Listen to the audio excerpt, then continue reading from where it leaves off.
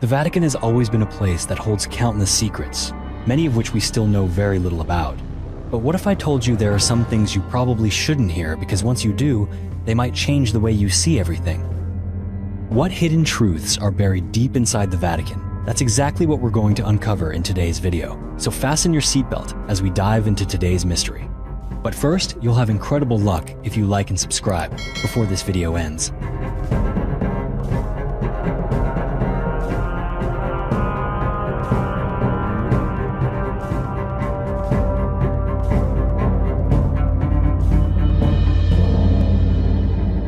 Documents on canon law reforms. Throughout history, the Code of Canon Law has always been a vital foundation of the Catholic Church, exerting profound influence over every aspect of its operations, from the governance of dioceses to the daily lives of individual priests. Whenever the Church has begun to consider changes to any of its regulations, especially those concerning the requirement of priestly celibacy, intense debates have inevitably arisen. These debates have often been recorded in a variety of documents, from the official minutes of major councils to handwritten letters exchanged between cardinals. Most of these materials are now carefully stored in the Vatican Apostolic Archive. However, there remain many texts that have never been made public, as their content is considered sensitive or potentially destabilizing for the Church. This is precisely why the subject of canon law reform has always been shrouded in unresolved mysteries. In reality, the rule of celibacy was not always compulsory for every priest. If we look back at the early days of Christianity, we can see that many priests, and even bishops, were married and had children just like ordinary people. According to the Bible, St. Peter himself had a mother-in-law, which shows that marriage among priests was once entirely normal. However, beginning in the 4th century, local councils started to introduce new requirements regarding the chastity of the clergy. The Council of Elvira in 305 is considered one of the first events to set down such rules. At that time, priests were still allowed to marry, but were required to abstain from marital relations after ordination. Over time, this rule became increasingly strict. By the 11th century, Pope Gregory VII faced major challenges in reforming the Church and was determined to strengthen ecclesiastical discipline.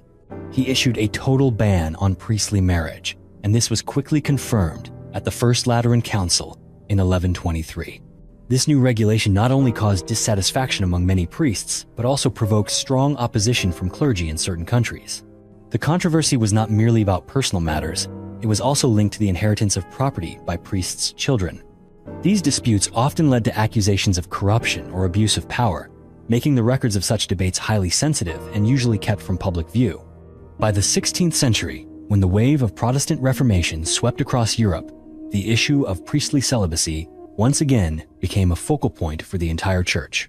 Many Protestant denominations permitted pastors to marry, creating tremendous pressure on the Catholic Church. The Council of Trent, held from 1545 to 1563, held extensive discussions on this subject. In its official records, the Church reaffirmed that priestly marriages were invalid. However, if we look deeper into internal documents, we find that some cardinals, such as Gasparo Contarini, once proposed relaxing the rules to attract Protestant pastors back to Catholicism. Yet these suggestions were quickly dismissed and never appeared in any public records. Moving into the 20th century, as modern society evolved, the Church once again faced renewed debate about the role of priests. The Second Vatican Council, held from 1962 to 1965, opened a new chapter with many discussions on whether priests should be allowed to marry, especially in regions where there were too few young men entering the priesthood. Some bishops from Africa and Latin America suggested that the Church should be more flexible, but ultimately, the proposal was not adopted due to fears of causing internal division. Even today, this issue continues to surface, as seen in Pope Francis's statement in 2023, when he referred to celibacy as a temporary solution, showing that even the Pope recognizes the Church must adapt to an ever-changing reality.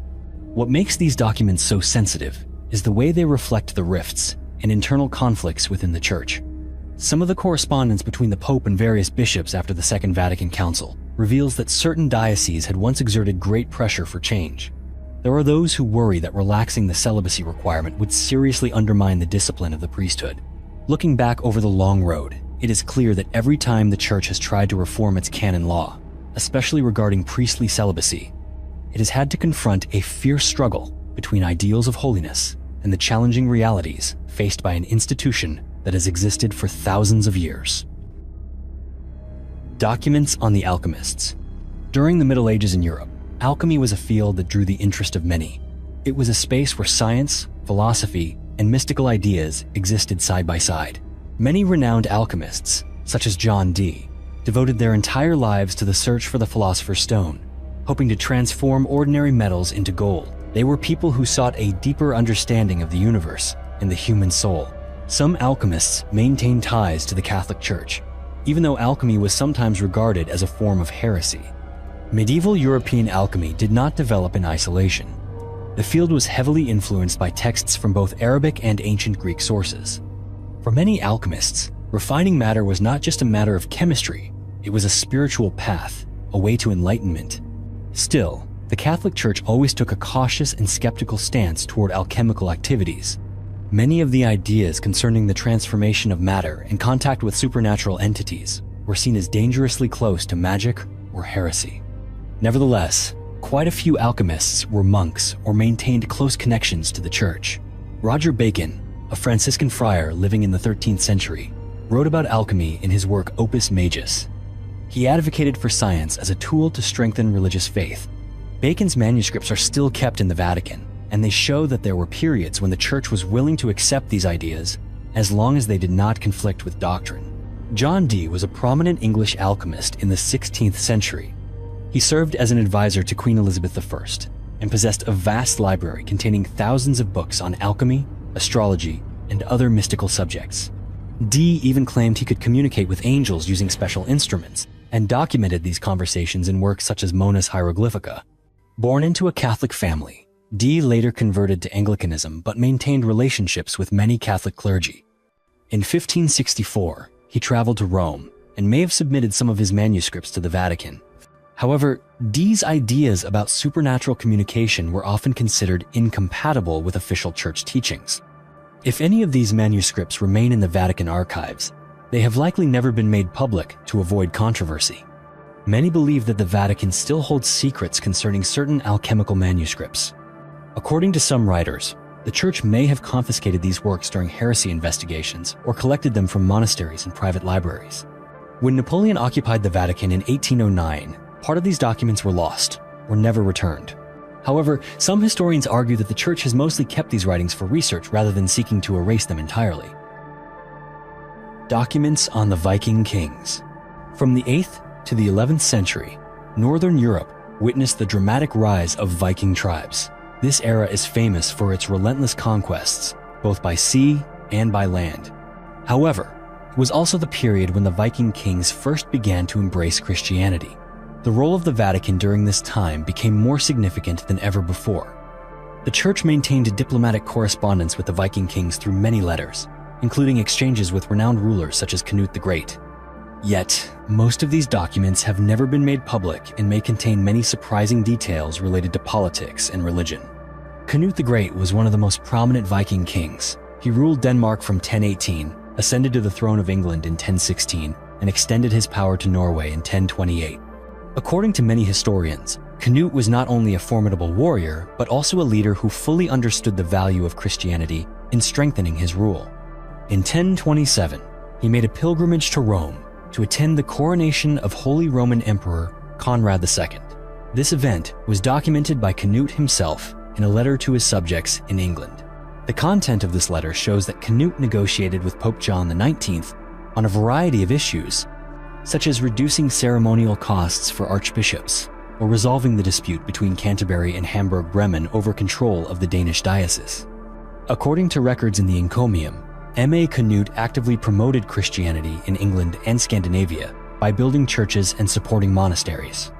However, the documents related to this process have rarely been released, and some may have been lost when Napoleon seized the Vatican archives in 1809. The sensitive nature of these records lies in the intersection of religion and politics. Canute used Christianity not only to strengthen the faith of his people, but also to legitimize his authority against rivals.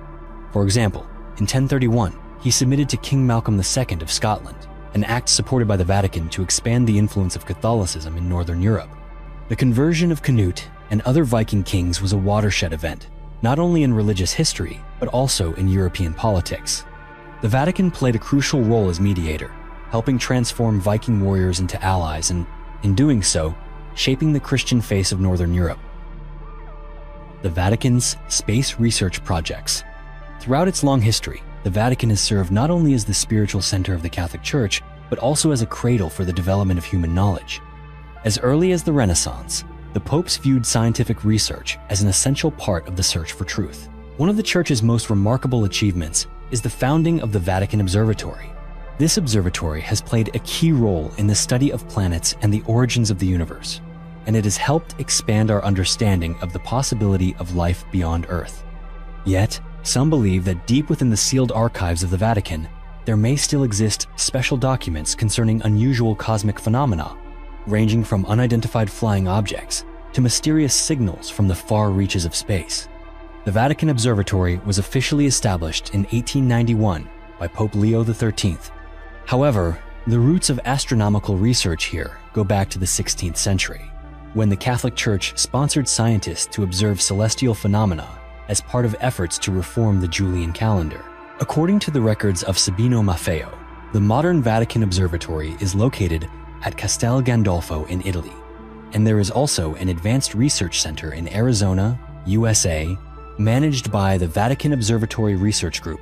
Here, many Jesuit astronomers, such as Father George Coyne and Father Guy Consolmagno, have devoted their lives to studying meteorites, the structure of galaxies, and profound questions about the origin of the universe. The Vatican does not stop at basic observation. It regularly organizes international conferences, where leading scientists from NASA, ESA, and other space research organizations gather to discuss major topics such as astrobiology and the possibility of extraterrestrial life. These activities reflect the Church's ongoing desire to seek harmony between religious faith and the new discoveries of modern science. Many theories suggest that the Vatican may possess information about unusual cosmic events owing to its long history in astronomy. Researchers claim that the Church has accumulated a vast archive documenting strange occurrences in the sky that early scientists could not explain. These stories become even more fascinating when some theorists suggest that the Vatican recorded sightings of unidentified flying objects or even strange signals from space as early as the time of Copernicus. In 2008, Father Jose Gabriel Funes even publicly stated that extraterrestrials could be considered brothers in faith. However, to this day, there is no official document confirming that the Vatican possesses any information about UFOs or signals from alien civilizations. The Church has always denied such rumors, dismissing them as products of imagination. What makes documents related to astronomy so sensitive is the possibility that they might raise profound questions about traditional doctrine or stir up public controversy. In the past, there were letters exchanged between Jesuit astronomers and the popes regarding theories such as the Big Bang. The Vatican has always approached new cosmological theories with caution, concerned that they could undermine faith in the doctrine of creation. For this reason, many important scientific reports, though preserved, have never been widely released, in order to avoid damaging the unified image and prestige of the Church. Looking back at the development of the Vatican Observatory, it stands as clear evidence of the Church's efforts to build a bridge between science and faith. The documents that remain, though they may be only small fragments, still capture the challenging journey of generations of priests, scientists, and popes as they sought to unravel the mysteries of the universe. The Forbidden Book of Black Magic. Among all the ancient manuscripts, the Grand Grimoire, also known as the Red Dragon, is one of the most controversial and feared books ever mentioned in Western legend. According to oral traditions and scattered archaeological records, this is an old text said to contain rituals for summoning demons, including the name of Lucifer himself. The true origin of this book remains a mystery to this day. Some scholars believe it appeared as early as the 15th century, while other researchers argue that the first edition was only printed in the 18th century, or even later. Much of its content is thought to be based on texts falsely attributed to King Solomon, the biblical figure who was believed to possess supernatural knowledge and once commanded spirits to serve under his rule. Inside the book are formulas, invocations, and rituals intended to summon entities from the invisible realm. But what makes the Grand Grimoire especially remarkable is not just its content, but the persistent anxiety surrounding its actual existence and the question of where the original might be kept. According to many rumors, an original copy of this book is safeguarded in the Vatican's most secret archives. Some believe that keeping it is a form of control, meant to prevent dangerous knowledge from falling into the wrong hands. Others think the Church needs to study and understand what it might be facing. However, there is no official documentation confirming the existence of the Grand Grimoire in the Vatican. All of this remains in the realm of rumor, but it is a rumor that has survived for centuries. UFOs and the Vatican. In recent times, discussions about unidentified flying objects have shifted from being dismissed as fiction to becoming subjects taken seriously by both governments and the scientific community. And one of the most prominent figures in this movement is David Grusch, a former intelligence officer with the United States Air Force who worked within the Unidentified Aerial Phenomena Task Force. David Grusch does not just talk about extraterrestrials. He caused a stir with his claim that the Vatican once kept the wreckage of a UFO that crashed in Italy right before World War II. According to Grusch, in the late 1930s, a mysterious flying object reportedly crashed in the Magenta region near Milan, in northern Italy. At that time, Italy was under the rule of dictator Benito Mussolini. Grusch alleges that Mussolini ordered the crash site to be kept secret and hid the wreckage for many years. But what makes Grusch's claim especially remarkable is the detail involving the Vatican. According to him, after World War II ended, Pope Pius XII secretly informed the US government about the existence of the UFO, and the United States then arranged to retrieve and transport the object back to America for research under top secret conditions. There is no clear information about where it was taken or what was discovered from this craft, and of course, the Vatican has never confirmed any of this. When asked for evidence, David Grusch said he had accessed classified documents and spoken with individuals who were present at the time of the UFO retrieval, but for security reasons, he could not reveal any names or specific materials. Many remain skeptical of these statements. Some say this may simply be another conspiracy theory impossible to verify. But there are also those who believe that if any institution in the world were discreet and influential enough to guard such a secret for nearly a century, the Vatican would surely be among them. If the Vatican ever did witness an event that could change humanity's understanding of life beyond Earth, why would they keep it hidden from the world? At present, we have no answer, but the Vatican's enduring silence has only made this mystery more difficult to explain than ever before. The theory of the Priory of Sion.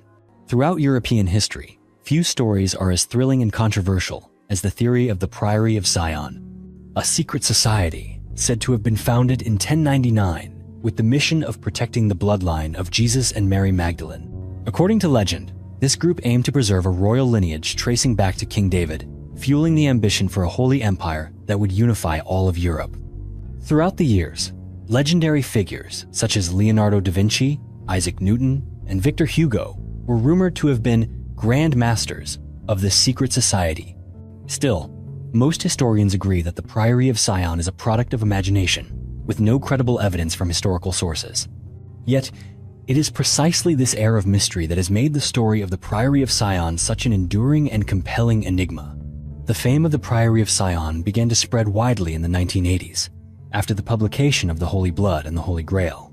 In this book, Michael Begant, Richard Lay, and Henry Lincoln boldly claimed that the Priory of Sion was founded in Jerusalem by Godefroy de Bouillon, with the mission of safeguarding the descendants of Jesus and Mary Magdalene, who were said to have left the Holy Land for France after Jesus' death and founded a bloodline that led to the Merovingian dynasty. Their main piece of evidence was a collection of documents known as Les Dossiers Secrets, discovered at the French National Library in 1975. This dossier even included a list of famous Grand Masters, such as Da Vinci and Newton.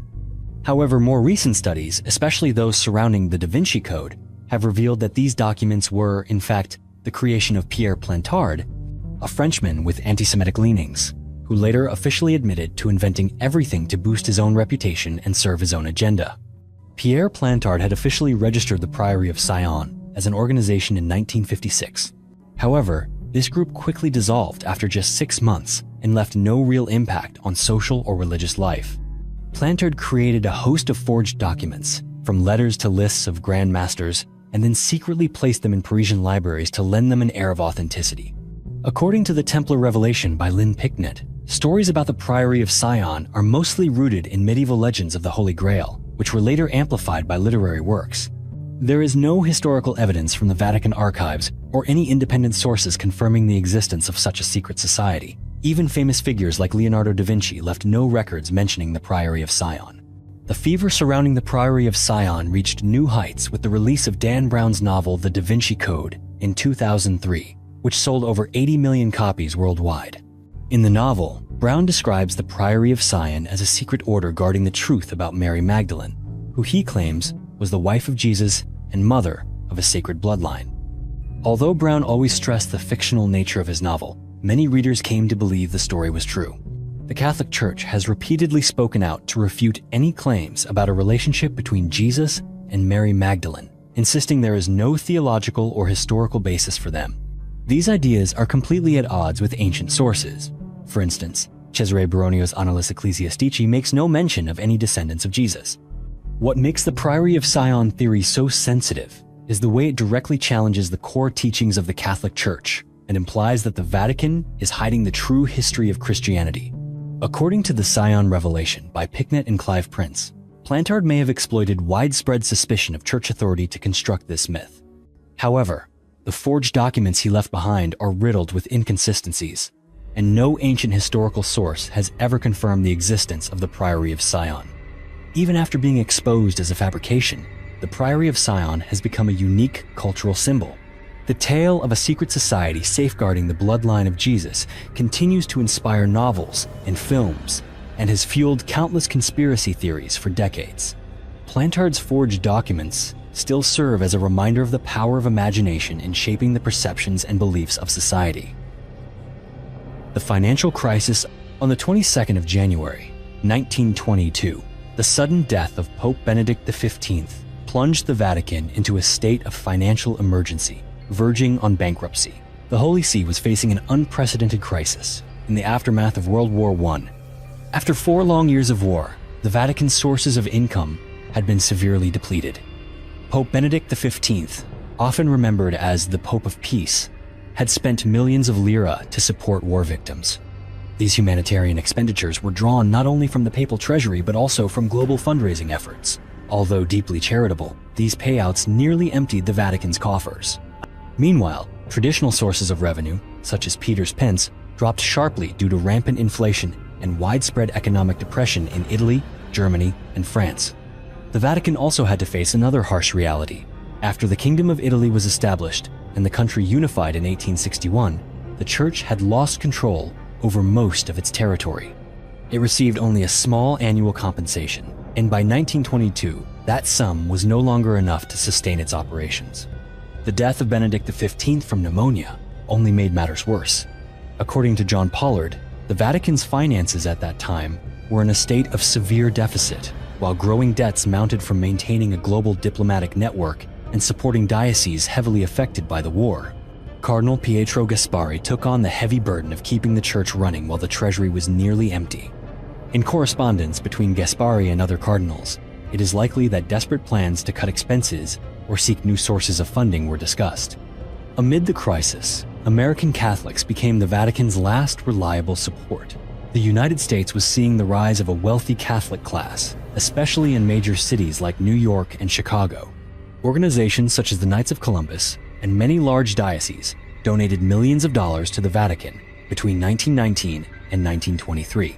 A special fund called Peter's Pence from America was sent directly to Rome, helping the Vatican pay its debts, cover staff salaries, and continue daily operations. Cardinal William O'Connell of Boston and Archbishop John Mundelein of Chicago acted as key liaisons, rallying American Catholic individuals and organizations to assist the Holy See. That money was a timely lifeline that helped the Vatican avoid collapse. Documents related to the financial crisis of 1922 are considered highly sensitive, as they reveal the extent of the Vatican's dependence on foreign support, particularly from the United States. The crisis only truly subsided when Pope Pius XI ascended to the papacy and signed the Lateran Treaty with the Italian government in 1929. This treaty finally brought financial independence to the Vatican through compensation of 750 million lira and a large quantity of government bonds. However, it was the support from America that proved to be the most crucial factor in helping the Vatican survive its darkest hour. The cipher system of the Renaissance. Amidst the fierce rivalries between royal courts during the Renaissance, the Vatican was compelled to develop a sophisticated cipher system to protect its secret correspondence. These letters often contained highly sensitive information on politics, military alliances, or plans for war, making security an absolute necessity. As early as the 15th century, when powerful states like France, Spain, and Venice were building vast spy networks, the Vatican recognized the crucial need to keep its information hidden. According to David Kahn, author of the renowned book The Code Breakers, the Church began using ciphers very early on, but their use expanded dramatically during the Renaissance. Papal envoys, such as Cardinal Giovanni Arcimboldi, under Pope Sixtus IV, employed special code tables known as nomenclators. These tables combined letter substitutions with unique words encoded by numbers or special symbols. For instance, the word France could be hidden behind a number like 47. These codes were often written on tiny slips of paper and concealed in the messenger's shoes or coat to avoid detection by rival powers such as the Medici family or the Ottoman Empire. The Vatican's cipher system reached its peak under Popes Alexander VI and Leo VI. The Holy See adopted techniques like polyalphabetic ciphers, splitting texts into pairs of numbers on a 5x5 grid, or inserting meaningless characters to create confusion, making it almost impossible for enemies to decipher the messages. There were even special letters, like the correspondence between Pope Julius II and his ambassador to France in 1512, that were double encrypted, requiring 2 separate keys to decode. Such letters could contain details about anti-French military alliances during the War of the League of Cambrai, revealing that the Vatican was not only protecting secrets, but was also directly involved in European politics. The sheer complexity of these ciphers means that some letters remain only partially deciphered to this day. These coded documents are extremely sensitive because of what they were designed to protect. Renaissance diplomatic letters could reveal secret treaties, such as the Vatican's funding for crusades against the Ottomans or secret negotiations with King Henry VIII of England before the Anglican split. The Vatican even established its own code school, the Scuola di Cifra, to train clerics in creating and breaking secret correspondence. The Vatican's advanced cipher system during the Renaissance stands as a testament to the Church's ingenuity and diplomatic prowess in an era rife with political intrigue. These mysterious letters, filled with strange signs and symbols, not only safeguarded vital secrets, but also helped shape the course of European history itself.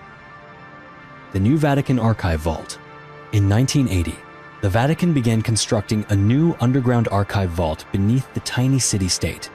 What seemed at first to be a simple project in document preservation quickly became a subject of fascination for the press and the international public.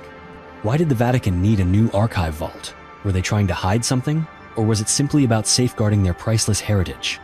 For centuries, the Vatican Apostolic Archive has been the repository for the Church's most important documents.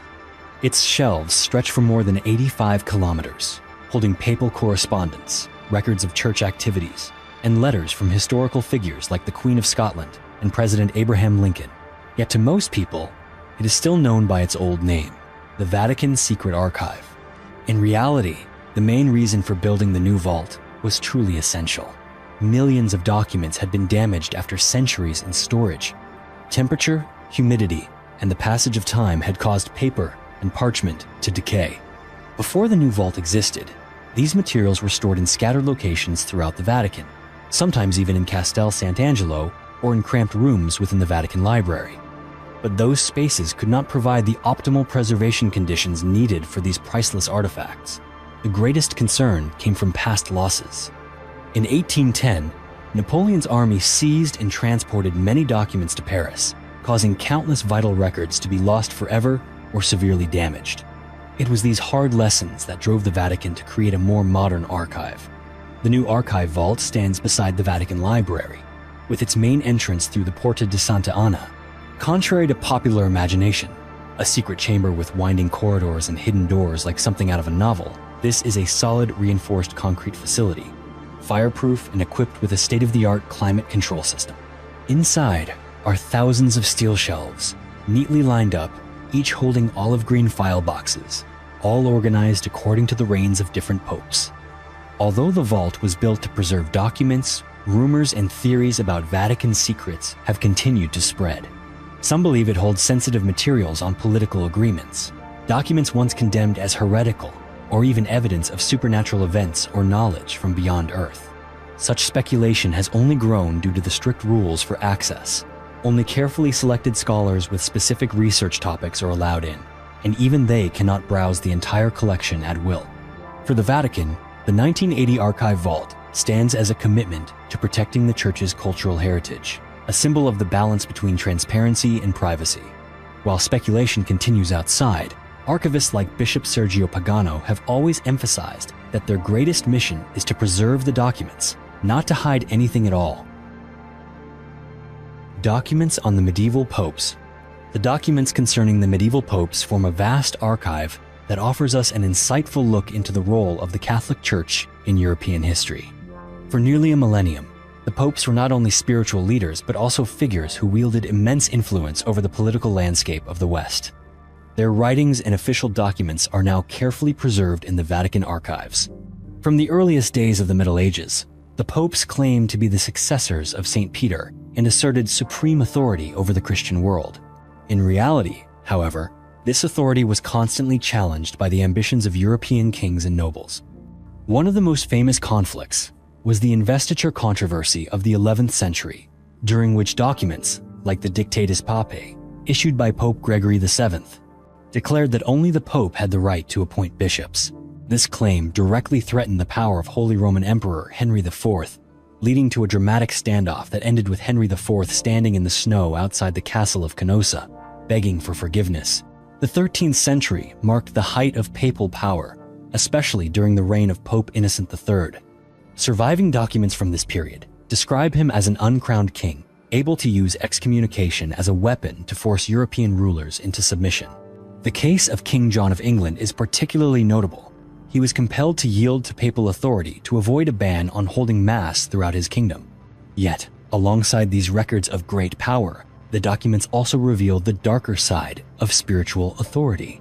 Contemporary accounts frequently criticize the abuse of religious power for political gain, with the aim of expanding papal influence. Not all documents about the popes have been made public.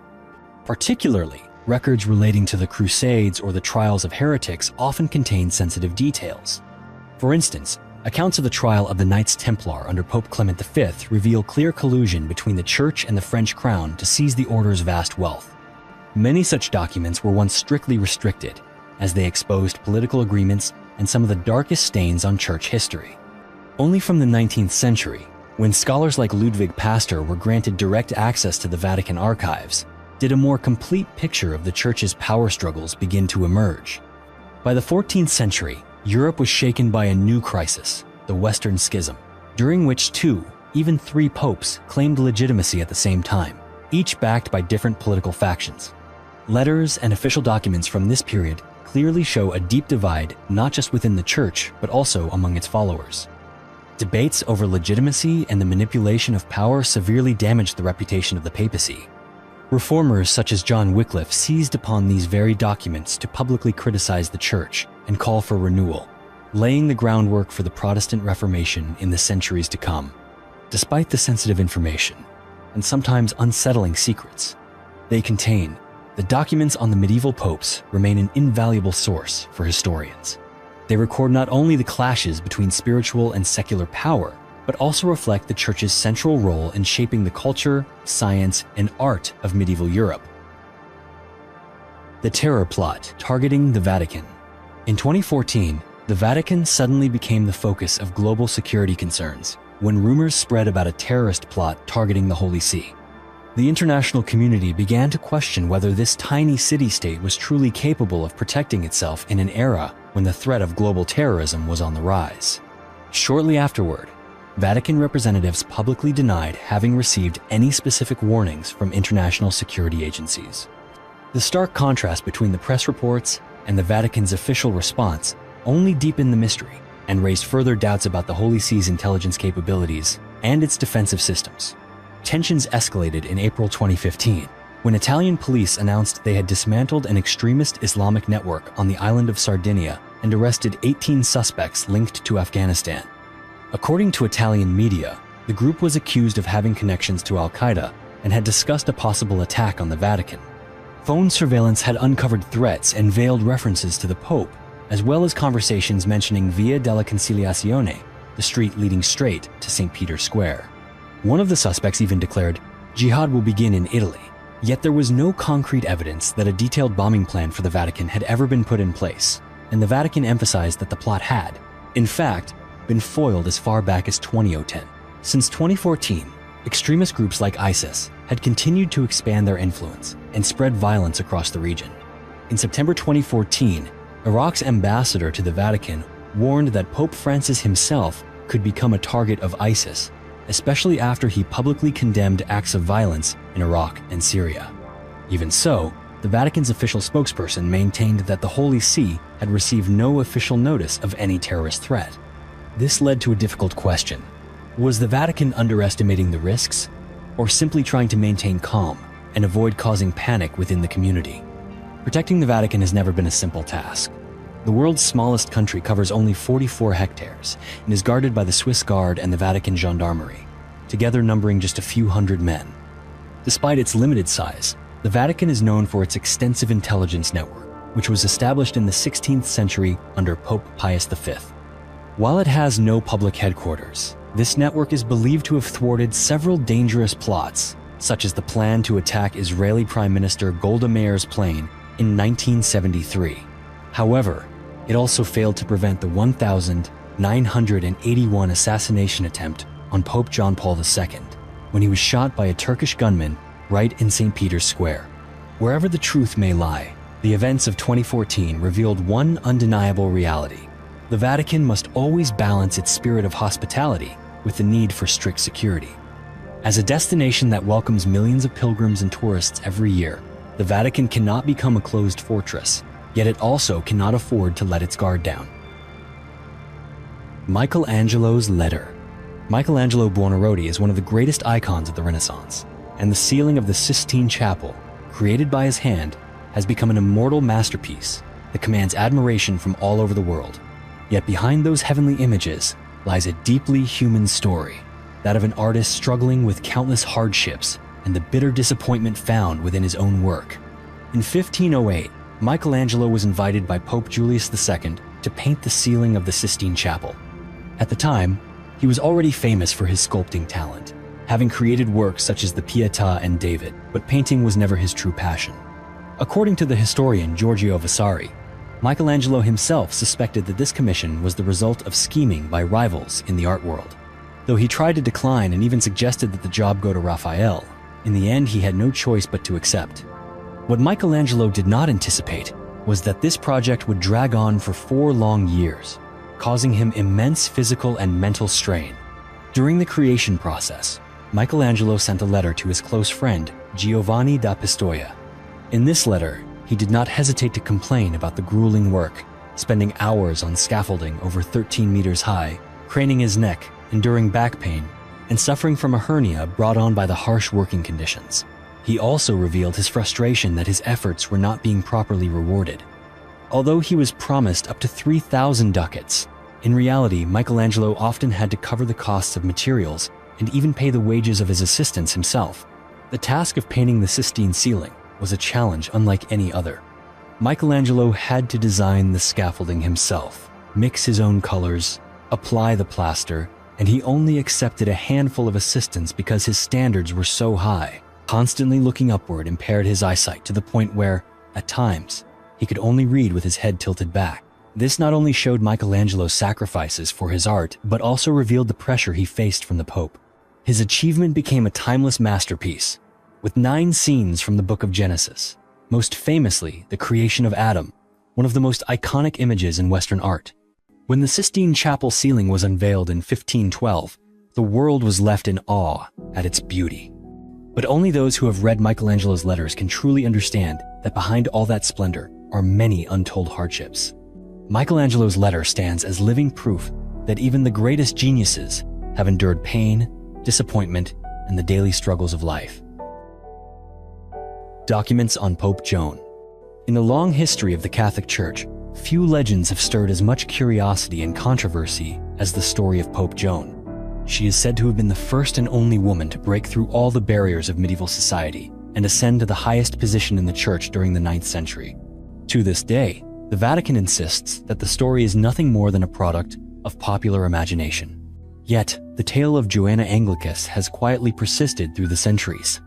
According to legend, Joan was born in Germany and was an exceptionally intelligent woman.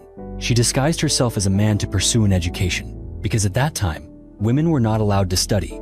Thanks to her intelligence and outstanding talent, she quickly rose through the ranks of the Church and was eventually elected Pope under the name John VIII, around the year 855.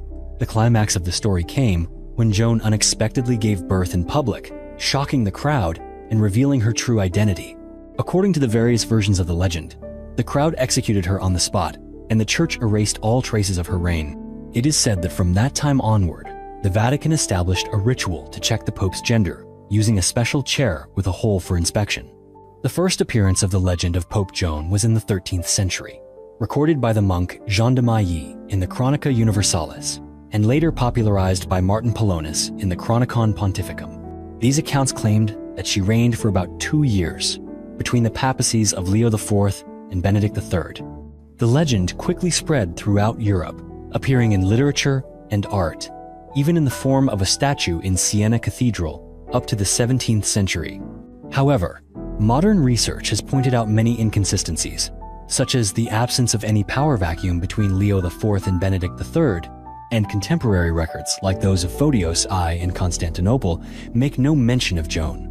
The Vatican has also repeatedly stated that its archives contain no documents related to a female pope. Even so, the persistence of the legend has given rise to many theories. Some suggest that the Vatican deliberately removed unfavorable records to protect the Church's image.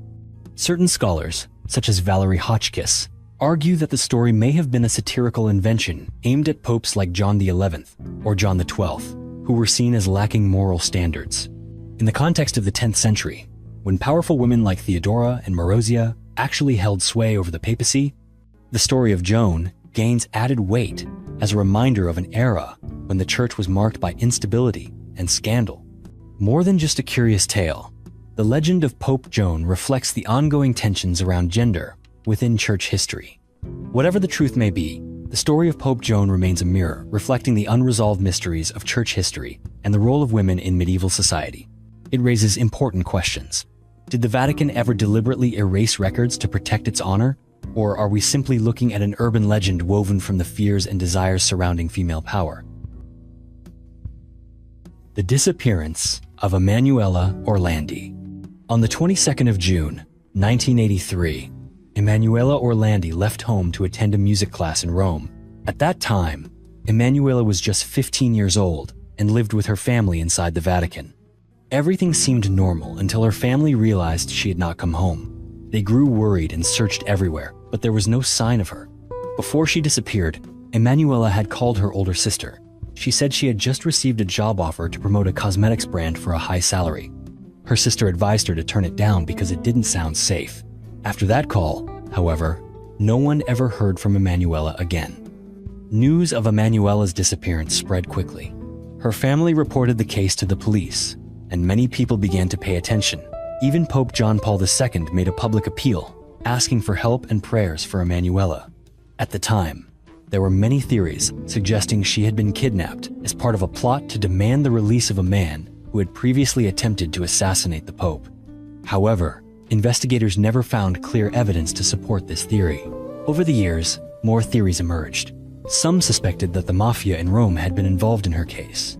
In 2006, a former mafia member claimed that he recognized a voice in an anonymous phone call related to Emanuela. The ex-girlfriend of a mafia boss also said that Emanuela had once been kept in an apartment and later handed over to a priest. These accounts fueled public suspicion about possible links between the Vatican and organized crime. However, when police exhumed the grave of this mafia boss, they still found no evidence connected to Emanuela. Others believed that Emanuela disappeared because of a conspiracy within the Vatican. Some leaked documents suggested that she may have been taken abroad. Yet the Vatican denied this information and claimed the documents were fake. Years went by, and each time new discoveries came to light, Emanuela's family felt hope, only to be disappointed again. In 2018, human remains were found at the Vatican embassy, but tests revealed they did not belong to Emanuela. In 2019, 2 ancient tombs in the Vatican cemetery were opened, but both were empty. Emanuela's brother has never given up searching for his sister. In 2023, after a documentary about Emanuela was aired, the Vatican decided to reopen the investigation. The prosecutor promised to uncover the truth, but some information related to the case has still not been released. Many old Vatican documents also remain inaccessible to investigators. To this day, the disappearance of Emanuela Orlandi remains unsolved. Her family has waited for news for 40 years. This case has left many questions and is a reminder of the need for truth and justice for all families. Documents on the Byzantine Church. On the 16th of July, 1054, an event took place that changed the entire history of Christianity. This was the moment when the Eastern and Western churches officially excommunicated each other. From then on, the Christian Church was split into 2 separate branches. On one side stood Roman Catholicism, under the authority of the Pope in Rome. On the other was Eastern Orthodoxy, led by the Patriarch in Constantinople. This division was not only the result of theological disputes, but also reflected centuries-long power struggles. Looking back at history, it is clear that tensions between the 2 sides had begun long before. When Constantinople was chosen as the new Rome in the 4th century, the city's position brought about major shifts in the power structure of Christianity. The Eastern Church gradually came under the strong influence of Greek culture and philosophy, while the Western Church maintained its distinct Latin traditions. Over time, these differences deepened, forming a significant divide between the two. One of the most hotly debated issues was the wording of the Nicene Creed. The Western Church added the phrase, "and from the Son," on its own, while the Eastern Church objected, viewing it as an unauthorized change to tradition. Behind the disputes over rituals and doctrine, however, lay the matter of real authority.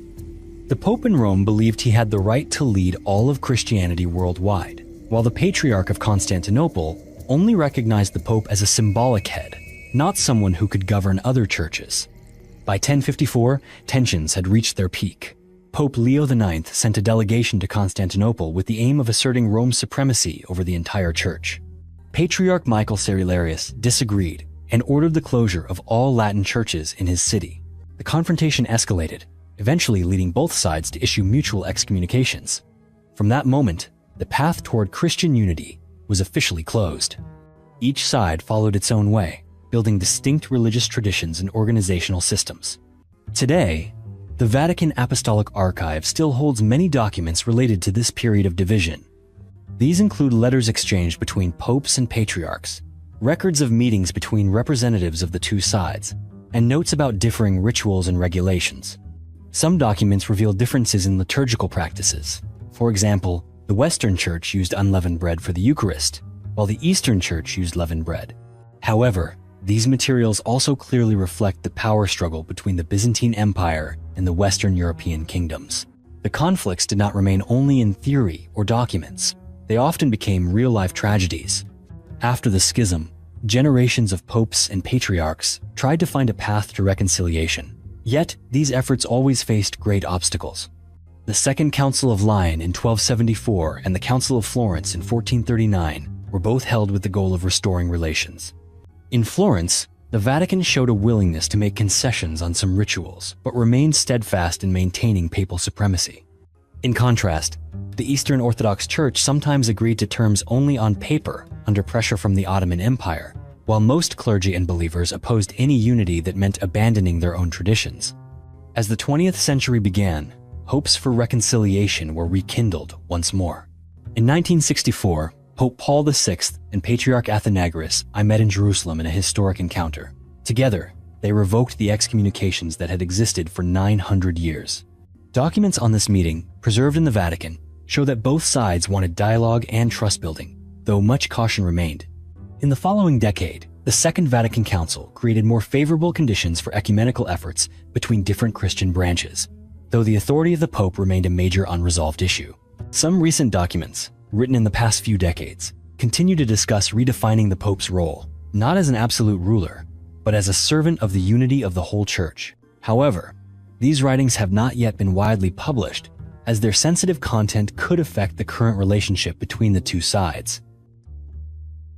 Documents on the Jesuits.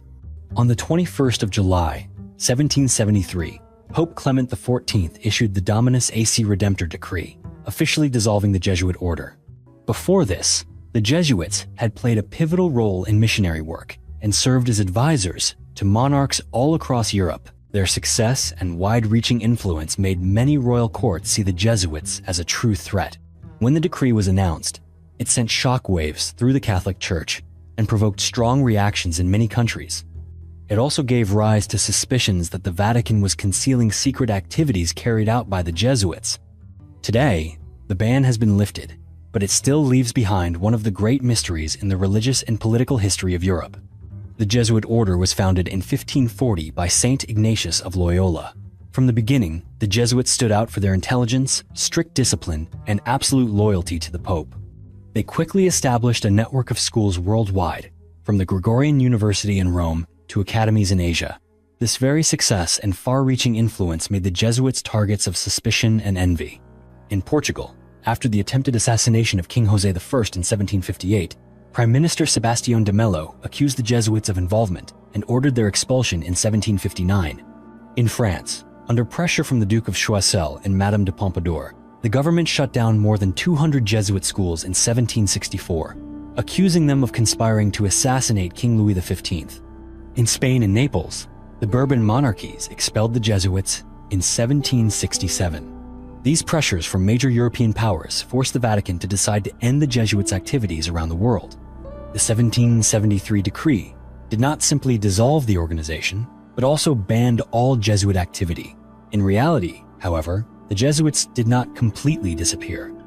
In Prussia and Russia, King Frederick II and Empress Catherine II allowed Jesuit priests to continue their work, believing the Jesuits were an important educational resource for their countries. Meanwhile, many researchers believe that Jesuit priests quietly maintained their communication networks and continued their secret activities across Europe.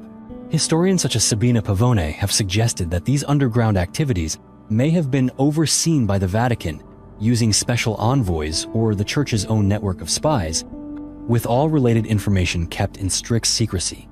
If such confidential documents or negotiation records with royal courts still exist in the Vatican archives, they could reveal many details about how the Jesuits operated in the shadows and the role they played in significant political affairs.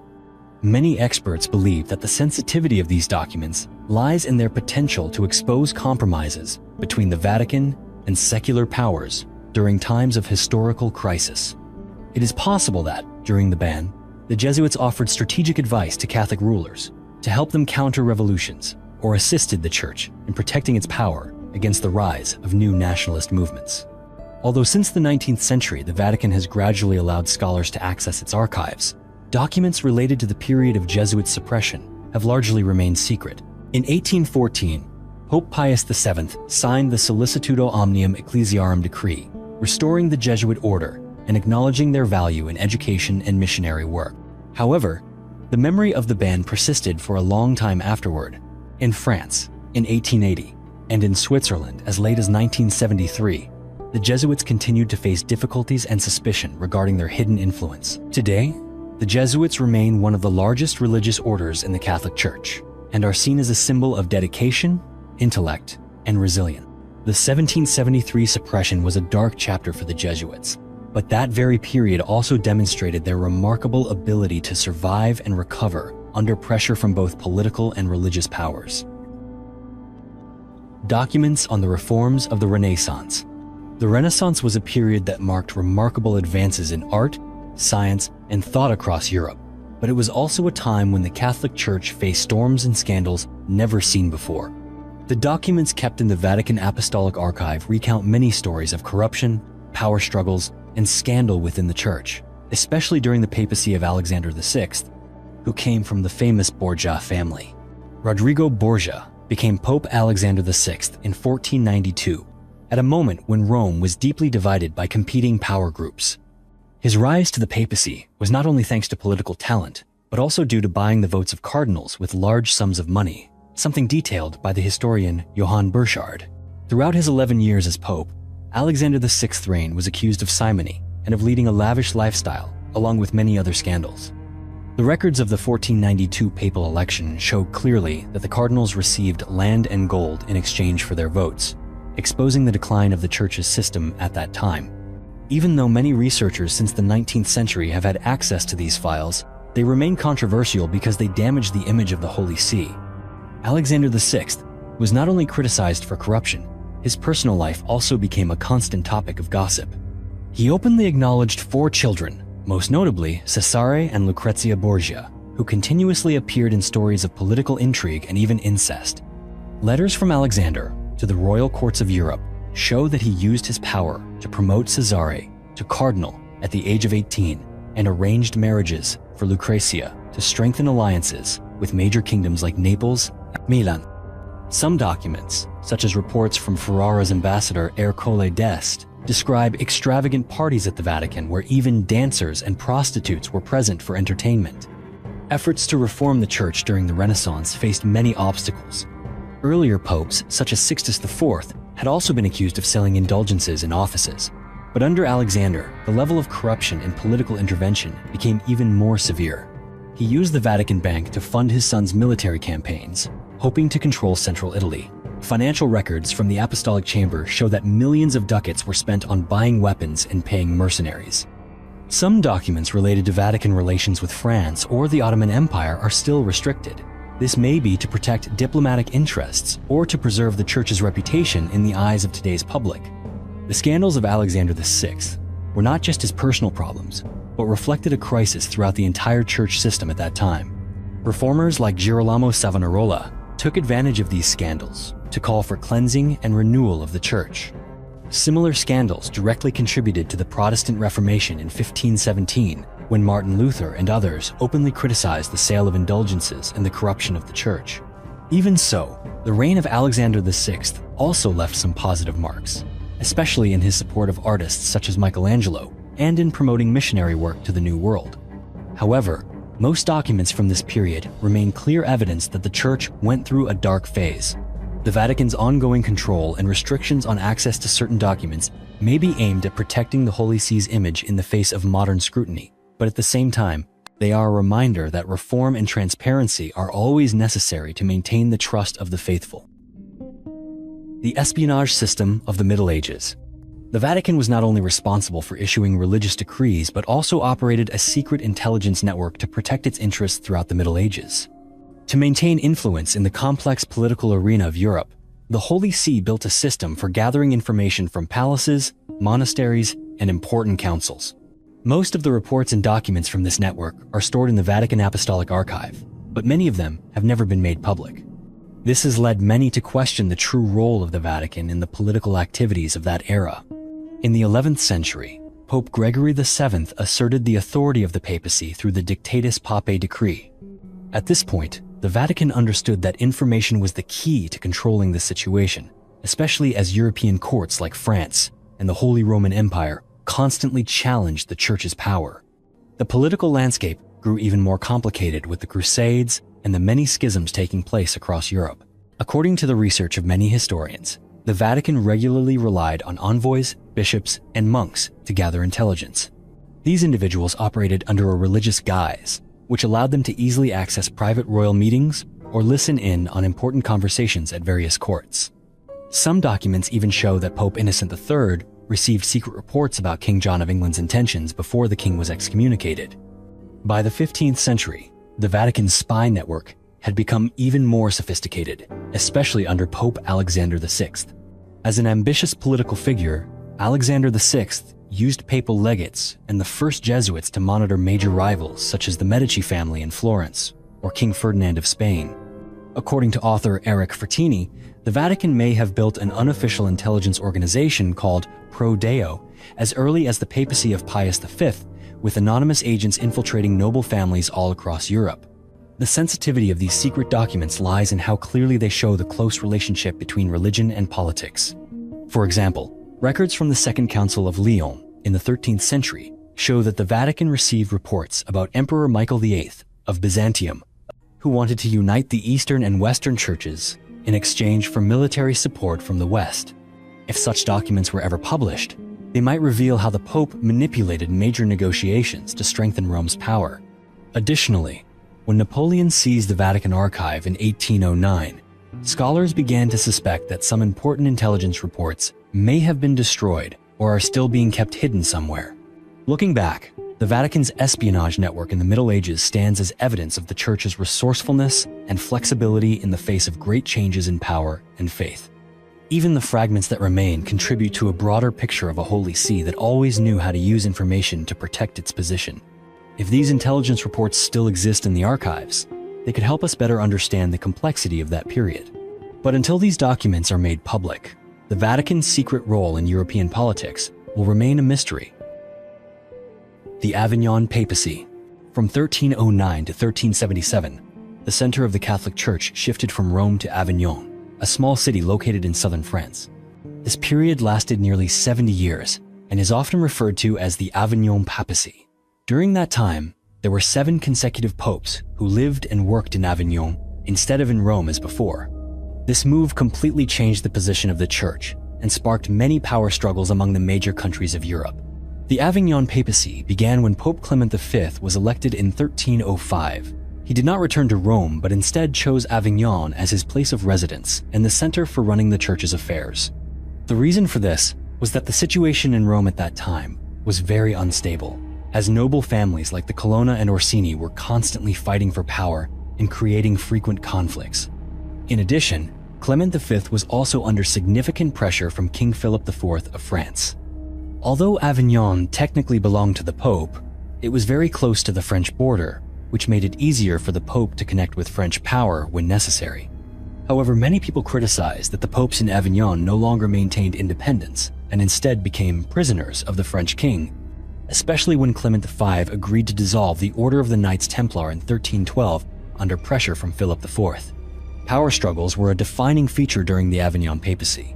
Some documents in the Vatican archives record tense debates over the right to depose the emperor. In response, Ludwig IV supported an opposing pope, Nicholas V, in Rome in 1328.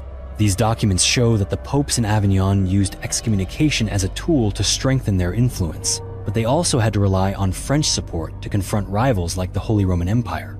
This period also saw the Church's tax system becoming increasingly refined. Many levies, such as Peter's pence, made the Holy See wealthier, but also created resentment in countries like England and Germany, where the Pope was accused of exploiting local resources.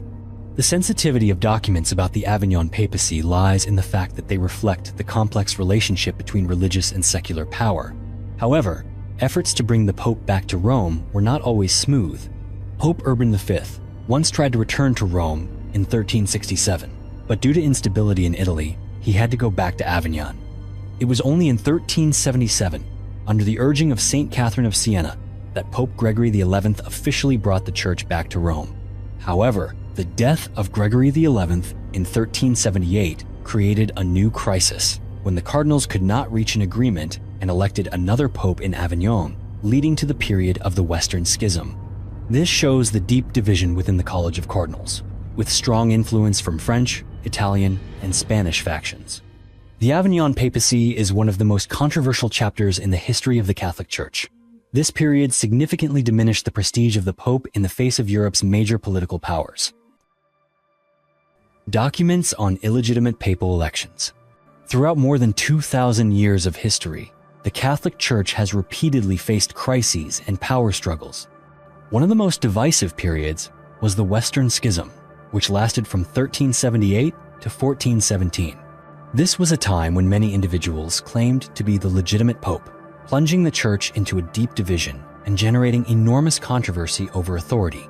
This period began after the death of Pope Gregory XI in 1378. At that time, the people of Rome were anxious, fearing that if a French pope was elected, the Holy See might be moved back to Avignon as it had been before. To prevent this, the people of Rome put tremendous pressure on the College of Cardinals. As a result, Bartolomeo Prignano, an Italian, was elected pope and took the name Urban VI. However, Urban VI was a strict administrator, and his management style even displeased the group of French cardinals. They felt this election was not truly free and believed they had been forced under pressure from the crowd. Afterwards, the cardinals who disagreed with Urban VI left Rome for Avignon. There, they held another election and chose Robert of Geneva as the new pope, who took the name Clement VII. From this point, the church was split into two clear factions. One side remained loyal to Urban VI in Rome, while the other supported Clement VII in Avignon. The confrontation was not limited to religious matters. Both sides actively sent letters and envoys to major royal courts in Europe, seeking recognition and support. This quickly turned the dispute over the papal throne into a political issue affecting all of Europe. After a long period without reaching consensus, in 1409, cardinals from both sides convened the Council of Pisa. This council was organized with the aim of reuniting the church by deposing both existing popes and electing a new pope, Alexander V. But reality did not unfold as planned. Instead of having a single pope, the church now had three individuals, each claiming to be the legitimate pope: Urban VI in Rome, Clement VII in Avignon, and Alexander V in Pisa. This situation made the crisis even more confusing and chaotic than ever. Documents from the Council of Pisa revealed deep disagreements about the organization and management of authority within the church. Some cardinals believed the right to convene a council could be higher than the pope's authority, but this was a highly controversial idea at the time. The period of three concurrent popes lasted for many years and pushed the church into a serious crisis. Ultimately, the crisis only ended when the Council of Constance was convened in 1414. There, after many lengthy meetings, the cardinals elected Otto Colonna as Pope Martin V. The remaining popes were deposed or had to agree to resign. The decree Haec Sancta issued by the Council of Constance once asserted that the council's authority was supreme when the church was divided. But later, the Vatican did not recognize this viewpoint in order to protect the traditional power of the pope. This event helped end the most serious split in the church's history and restored the organization to a unified state. Documents related to the Western Schism are now considered valuable sources for studying the history of the Catholic Church. These texts not only record events, decisions, and debates, but also clearly reflect the role of power and the complex relationship between the Church and outside forces. Although most documents have been publicly studied, there are still many important texts that have not yet been made accessible. This shows that the history of the Church is not just a story of faith, but also a constant struggle to maintain unity. Contracts with powerful families. The Catholic Church signed many secret agreements with powerful families such as the Medici in Florence and the Borgia in Rome to strengthen its position amid the upheavals of the Renaissance period. These agreements often involved matters of finance, appointments to church offices, and military alliances. The Medici family was one of the Vatican's most important allies during the Renaissance. They were major bankers in Florence and had the capacity to provide financial support to the church when needed. Since the 14th century, the Medici had loaned large sums of money to the church. In return, they received the Vatican's patronage and high-ranking positions within the church.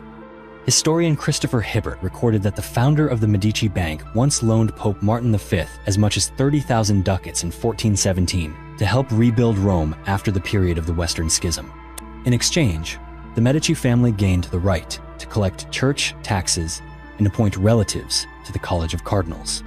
This relationship became even closer under Lorenzo de' Medici, also known as Lorenzo the Magnificent. In 1478, after Lorenzo narrowly escaped assassination in the Pazzi conspiracy, Pope Sixtus IV initially supported the opposition, but then quickly reconciled with the Medici to avoid losing a critical source of financial support. The Borgia family also played a significant role in Italian politics at the end of the 15th century. When Rodrigo Borgia ascended to the papacy as Alexander VI in 1492, he used numerous secret contracts to consolidate his family's power. Through the marriages of his daughter Lucrezia to powerful dukes, the Borgia forged strong political and military alliances. He also signed an agreement with King Ferdinand of Aragon, securing a promise of military support from Spain to protect the papal territories in Italy. The agreements between the Vatican and the Medici and Borgia families are clear examples of the Church's pragmatism during the Renaissance. They show that the Vatican was willing to cooperate with the most powerful families in Europe to secure its own position and stability. Documents on the Ottoman Wars. In the 16th century, the Ottoman Empire rose to become a powerful military force and relentlessly expanded its territory throughout Europe and the Mediterranean.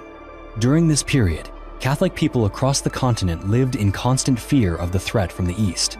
At that time, The Vatican emerged not only as a religious center, but also as the last bastion of Christian Europe.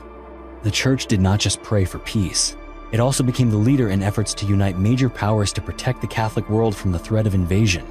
The climax of this confrontation was the naval Battle of Lepanto in 1571, one of the decisive battles that shaped the fate of an entire continent. Under Sultan Suleiman the Magnificent, the Ottoman army extended its influence from Hungary to North Africa. In 1453, they captured Constantinople and then continued to exert pressure on Western lands, at one point even putting Rome itself at risk. By 1570, the Ottoman army attacked the island of Cyprus. At this point, Pope Pius V realized that if immediate action was not taken, the entire Catholic world would be in grave danger. He threw all his efforts into forming a military alliance that included Spain, Venice, Genoa, Savoy, and the Knights of Malta. This was one of the rare moments when Catholic powers set aside their internal conflicts to stand together on a common front against a shared enemy. The Battle of Lepanto took place on the 7th of October, 1571, in the waters near the Gulf of Patras. The Holy League fleet, consisting of 212 warships, under the command of Don John of Austria, engaged directly with 250 Ottoman ships. By the end of the battle, the Catholic forces had destroyed about 80 enemy ships, freed more than 12,000 Christian slaves, and safeguarded Rome from the threat of invasion. The victory at Lepanto ended Ottoman control of the Mediterranean and pushed back the Islamic threat from the gates of Europe. Behind that victory was not only faith, but also strategic calculations and the Vatican's sophisticated coordination.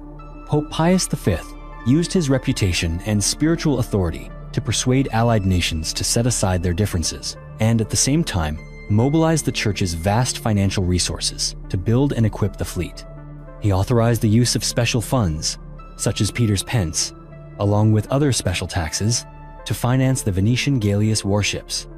These were large, heavily armed warships that were seen as the decisive weapons at Lepanto. In addition, some letters between the Pope and ambassadors of allied nations show that the Vatican not only persuaded, but sometimes also applied pressure or used forceful measures, such as threats of excommunication, to compel countries to follow the common strategy. Pope Pius V even had to negotiate with France to ensure that France would not interfere in this crucial battle. If these secret agreements were ever revealed, they would show that the Vatican was willing to sacrifice certain principles to achieve greater goals. Furthermore, financial documents may contain details about the origins of the funding, including controversial activities such as the sale of indulgences during the context of the Protestant Reformation. Although the Battle of Lepanto was a major turning point, the Catholic alliance was unable to maintain unity for long. Only 2 years later, Venice signed a peace treaty with the Ottoman Empire and agreed to cede Cyprus. Meanwhile, Spain turned its focus to wars in North Africa. Documents on missionaries in Asia. Since the 16th century, the first Catholic missionary expeditions crossed the oceans to bring their faith to distant lands in Asia. Among them, the Jesuit priests stood out the most for their perseverance and ability to adapt to entirely new cultures. They did not come merely to preach Christianity, but also took on the role of observers, documenting the customs, politics, and daily life of Eastern societies.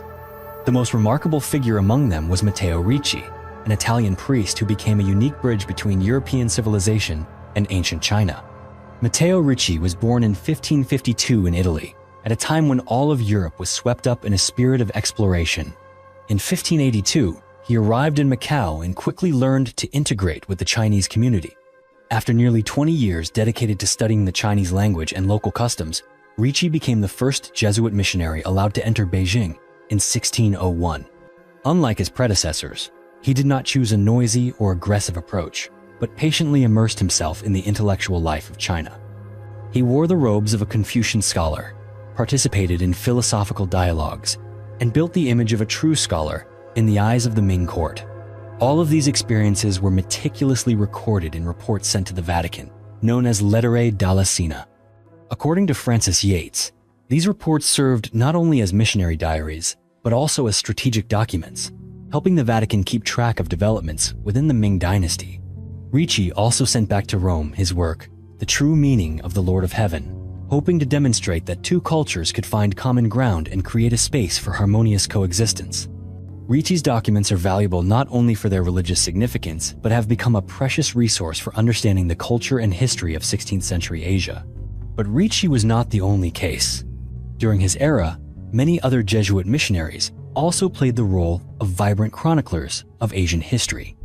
Saint Francis Xavier set foot in Japan to study samurai society and the strict rules of the tea ceremony, sending back reports to the Vatican that helped decode the character and beliefs of the Japanese people. Alexandre de Rhodes came to Vietnam to observe every change in Darviert's customs and is the creator of Quoc Nur, a legacy that still exists today. According to Valignano's Historia del Principio, Jesuit priests were systematically trained to become sharp chroniclers, providing the Vatican with a complete view of the political system, society, and power relationships among Asian dynasties. These reports did not just recount the successes or failures of missionary work, but also described major upheavals such as the war between Japan and Korea, or the fierce struggle between the Nguyen and Trinh lords in Vietnam. The sensitive value of these documents lies in how they reflect the intersection of religious missions and international political objectives. There are letters from Ricci describing the potential for a strategic alliance between the Ming dynasty and Spain to counter the threat from Japan. But such documents were often kept from public view due to concerns about their impact on modern diplomatic relations. In addition, many documents discuss the Chinese rites controversy, a major debate within the Church over whether to allow Catholic believers to practice ancestral rites according to Asian customs. Today, when we look back at the reports of Matteo Ricci and other Jesuit priests of the time, we see not only the mark of a special historical era, but also the fact that they formed a bridge between two civilizations that once seemed so distant. The reports preserved in the Vatican archives are not only the legacy of missionaries, but also a treasure trove of culture, politics, and medieval Asian society. Documents on murdered popes. The papal throne has not always been an absolutely safe place, for at times it became the center of political intrigue. Among these is the assassination of Pope John VIII in the 9th century, a great mystery that remains unsolved to this day. John VIII is known as the first pope in history to be murdered, and his death sent shockwaves throughout Christian Europe at the end of the 9th century. He ascended to the papacy during a time of chaos, when Saracen invasions constantly threatened the West and the Carolingian dynasties were mired in division. According to records in the Liber Pontificalis, John VIII was poisoned by opponents within the church, and when the poison failed to kill him immediately, the assailants killed him with a hammer right in the Lateran Palace. The culprit may have been clerics or Roman nobles dissatisfied with his policies, especially since John VIII sought to ally with the Byzantine Empire against the Saracens and appointed loyal followers to positions of power. However, the entire conspiracy remains a mystery, as no document has ever definitively confirmed who was behind this crime. The history of the Church has also witnessed other popes meeting equally tragic ends. Stephen VI, who succeeded John VIII, died of suffocation in prison after conducting the infamous Cadaver Synod to put the corpse of his predecessor Formosus on trial. There are even accounts suggesting that Formosus himself may have been poisoned. This period, known by historians as the Saeculum Obscurum, was an era when powerful Roman families, such as the Theophylacti, manipulated the papal throne, plunging the Church into a cycle of corruption and violence. The mysterious death of John VIII and the fates of other murdered popes left deep scars in the Catholic historical memory and exposed a period when secular power overshadowed the Church. Until the truth is finally brought to light, the stories of murdered popes remain a reminder that even the holiest place is not immune to the shadows of violence and conspiracy. The Vatican's time machine. There is a strange story that the Vatican has never officially confirmed, but has also never completely denied. It is the story of a time machine known as the Chronovisor. The story begins with an Italian priest named Pellegrino Ernetti. He was a specialist in Gregorian chant and exorcism. In the 1960s, he claimed to have been part of a secret group in the Vatican, consisting of priests and scientists. Together, they allegedly created a special device that allowed its users to view historical events as if watching footage filmed in the past. Father Ernetti said that he himself used this device to witness the crucifixion of Jesus. He even claimed that he was able to take a photograph of the scene. However, this photo has never been verified. No one else has ever seen the Chronovisor except for him, and the Vatican has never released any evidence of its existence. Despite the lack of proof, the story has continued to spread within the community of paranormal researchers. Some people believe that if the chronovisor were real, it could become a dangerous tool if it fell into the wrong hands. With such a device, one could view and even manipulate history, or create fake evidence to serve personal agendas. Others suggest that Ernetti simply invented the story to attract attention. But regardless, the chronovisor remains part of the long list of unsolved mysteries surrounding the Vatican. Assets in South America. From the 16th to the 19th century, the Spanish and Portuguese empires extended their rule across South America. During this period, the Catholic Church also played a central role in shaping the entire cultural and economic landscape of the continent. Behind the magnificent churches and missionary expeditions celebrated as symbols of faith was a vast system of assets that the Vatican accumulated over hundreds of years, including land, plantations, real estate, and financial investments. All of these were privileges granted to the Church by the Spanish and Portuguese kings through the Treaty of Tordesillas in 1494. Although historians have acknowledged the Vatican's extensive influence during this era, the precise scale and true nature of these assets remain a mystery. The Treaty of Tordesillas, ratified by Pope Alexander VI, officially divided the New World between Spain and Portugal, with most of South America falling to Spain while Brazil went to Portugal. In practice, through the papal bull Inter Caetera in 1493, the Church not only gained spiritual authority, but also indirectly controlled economic activities in these new lands, as long as the mission of spreading Christianity was carried out faithfully. According to research by John Schwaller, by 1813, the Church owned nearly half of the urban real estate in Mexico City, and this model also appeared in other centers of power, like Lima and Bogotá. In South America, major religious orders such as the Jesuits and Dominicans received enormous land donations from the Crown to build churches, schools, and develop plantations. The Church's network of assets extended far beyond the rich coffee plantations of Brazil or the famous silver mines of Bolivia, reaching vast fertile lands covering thousands of hectares, generating immense profits, part of which was sent back to Rome as church taxes or secret tributes. Within this system, the Jesuits stood out as the most effective asset managers for the Church in South America. In Paraguay, they organized indigenous communities called reducciones, where local people were gathered to farm and produce handicrafts on an unprecedented scale. According to Geoffrey Kleiber, in the 17th century, these reducciones owned tens of thousands of livestock and controlled so much land that it could support an entire region. However, this prosperity did not last forever. When Spain and Portugal jointly ordered the expulsion of the Jesuits in 1767, all of their assets were confiscated. Nevertheless, many documents suggest that the Vatican had secretly transferred most of the profits back to Europe beforehand. The sensitivity of this issue stems largely from the deep connection between the Vatican and colonial economic activities, which often relied on forced labor from indigenous peoples and African slaves. According to studies on the history of slavery in Brazil, Church-owned plantations employed tens of thousands of forced laborers from the 16th century onward. And although the missionary purpose was always cited as justification, this reality was in stark contrast to the humanitarian mission that the Church proclaimed. The Vatican's assets in colonial South America are clear evidence that the Church's economic power came not only from spiritual authority, but also from its ability to leverage land and finance to consolidate its position in a world constantly torn apart by colonial ambition. Documents on heretical movements. Throughout the Middle Ages, the Catholic Church stood as both the spiritual center and the supreme authority over all Christian believers. Yet not everyone placed their faith in the Church. Alongside traditional belief, powerful waves of resistance emerged, most notably the Cathars and the Waldensians, movements that dared to challenge orthodox doctrine with ideals the Church considered heresy. The Cathars were especially prominent among these movements, appearing and spreading across southern France in the 12th century. They believed that the world was divided between two opposing forces. On one side, a benevolent God, and on the other, a devil who ruled the material world filled with suffering. The Cathars rejected the authority of the Pope, seeing the Church as a corrupt institution seduced by worldly ambition, and considered all material things to be manifestations of sin.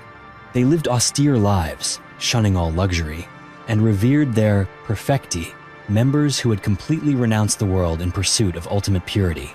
This elevated way of living attracted not only peasants but also nobles in the Languedoc region, turning the Cathars into a significant social force. For the Vatican, however, it was a warning sign. Fearing the expanding influence of the Cathars, the Church launched the Albigensian Crusade in 1209. The city of Béziers was massacred in a single day, with 20,000 people killed, and Cathar believers were hunted down until they were eradicated by the 14th century. Many Cathar documents, rituals, and teachings, such as the ritual Cathar, were burned. However, it is believed that some were confiscated by the Inquisition and sent to the Vatican for secret study. During the same period, the Waldensians, a movement started by Peter Waldo in Lyon around 1170, also challenged the Church's traditional order by promoting poverty and emphasizing access to the Bible in the local language instead of Latin. They rejected the authority of the clergy, holding that any believer could preach, thereby breaking the Church's monopoly over the spiritual life of its followers. They suffered prolonged persecution, including heresy trials and executions by burning, yet the movement survived and left a strong legacy that influenced later reformist spirits. Most Waldensian translations of the Bible into Provençal were destroyed, but investigative reports and trial records from the Inquisition may have preserved many details about their doctrine and evolution. The criticisms of the Cathars and Waldensians regarding the wealth and power of the Vatican became a foundation for major reform movements in history, including the Protestant Reformation. The legacy of the Cathars and Waldensians is not just found in the scraps of paper still kept on Vatican shelves, but in the reminder of a time when faith was constantly tested amidst power struggles and violence. The archival documents about them are enough to underscore that church history has not always been a story of holiness and compassion, but is also a journey marked by conflict and hidden efforts to conceal the darker side of religious authority over the centuries. Documents on early scientists. The early period of modern science, spanning from the 15th to the 17th centuries, was an era when new ideas gradually broke through the shell of tradition, paving the way for intellectual revolutions that changed humanity's understanding of the universe. Nicolaus Copernicus, a Polish cleric and astronomer, laid the foundation for the heliocentric model by proposing that the Earth was not the center of the universe, but merely a planet orbiting the Sun. Copernicus's discoveries required not only academic courage, but also placed him at the center of a complex relationship with the Vatican of his time. Nicolaus Copernicus was born in 1473 in Poland, into a family with an educational tradition, and later became a Catholic priest, a church estate administrator, as well as a mathematician and astronomer of great influence. He quietly developed the heliocentric model through his manuscript, the Commentariolus, beginning in 1514, and shared it only with a small group of trusted colleagues. According to research by Edward Rosen, at first, the Vatican did not seem to object. In fact, in 1533, the secretary to Pope Clement VII presented the heliocentric theory in Rome and received personal interest from the Pope himself. Notably, Cardinal Nicolaus von Schönberg sent a letter encouraging Copernicus to publish his work, a letter later printed with Copernicus's major work, De Revolutionibus Orbium Coelestium, published in 1543. This shows that the Vatican once had a period of openness towards science, or at least did not outright reject bold ideas. However, as the heliocentric theory spread and was seen as contradicting certain passages in the Bible, traditionally interpreted according to Ptolemy's geocentric model, the Vatican became less open. In 1616, De Revolutionibus was placed on the Index of Forbidden Books, with the requirement that it only be presented as a mathematical hypothesis, not as a truth about nature. The reason was that, if the heliocentric theory were accepted, the Church would face the risk of losing control over thought, and the teaching authority maintained for hundreds of years would be shaken. Not only Copernicus, but other documents in the Vatican archives also reflect the complex relationship between the Vatican and other scientists of this era. Cardinal Roberto Bellarmine, who played a key role in the trial of Galileo, exchanged letters with the monk Paolo Antonio Foscarini, one of the first to publicly support the heliocentric model. In a famous letter in 1615, Bellarmine warned about the danger of interpreting the Bible in a way that supported heliocentrism, but he did not entirely deny the value of the theory if sufficient scientific evidence could be provided. Such exchanges show that the Church did not oppose science, but was mainly concerned about its social impact, especially in the context of these ideas being used to undermine the faith of believers. If all of these documents were made public and thoroughly studied, they could offer us a clearer picture of how the Vatican confronted major shifts in human knowledge. But until that happens, many secrets remain in the shadows. and those letters and reports continue to serve as a reminder that the journey of science has always had to overcome barriers of power in the search for ultimate truth. The Letter of Christopher Columbus. In 1492, Christopher Columbus began his first sea voyage and set foot on a land he believed to be Asia. However, what he actually found was a completely new continent, which would later be called America. Columbus's journey not only changed the lives of those aboard his ships, but also opened up an entirely new era in human history.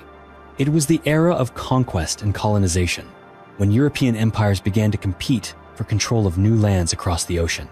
Among the valuable documents that remain from this journey, many believe that there are letters Columbus sent directly to the Pope, and that these letters are now kept in the Vatican Apostolic Archive. Over 12 years, from 1492 to 1504, Columbus made a total of 4 major voyages across the Atlantic.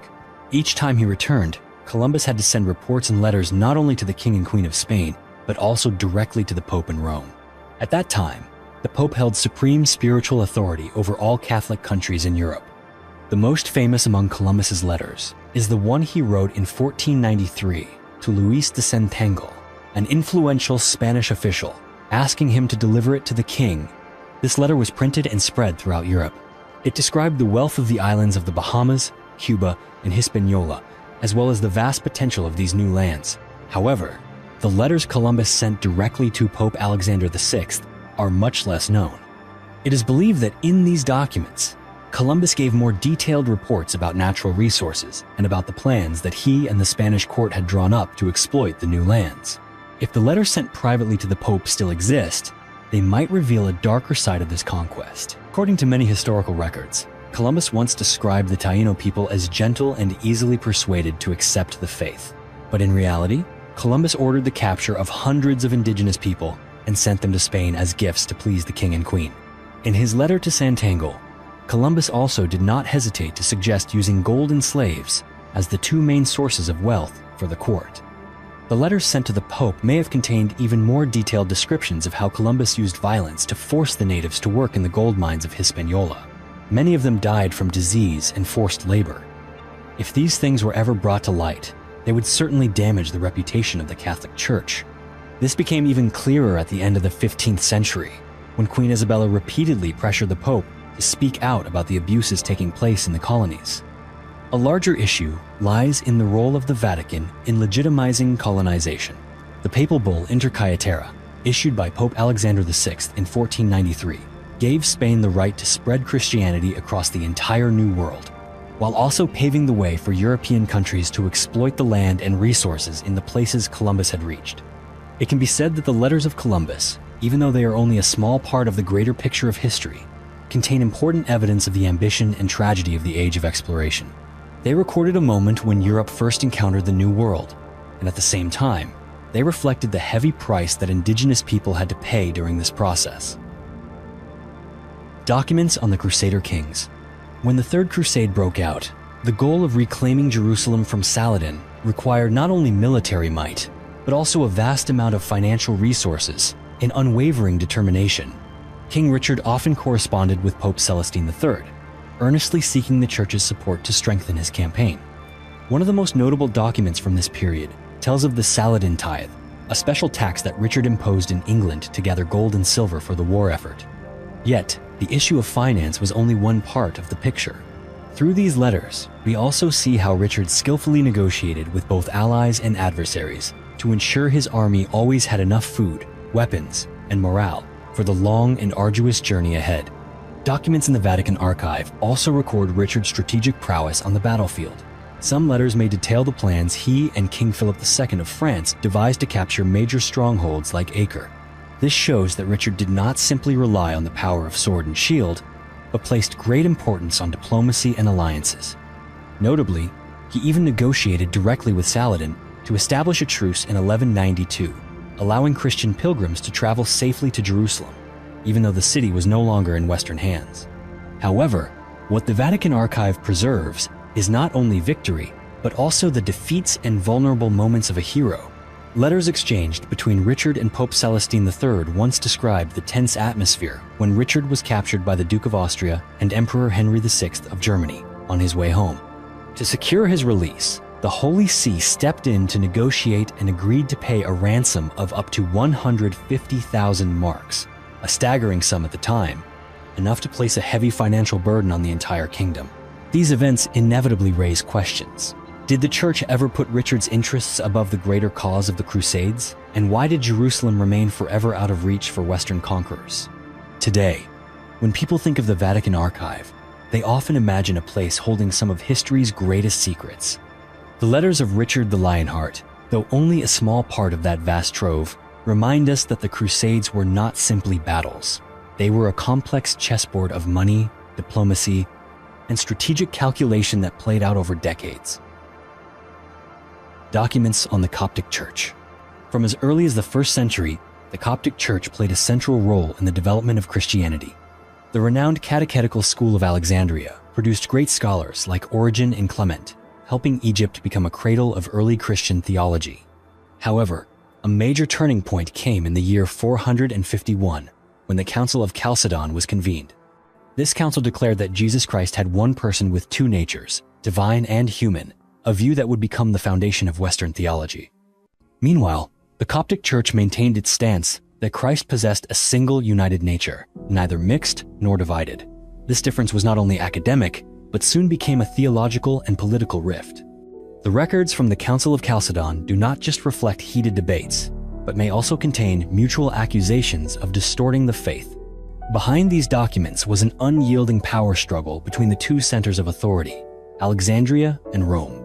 As the Western Roman Empire declined and Islam began to spread in Egypt during the 7th century, the Coptic Church faced tremendous pressure from both the new Muslim rulers and the Melkite churches appointed by Constantinople.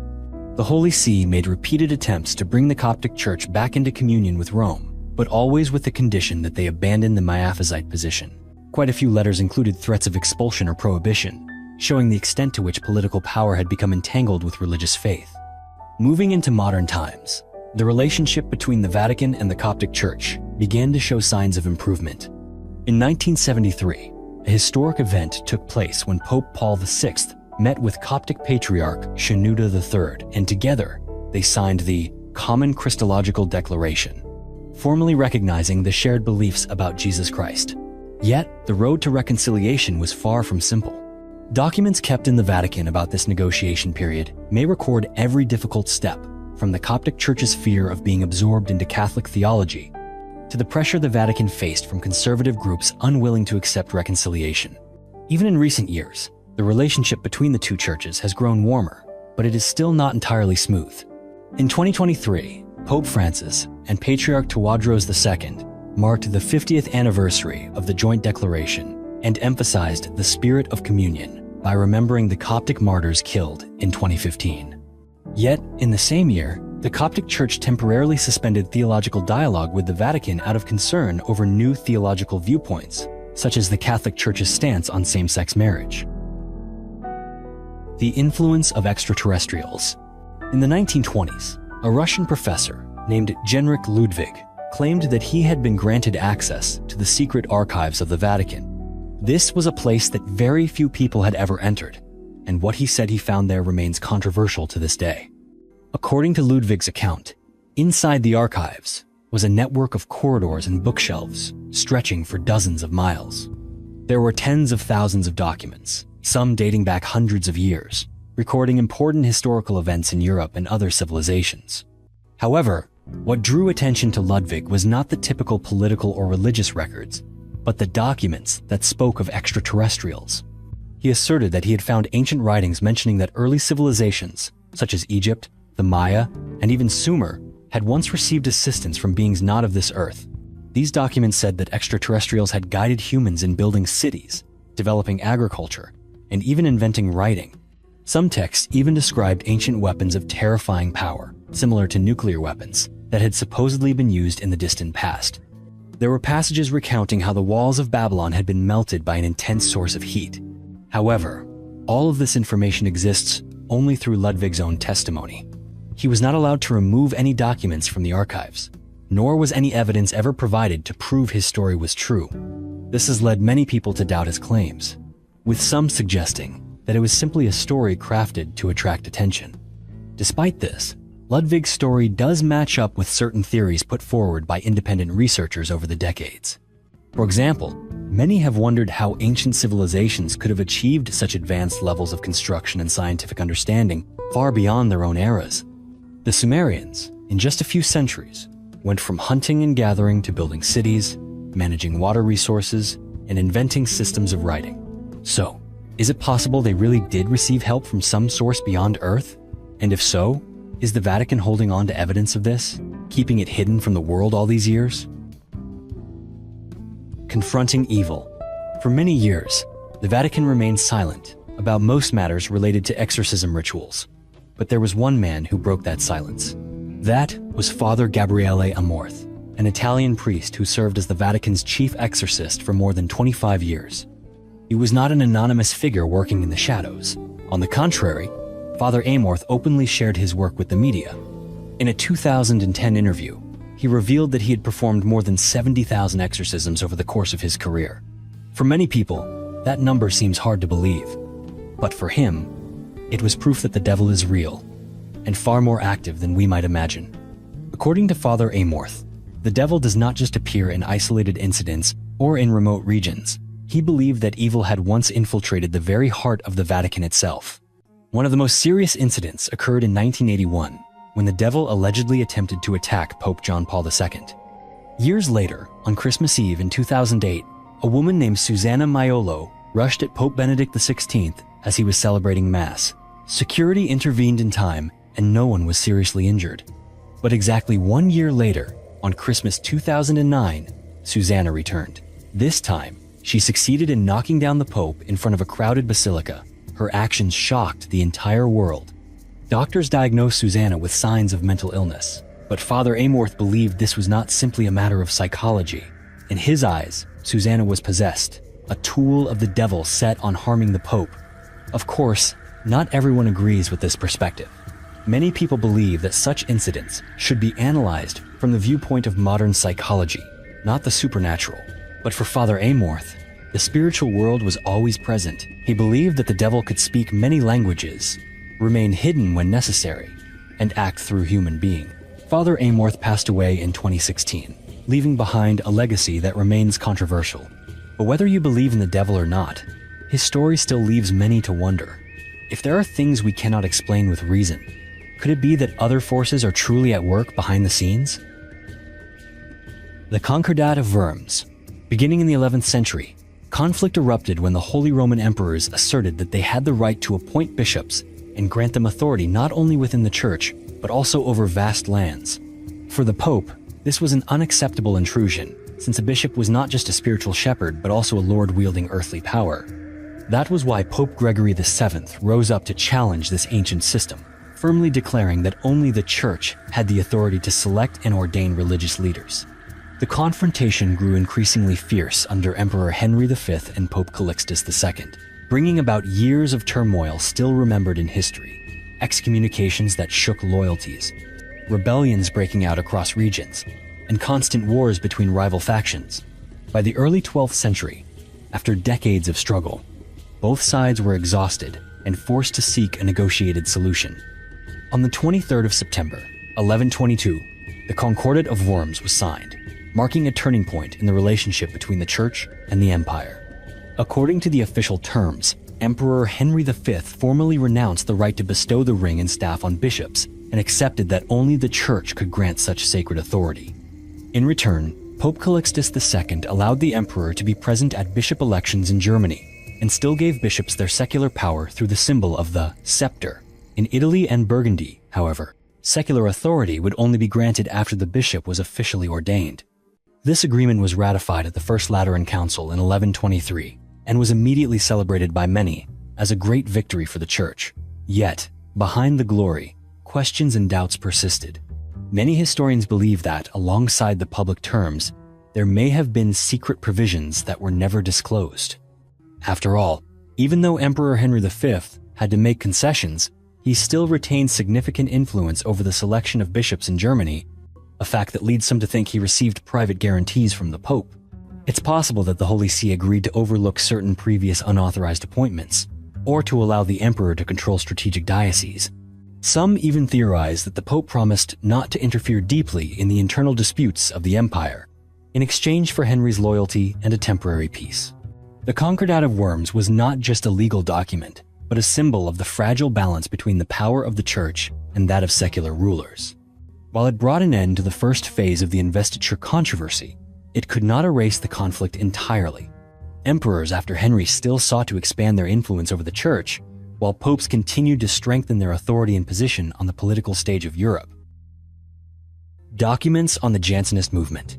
In the 17th century, as religious conflicts shook Europe, a new movement called Jansenism emerged and quickly challenged the authority of the Catholic Church. This movement was named after Cornelius Jansen, a Dutch bishop who, in 1640, wrote his famous work Augustinus, based on the teachings of St. Augustine. In this book, Jansen argued that humans could not save themselves and were entirely dependent on God's grace, a grace given only to a select few, chosen in advance. This idea, similar to the doctrine of predestination taught by John Calvin, rapidly attracted attention in France, especially among intellectuals at the Port Royal Abbey. However, these ideas were soon deemed dangerous and heretical by the Vatican. In 1653, Pope Innocent X issued the bull Cum Occasione, condemning 5 propositions from Augustinus as errors and officially launching the Vatican's fierce campaign against the Jansenist movement. By 1713, Pope Clement XI issued the Unigenitus Bull, declaring 101 Jansenist propositions heretical and demanding their total rejection. As a result, the Port Royal Abbey was closed. Many important works, such as Pascal's Lettres Provinciales, were banned from publication, and the Jansenist movement officially became a target of the Church's hunt. Despite harsh suppression, Jansenism left a deep mark on European intellectual and literary history, especially through the writings of Blaise Pascal, which are still widely studied today. Documents related to Jansenism housed in the Vatican archive are vivid evidence of a turbulent era when the Church struggled to control ideas and maintain its authority in the face of sweeping change. The plot to kidnap Pope Pius XII. During World War II, Europe was plunged into chaos and fear. Berlin was shrouded in darkness, and stories of conspiracies, both large and small, were whispered everywhere. One of those stories revolves around a very special plan. Adolf Hitler is believed to have ordered the kidnapping of Pope Pius XII. The Pope was a figure of immense importance in the Catholic world. If Hitler had managed to capture him, it would have deeply affected the morale of millions across Europe. This plan was named Operation Rabat. Hitler's goal was to control the Vatican and move the Pope to a secret location so that he could not communicate with the Allies. Many believe that Hitler even considered permanently eliminating the Pope. However, the plan was never carried out, and the mysteries surrounding it remain to this day. Most of what we know about this plot comes from the account of a Nazi general named Karl Wolff. Wolff was the commander of German forces in Italy during that period. He said that in 1944, he received a direct order from Hitler to prepare for the Pope's abduction, but Wolff did not follow the order. Instead, he secretly met with Pope Pius XII to warn him of the impending danger. Dressed in civilian clothes, Wolff quietly entered the Vatican with the help of a priest. When he met the Pope, he explained exactly what was happening in Rome and assured him that he would not carry out Hitler's plan. To test Wolff's sincerity, Pope Pius XII asked him to release 2 Italian resistance leaders being held by the Germans. Wolff agreed and kept his promise. This act convinced the Pope that Wolff truly wanted to help him. But it did not end there. Some historians believe that Pope Pius XII was not just a threatened victim, but also actively resisted the Nazis. Books such as Church of Spies claim that the Pope supported plots to assassinate Hitler and acted as a liaison between German resistance groups and the Allies. If this is true, then the Vatican may have served as a secret center of espionage during the war. But to this day, there are few official documents from the Vatican confirming the existence of Operation Rabat. This has led to accusations that the Vatican deliberately hid the truth to protect the image of Pope Pius XII. Some have even called him Hitler's Pope for not publicly condemning the crimes committed by the Nazis against the Jewish people. At the same time, many skeptics argue that the plot to kidnap the Pope was merely an exaggerated story that arose after the war. There is no clear documentation from the Nazi side confirming the existence of such a plan. Most of the information relies on General Wolff's account after the war. The plot to kidnap Pope Pius XII remains an unsolved mystery to this day. If the plan was real, It would show that Hitler was willing to do anything to control the spiritual power of the Vatican. It would also prove that there were still those willing to stand up against inhumane orders. The mysterious death of Pope John Paul II. In September 1978, the Catholic world was shaken by an unprecedented event in modern history. Pope John Paul I died suddenly, just 33 days after being elected as the successor of St. Peter. He was a humble and simple man, beloved by millions of the faithful after only a short time as the head of the church. But it was this abrupt passing that opened up a series of questions that have never been satisfactorily answered. The initial reports on the cause of his death were filled with contradictions. Some said he suffered a heart attack in his sleep. Others insisted that his health had been completely stable up until the moment he died. And to this day, no official autopsy has ever been performed. John Paul I was known as a leader with a strong reformist vision. Even though he had not yet announced any official plans, many believe that he was already preparing to confront one of the Vatican's darkest corners, the Vatican Bank, which for decades had been suspected as the center of many financial scandals. According to some researchers, this new pope had begun asking difficult questions about the Vatican Bank, and those very questions may have put him in danger. At that time, one of the most powerful men in charge of the Holy See's finances was Bishop Paul Marcinkus, head of the Institute for Works of Religion, better known as the Vatican Bank. Under his leadership, the bank became embroiled in a series of accusations involving money laundering, suspicious investments, and enormous loans with unclear purposes. Closely tied to these scandals was Roberto Calvi, a key figure at Banco Ambrosiano, the Italian bank whose collapse later sent shockwaves across the country. Calvi was a member of P2, a secretive lodge accused of manipulating politics and finance in Italy. In 1982, his body was found hanging from a bridge in London. His death was ruled a suicide, but suspicions of murder have never faded. Marcinkus was later investigated and accused of being complicit in the bank's collapse, with losses amounting to $3.5 billion. Although no official evidence has ever surfaced, many people believe that Pope John Paul I became a thorn in the side of the powerful. There are theories that he was poisoned to prevent any move to purge the Vatican's financial circles. What makes the mystery deeper is that the Vatican did not allow an autopsy, and the flow of information about his death was tightly controlled. Today, the death of Pope John Paul I remains one of the great unanswered questions in the Church's modern history. Did he die of natural causes, or did he reach for a door that others wanted to keep forever closed? We may never know the answer, but sometimes it is what remains hidden that is most worth pondering. The Egyptian obelisk at the heart of the Vatican. The Vatican obelisk. In the middle of St. Peter's Square stands a massive stone pillar reaching high into the sky. That is the Vatican obelisk, one of the most prominent structures in the square, and also one of the oldest symbols still remaining at the Vatican today. Yet, not many people know that this pillar does not belong to Rome, nor was it erected by the Church. It came from somewhere much farther away, a centuries-old city on the banks of the Nile, the center of sun god worship in ancient Egyptian civilization, known as Heliopolis. This obelisk is more than 3,000 years old, raised by the Egyptians to honor their gods. It once stood beneath the blazing African sun, where pharaohs would pass by during solemn processions. But in the 1st century AD, Emperor Caligula, one of the most brutal and notorious emperors of Rome, ordered this massive stone to be brought to Rome. He had a special ship built solely to transport it across the Mediterranean as a trophy and as a symbol of imperial power. The obelisk was set up at the Circus of Nero, a stadium where bloody executions of the earliest Christians once took place. According to many historical sources, St. Peter himself was executed right at that site, just a few steps from the obelisk. For a long time, the Romans brought Christians to this place and put them to death under the shadow of the Egyptian pillar, as a cruel mockery of their faith. Centuries later, when the Circus of Nero was abandoned, the area around the obelisk gradually became the burial ground for Christian martyrs, a cemetery that would later form the foundation for St. Peter's Basilica. It was not until 1586, during the time of Pope Sixtus V, that the obelisk was moved to its present location at the center of St. Peter's Square. Moving a stone weighing more than 300 tons at that time was an unprecedented engineering achievement. Over 900 workers, hundreds of horses, and an entire system of complex pulleys were mobilized for months on end. From then on, the obelisk was no longer a pagan symbol. It became a witness to the history of Catholic faith and a symbol of the victory of Christianity over violence and oppression. Today, many visitors who walk through the square do not realize that the Egyptian pillar once witnessed the bloodshed of those who pioneered the Christian faith. It is not just an ancient structure, it is a historical witness, carrying within itself a story far beyond what people can see with their eyes.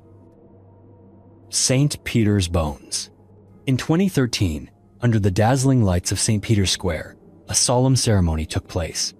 For the first time in history, the Vatican publicly displayed a small stone box containing 8 bone fragments that they believe belonged to St. Peter, the very first pope in the history of the Catholic Church. The ceremony was personally led by Pope Francis. For many believers, that moment held a deep spiritual meaning, as if more than 2,000 years of history had converged on a single point, where modern people could glimpse a physical part of the man considered the foundation of the Christian faith. But hidden behind that reverence is a truth that still cannot be verified. Are these fragments truly the bones of St. Peter? These bone fragments were discovered in 1939 during an excavation carried out beneath the floor of St. Peter's Basilica. The bones were found in a sealed niche near the spot traditionally believed to be the burial place of St. Peter. However, no independent scientific examination has ever been permitted. In 1968, Pope Paul VI declared that faith is reasonable, but also admitted that conclusive evidence could not be provided. After that, for decades, the Vatican remained silent about the true origin of these relics. According to author Bruno Bartoloni, who spent many years researching at the Vatican, no pope has ever allowed scientists to actually test the bones with modern methods. There are even internal documents suggesting that the tomb of St. Peter carries a millennium-old curse, and that anyone who opens it will suffer terrible misfortune. Whether that curse is real or not, it is clear that the Vatican has never been in a hurry to investigate too deeply. Perhaps for them, the spiritual and symbolic value of these bones is more important than any scientific confirmation. Or perhaps the real answer is not something the Church is ready to face. The fake mummy scandal at the Vatican. The Vatican museums are home to one of the world's largest collections of ancient artifacts. Here, you can find everything, from Roman statues and ancient manuscripts to Egyptian relics that are thousands of years old. Among these treasures, the most prominent are the Egyptian mummies, displayed in the exhibition area dedicated to the civilization of the Nile. However, a recent discovery has revealed that some of the mummies at the Vatican turned out to be fake. The story began in 2015, when a group of researchers carried out X-ray and CT scans to check the preservation status of 9 mummies displayed in the Vatican museums. At first, this was only a routine examination, but when the images appeared, they revealed something unusual. 2 of the mummies did not contain the remains of children or animals, as previously recorded. Instead, inside the carefully wrapped linen were the bones of adults, a man and a woman, dating from the Middle Ages, around the 14th to 15th centuries. In addition, in one of the mummies, scientists found a rusty nail from the 19th century, placed right between the bones and the wrappings, seemingly used to hold everything together. These mummies were not genuine Egyptian artifacts.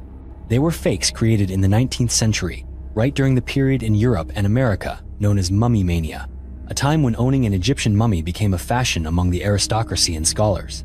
The demand far outstripped the supply, and so a market for fake mummies began to emerge. Antique dealers started wrapping modern human bones in ancient linen, sometimes taken from damaged real mummies, and then selling them as ancient Egyptian relics. These items easily found their way into museums and even research institutions without being questioned for decades. The Vatican was no exception. The discovery of fake mummies at the Vatican not only surprised the public, but also raised questions about the authenticity of many other historical artifacts.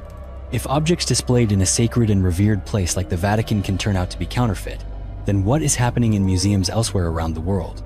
However, it's important to look at this honestly. The Vatican did not deliberately deceive the public.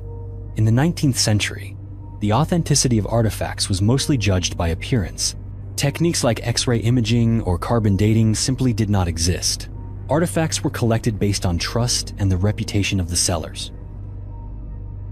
The Pope prisoners. The story began in 1871, when the Kingdom of Italy achieved unification and decided to seize the territories of the Pope, vast lands that had been under papal rule for centuries. With the goal of secularizing the nation, the Italian government passed the Law of Guarantees, promising to protect the dignity of the Pope while at the same time stripping the Holy See of its political power. For Pope Pius IX, the head of the Church at that time, this was completely unacceptable. He refused to recognize the new government, declared himself a prisoner in the Vatican, and issued an excommunication against the king. From that point on, the Pope would not leave the Vatican, and the Italian authorities would not enter. This standoff lasted nearly 6 decades. Throughout this period, the popes lived, worked, and carried out religious ceremonies only within the few hectares of Vatican territory, cutting off all official ties with Italy. The Vatican became a world entirely separated from the outside. It was not until 1929 that this deadlock finally came to an end. The Lateran Treaty was signed between Pope Pius XI and the then leader of Italy, Benito Mussolini. This agreement recognized the Vatican as an independent and sovereign nation, granting it full political and diplomatic authority. In return, the Church agreed to relinquish its claims to the lost territories. The Lateran Treaty not only ended nearly 60 years of deadlock, but also laid the foundation for the Vatican as we know it today, a tiny nation with global religious influence, where the Pope is no longer seen as a prisoner, but as a true head of state. Jesus' death certificate. For centuries, the Shroud of Turin has been one of the most controversial and fascinating religious artifacts in the world. It is not just an old piece of cloth, but a symbol of pain, death, and the undying hope of millions of Christians. According to tradition, this was the very shroud used to wrap the body of Jesus after his crucifixion. On the surface of the cloth is a faint image of a man, with wounds matching the descriptions found in the Bible.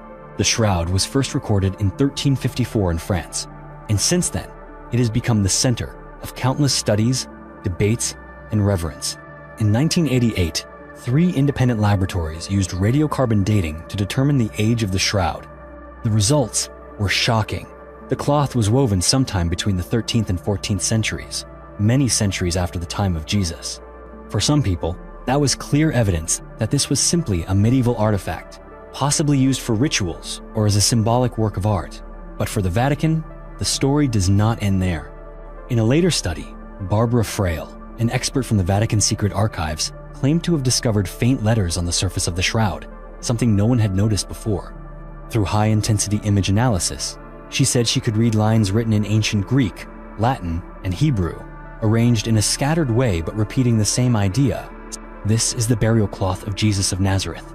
According to Frail's theory, the shroud was not just a covering for the body, but may also have served as a simple kind of death certificate. In Roman times, it was not uncommon to attach or write information directly on a burial shroud.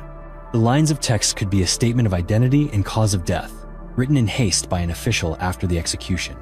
Still, this finding has not been widely accepted in the scientific community, partly because of the ambiguity of the evidence, and partly because the shroud has become too sacred to continue subjecting it to experiments and debates. For the Vatican, the shroud does not need to prove anything further. Its value does not lie in scientific conclusions, but in the depth of faith it inspires. The Pope escape tunnels. Hidden among the ancient stone buildings and the imposing walls that surround the Vatican is a passageway that almost no one notices, a quiet path running along the city's ramparts. This is the Passetto di Borgo, also known as the Pope's Escape Tunnel. From the outside, there is nothing remarkable about it. It looks like just another long stone wall, much like hundreds of other defensive structures that once existed across medieval Europe. But inside, it contains a corridor nearly 800 meters long, connecting the Vatican directly to Castel Sant'Angelo, a fortress that was originally the mausoleum of Emperor Hadrian and later became a safe haven for the popes. Construction of the Passetto di Borgo began in the 9th century, during the reign of Pope Nicholas III, and it took more than 6 centuries to complete. This was not just an architectural project, but a strategic statement that amid the uncertainties of the times, the head of the church needed an escape route. And there were moments in history when this escape route truly saved the Pope's life. In 1527, Rome fell into one of the darkest chapters of its history, the sack of Rome by the troops of Emperor Charles V. The city was thrown into chaos. Churches were looted. Monks, worshippers, and innocent citizens were killed in the streets. Amid the turmoil, Pope Clement VII was forced to flee for his life. The Passetto Tunnel became his only lifeline, allowing him to leave the Vatican secretly and safely. Today, this tunnel still exists and is occasionally open to visitors on special occasions. Walking beneath its gloomy arches, listening to the echo of footsteps on the stone, one does not just feel the ancient atmosphere, but can also imagine the moment when a pope hurried through the shadows, desperately seeking the light once more. The Vatican and its buried secrets. Right beneath the surface of Vatican City lies a special archive that has been preserved for centuries. This repository is called the Vatican Apostolic Archive, though it once had an even more intriguing name, the Vatican Secret Archive.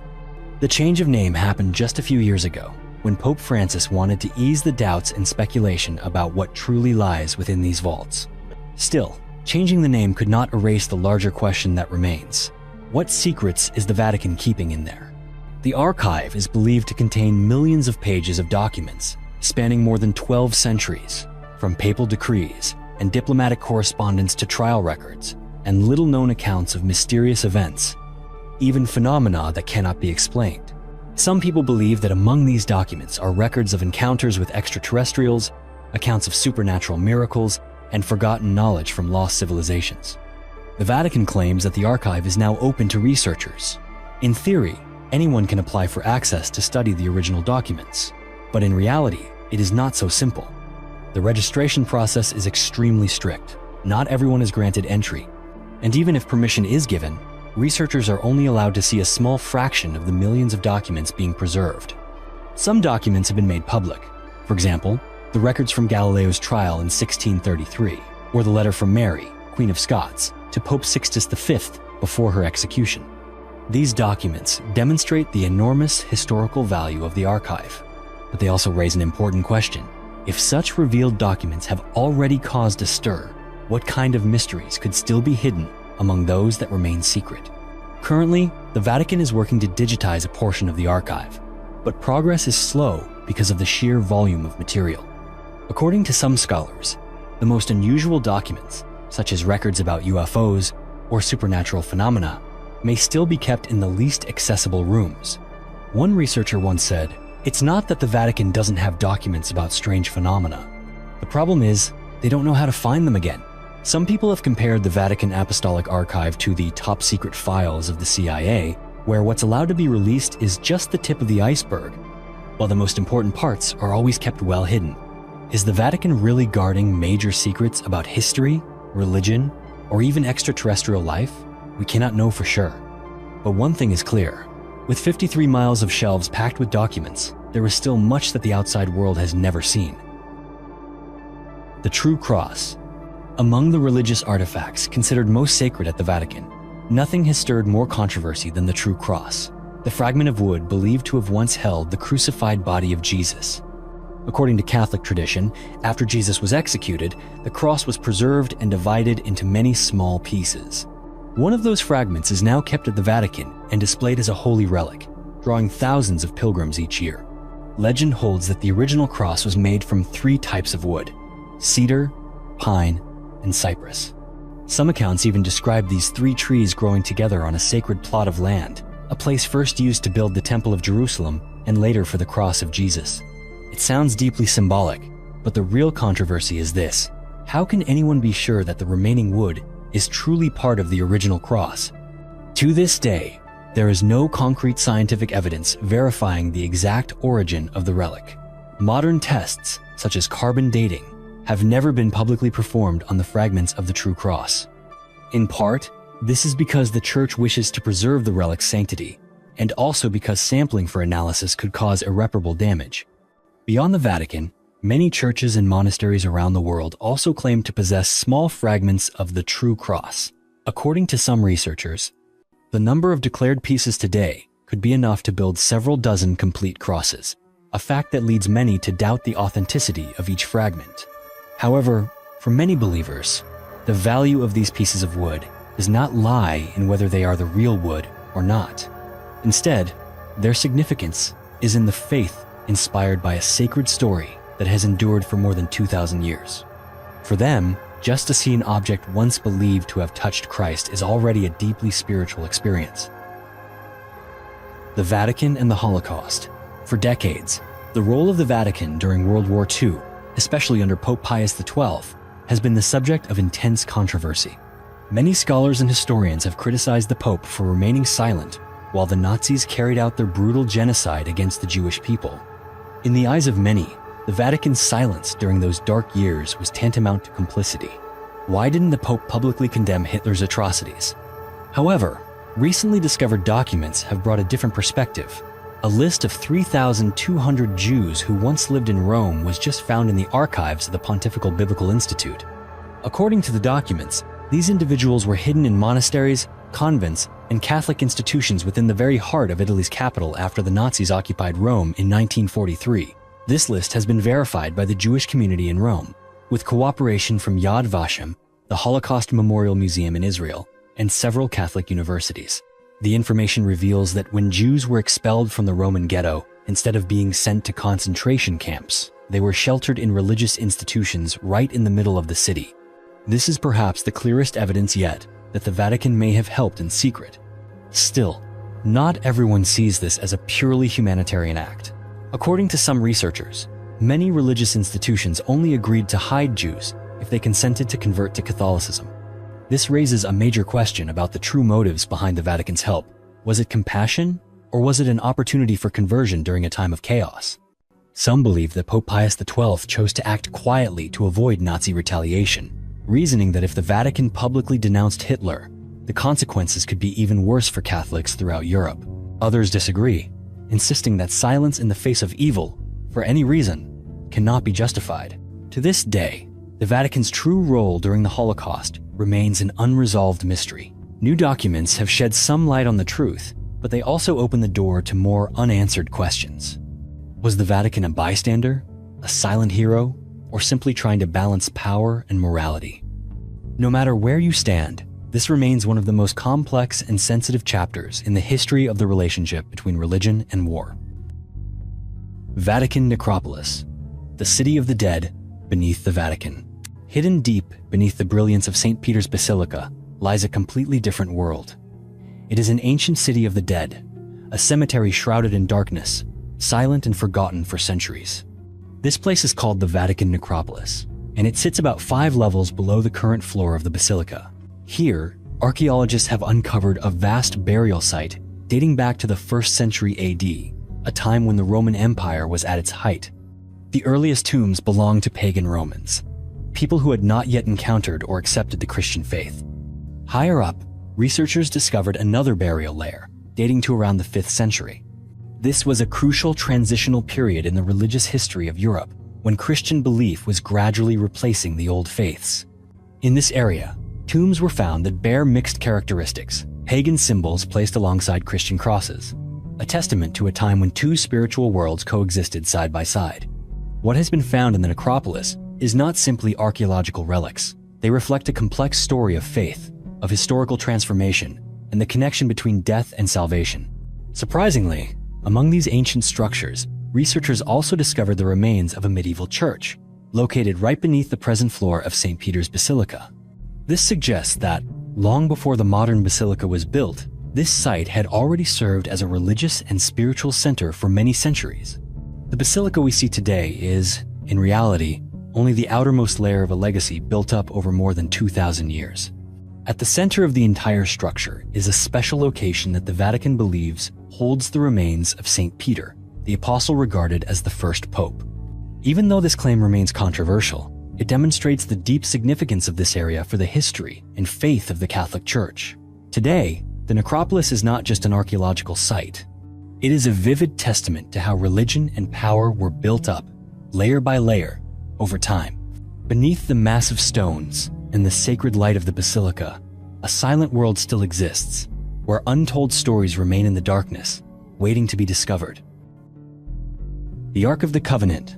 Throughout the history of religion, the Ark of the Covenant has been regarded as one of the most sacred and powerful objects ever created by humankind. According to the Bible, this was the wooden chest built by the ancient Israelites to hold the 2 stone tablets of the 10 Commandments.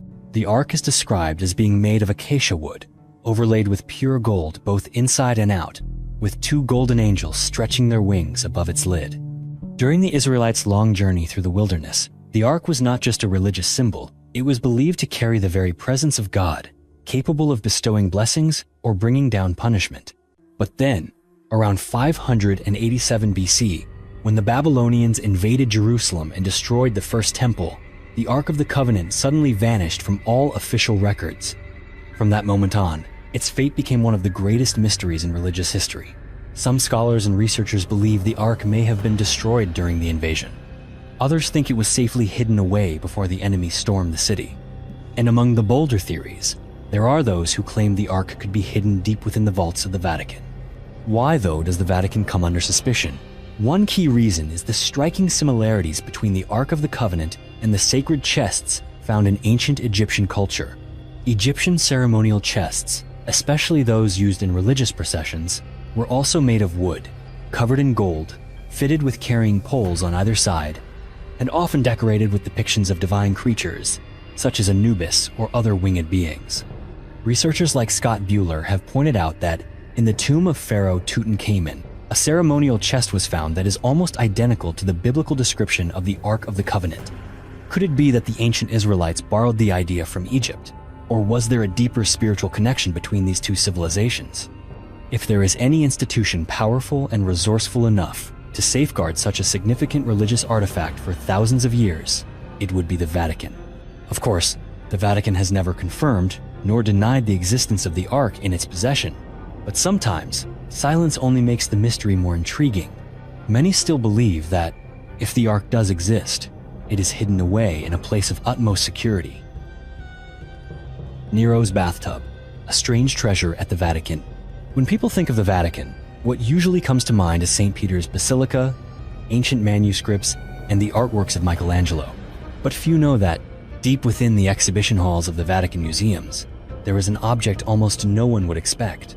An ancient bathtub once owned by the Roman Emperor Nero, made from one of the rarest stones in the world, Egyptian purple marble.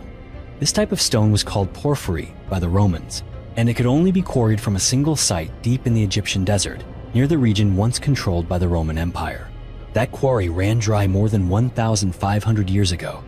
Today, if someone tried to recreate a bathtub of the same size and material, the value could reach as high as $2 billion, not just because of the rarity of the stone, but also because of the refined craftsmanship required to make it. Nero's bathtub was more than just a luxury item. It was a symbol of absolute power and the extravagant lifestyle of one of the most controversial emperors in Roman history. For the ancient Romans, porphyry was not just a precious stone. It was a material reserved for royalty, used for paving temple floors, making imperial thrones, or for making bathtubs like Nero's. The Vatican does not just keep this bathtub. In the wide corridors of the museum, you can also find mosaic artworks depicting athletes from ancient Rome, dating back to the 3rd century. These are among the rare works that have survived from a time when sports were more than just entertainment. They were a part of culture and patriotism. These mosaics were taken from the baths of Caracalla, a place that once welcomed thousands of people each day. It may surprise some people that such luxurious relics of the ancient Roman Empire are preserved at the Vatican. But in reality, after the fall of the empire, the Catholic Church became the heir, not only to the material wealth, but also to the spiritual authority. Many artifacts brought from ancient Roman ruins have been stored in the Vatican. Nero's bathtub is just a small part of that vast collection. The Altar of Moses.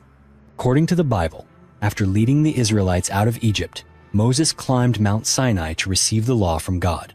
But before he went, he performed a very special ritual.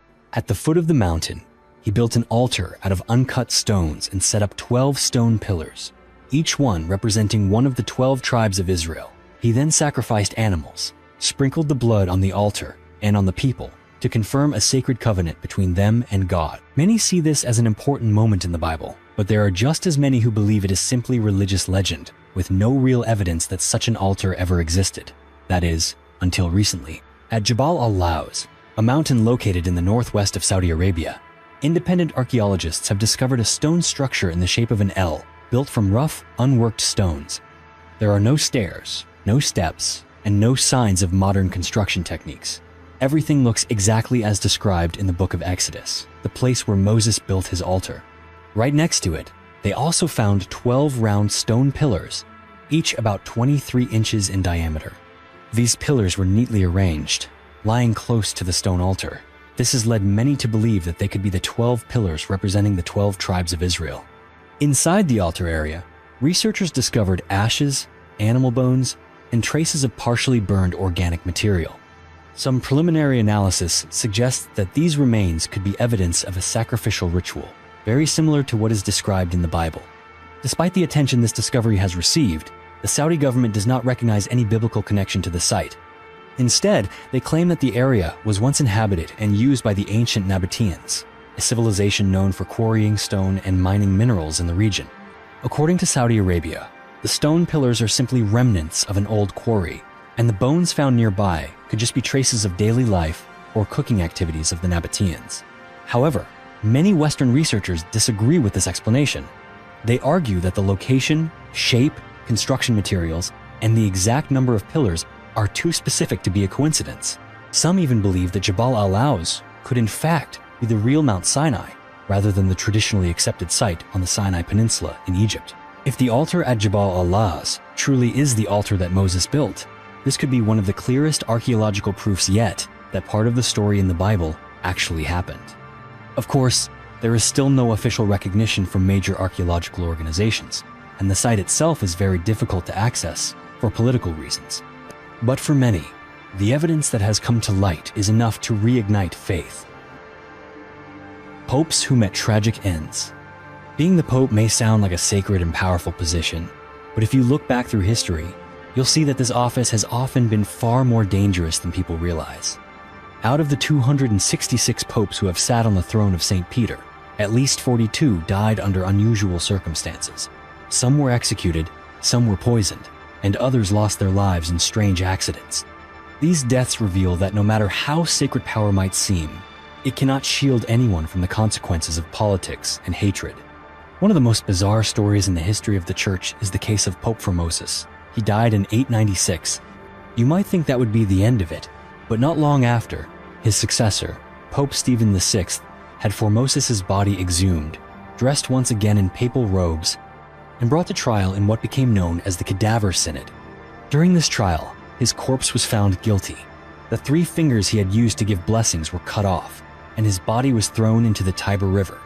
This story is so strange that even today, historians still debate the motives and the deep level of hatred within the Vatican during the Middle Ages. Alongside these unusual deaths, there were also popes who lived in extravagance and moral decline, staining the Church's image.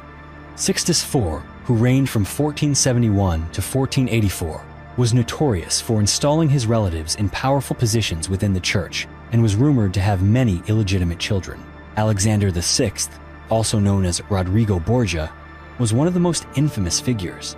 He held lavish banquets inside the Vatican, had numerous lovers and children, and was believed to have used his power to strengthen his family's grip on authority.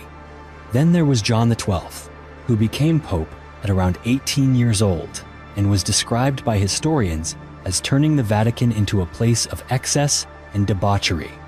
He died while having an affair with the wife of a nobleman. Some say he was killed by her husband, while others claim he suffered a stroke in bed. Some popes met ends that no one could have foreseen. John XXI, who was deeply interested in medicine and science, was killed when the ceiling of his palace collapsed on him while he was working. He survived for a few days before dying from his injuries. Meanwhile, Urban VI is said to have fallen from the back of a mule and died in the accident. His death was not mysterious, but it was certainly one of the least dignified ends for any pope in history. Looking at these stories, it becomes clear that the throne of St. Peter has not only been a symbol of power and faith. In many eras, it was also the center of intrigue, hatred, and sometimes deeply personal tragedy. The highest power in the Church has often come with a steep price. And even as the representative of God on earth, many popes of the past were still human, with ambitions, and sometimes with endings no one would wish for. Vatican and homosexuality. The Vatican is the seat of power for the global Catholic Church, a place long associated with solemnity, tradition, and conservatism. But within those ancient walls, there is a story that many believe the Church has tried to keep hidden for years. It is the story of homosexuality within the Vatican itself. In 2019, a French journalist named Frédéric Martel published a book called In the Closet of the Vatican. The book was the result of 4 years of investigation, involving more than 1,500 interviews with cardinals, priests, former monks, and even Vatican security staff. In it, Martel made a shocking claim: 80% of the clergy in the Vatican are homosexual. According to him, many of these individuals live quietly and keep their orientation hidden. What's especially noteworthy is that some of those who speak out most forcefully against homosexuality are the very ones leading double lives. They condemn the LGBT community in public, yet have homosexual relationships in private. Martel describes this as a long-standing culture of hypocrisy within the Church. As for the Vatican, it has not directly denied the numbers in the book, but it has not admitted to them either. Some sources report that Pope Francis even once told a survivor of sexual abuse, "God made you this way, and God loves you this way." This approach has won him support from many in the LGBT community, but has also drawn criticism from some of the more conservative elements within the Church. Still, the issue is not only about who is who. Many experts believe that living a double life in such a closed and high-pressure environment like the Vatican can contribute to outbreaks of scandals involving abuse and cover-ups in the past. When people cannot live honestly, they are more likely to experience crises, and the system itself becomes more prone to protecting its own. As long as the issue remains taboo, the culture of secrecy will continue. And when the truth is buried too deeply, it can damage not only the reputation of the Church, but also deeply wound the real people living within its walls. Did the Vatican fabricate 300 years of history? Among the strangest theories related to European history, there is an idea that claims 300 years on our current timeline simply never happened. This theory is called the phantom time hypothesis. The hypothesis was proposed in the 1990s by a German analyst named Herbert Illig. He argued that the period from 614 to 911 AD actually never existed. According to him, Pope Sylvester II, Holy Roman Emperor Otto III, and a few others deliberately invented 300 years of history. The reason, he said, was because they wanted to place themselves at the millennial year, the year 1000. If this theory were true, the current year would not be 2025, but rather around 1725. It sounds unbelievable, but Illig offered several arguments to defend his idea. First is the issue of the calendar. When Pope Gregory XIII reformed the calendar in 1582, he removed 10 days from October to realign it with the solar cycle. Illig argued that if 1,500 years had truly passed since the Julian calendar was introduced, the discrepancy should have been much greater. According to him, this suggests that about 300 years were added, for which there is no matching astronomical evidence. Second is the matter of historical documents. Illig claimed that many records from what is called the early Middle Ages show signs of having been edited or rewritten later. Some original documents are lost, with only copies remaining, often written in a newer script. In addition, the records about figures like Charlemagne also contain many inconsistencies, leading him to suspect that this character was either exaggerated or even entirely fictional. Finally, there is the lack of clear archaeological evidence for the period from the 7th to the 10th centuries in many parts of Europe. Illig argued that if these 300 years really existed, we should find far more buildings and artifacts, but that is not the case. Of course, mainstream historians completely reject this theory. They argue that discrepancies in the calendar can be explained by natural errors that accumulated over time. They also point out that there is plenty of evidence from the Middle East, China, and other cultures confirming European events during that period. If those 300 years never happened, then all the world's major civilizations would have had to collaborate in faking history at the same time, which is almost impossible. Even so, the phantom time hypothesis continues to exist as a controversial conspiracy theory. Not because people truly believe it's real, but because it raises an interesting question. If a powerful enough group could actually change the timeline of history, would we ever be able to know? The books removed from the Bible. The Bible is the most sacred book in Christianity. For centuries, it has been read and followed by millions as the Word of God. But there is one thing very few people know. The Bible we have today is not the same as the original version translated in the early 17th century. In 1611, when the Bible was first translated from Latin into English, the version known as the King James Version, it contained a total of 80 books. But by 1684, the Vatican decided to remove 14 books from the official Bible. After that, these books all but disappeared from public view.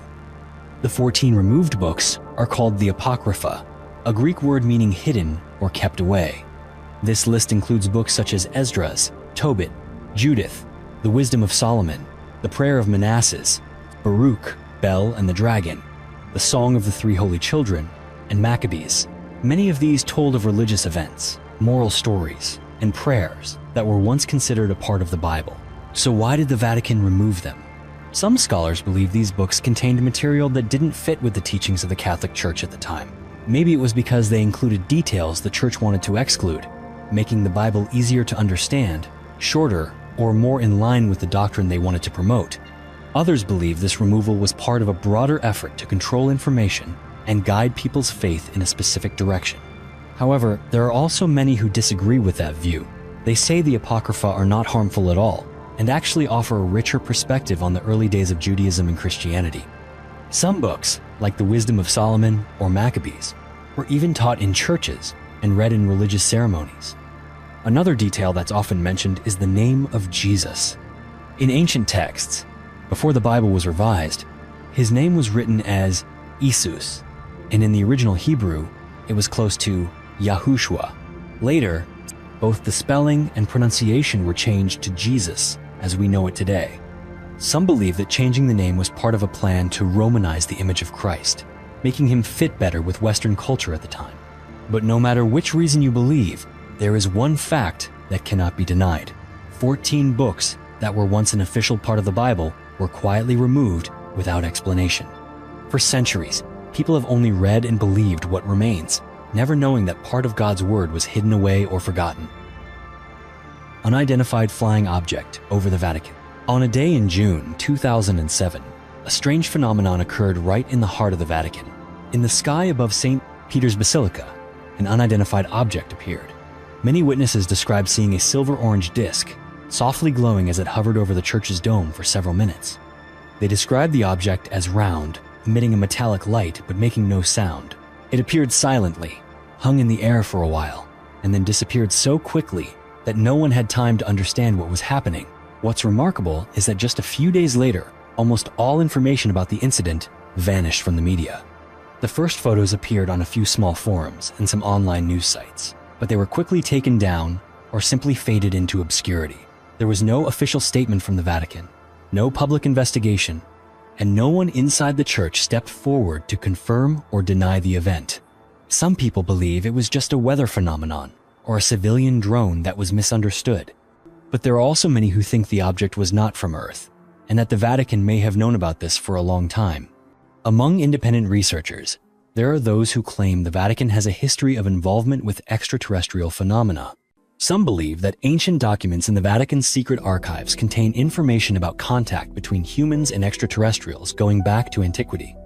For them, the appearance of the flying disc in 2007 was not a random event, but perhaps a quietly arranged encounter between the two sides. Of course, all of this remains speculation. There is no solid evidence to confirm any of it. But one thing many people agree on is this: the event truly happened, and it was quietly pushed aside without any explanation. The Lost Gospel. For centuries, the image of Jesus has been shaped by what is recorded in the official Bible. We know about his miraculous birth, the wonders he performed, and ultimately, his crucifixion. Yet, there is a period of about 30 years in his life that is almost entirely missing from biblical texts. This is why, when a 6th century manuscript was discovered, it sparked intense debate among scholars. The manuscript was written in Syriac, an ancient language once used by Christian communities in the Middle East, and is believed to be a translation from an original Greek version. What makes this text controversial is not just its age, but its content. According to what is recorded, the manuscript describes Jesus not only as a divine figure, but also as a man with emotions, personal relationships, and even as someone who was married to Mary Magdalene, a woman known in the Bible as a devoted disciple, but never acknowledged as his wife in official church doctrine. In fact, the manuscript claims that the two had children, and Mary Magdalene is portrayed not just as a companion, but as the daughter of God and a co-savior of humanity. According to the text, her role was not secondary, but equal to Jesus in the divine plan. With content like this, it's easy to see why the document completely contradicts the view of the Catholic Church, which has always maintained that Jesus was celibate and that Mary Magdalene was simply a saved follower, not a central figure. Still, some believe that the Vatican has long known about this manuscript and has either ignored or deliberately hidden it to preserve the image of Jesus according to official doctrine. Admitting that Jesus had an ordinary life would change how millions of believers see him all over the world. It could even shake the foundations of teachings that have stood for over 2,000 years. To this day, this lost gospel remains an unsolved mystery. But it reveals one thing: the history of faith, as we know it, may only be a small piece of much larger mysteries that have yet to be uncovered. The highest crime rate. It may sound unbelievable, but statistics show that there are from 1 to 1.5 crimes per year for every resident living in the Vatican. This number is even higher than in cities that are famous for crime. However, to understand this correctly, we need to look at the bigger picture.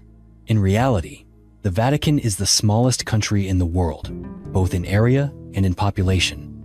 There are only about 800 to 1,000 people living here. Most of them are clergy, monks, and security forces. Yet every year, the Vatican welcomes more than 18 million tourists from all over the world. This creates a major imbalance in how the crime rate is calculated. The number of incidents comes from tourists, but the rate is based on a very small permanent population. As a result, the official rate on paper is pushed up to an unusually high level. So what are these crimes? Most are cases of pickpocketing, petty theft, and minor scams that happen in or around famous sites like St. Peter's Square or the Vatican museums. Thieves often blend into the crowds of pilgrims and tourists, targeting people who are not paying attention. They act quickly, quietly, and are rarely caught on the spot.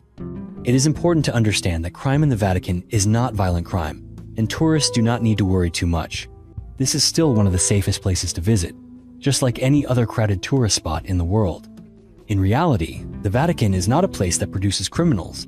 It simply happens to be an ideal location for petty thieves to operate. With such a huge number of visitors, limited security forces, and no large local population, the Vatican becomes an easy target for those who prey on tourists. The mystery of the pine cone and the pineal gland at the heart of the Vatican. Amidst the grand domes and world-famous frescoes, there is a detail that few people notice. It is a colossal bronze pine cone statue. This statue stands in the Cortile della Pigna, literally, the courtyard of the pine cone, within the grounds of the Vatican museums. The sculpture rises about 13 feet tall, set at the center of the courtyard, flanked on either side by peacock statues. For many visitors, it is simply an ancient work of art, but if you look closer, you will find it holds a very special meaning.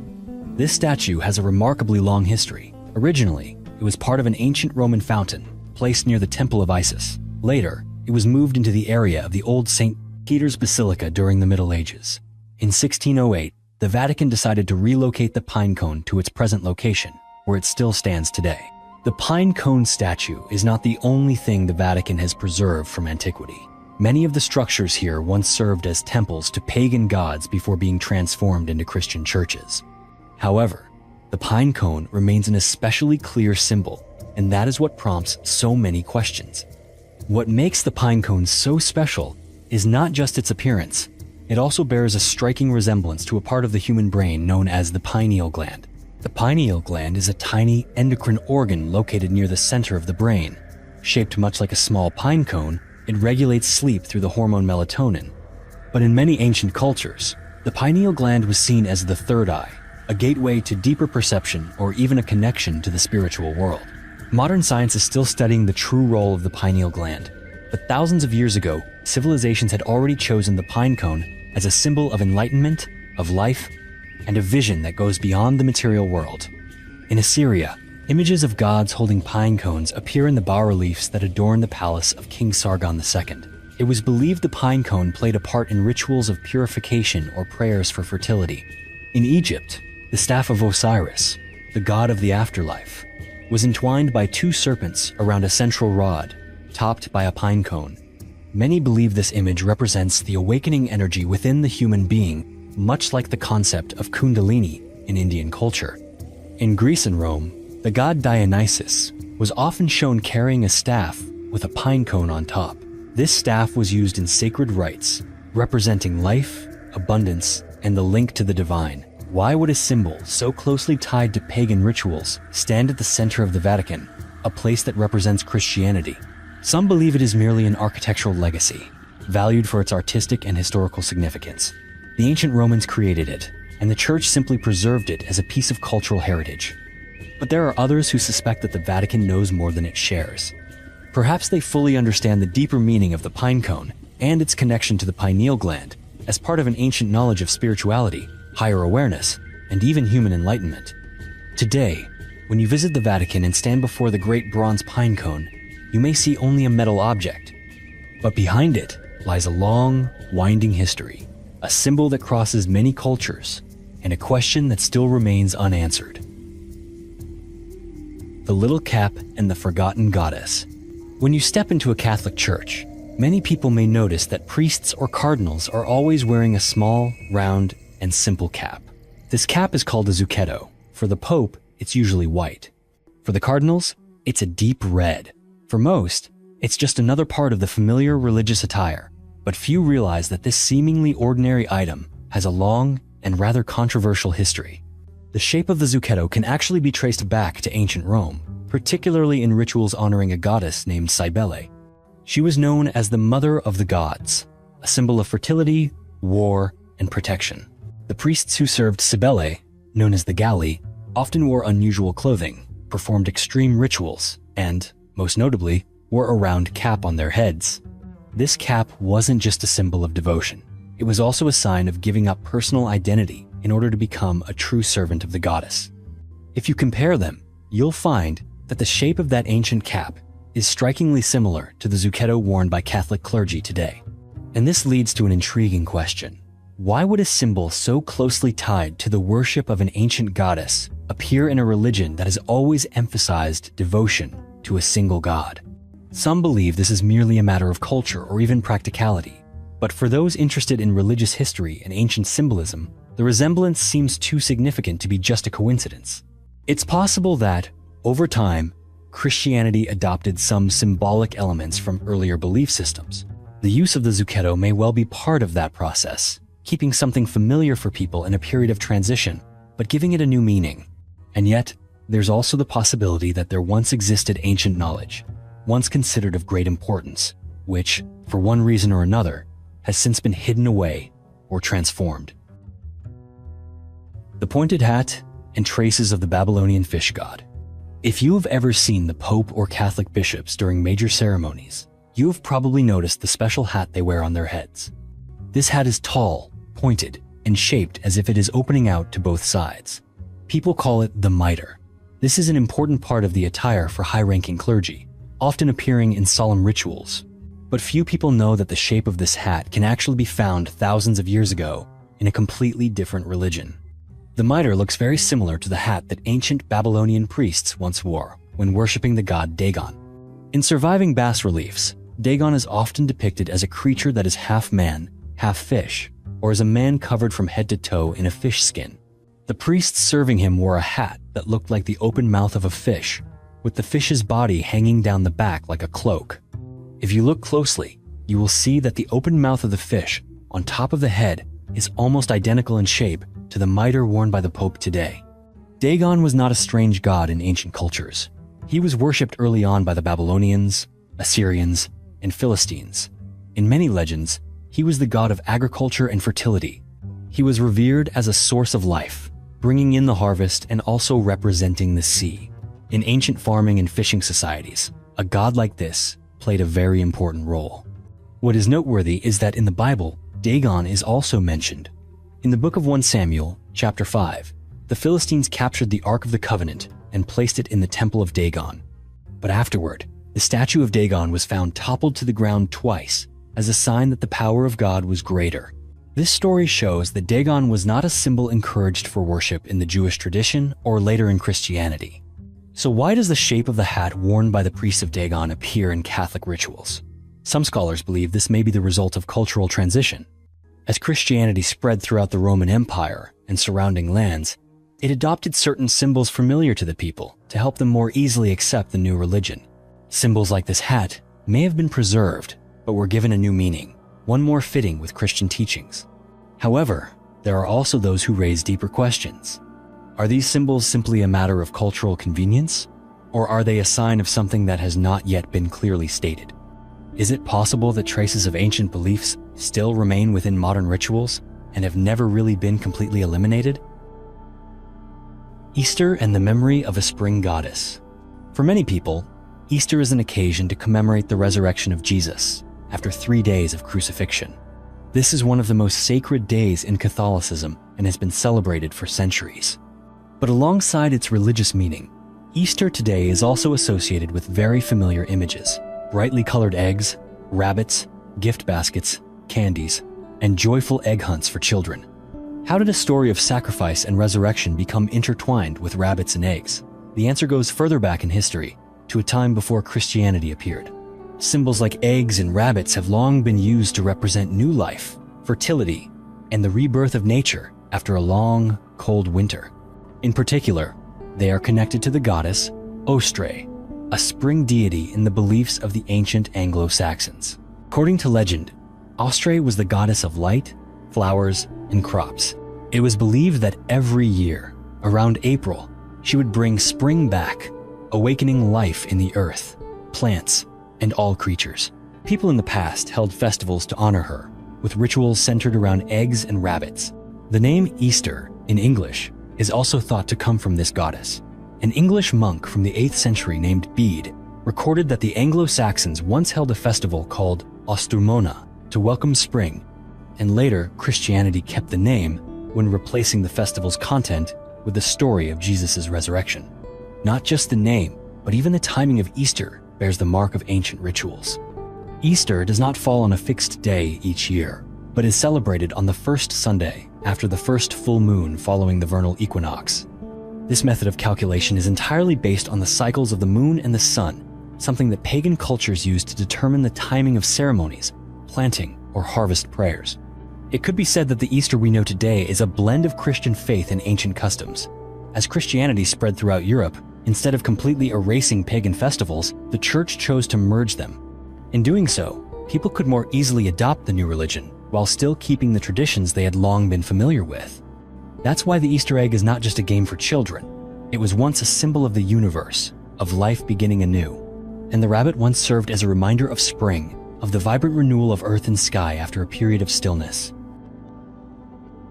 The peacock and the unspoken meanings.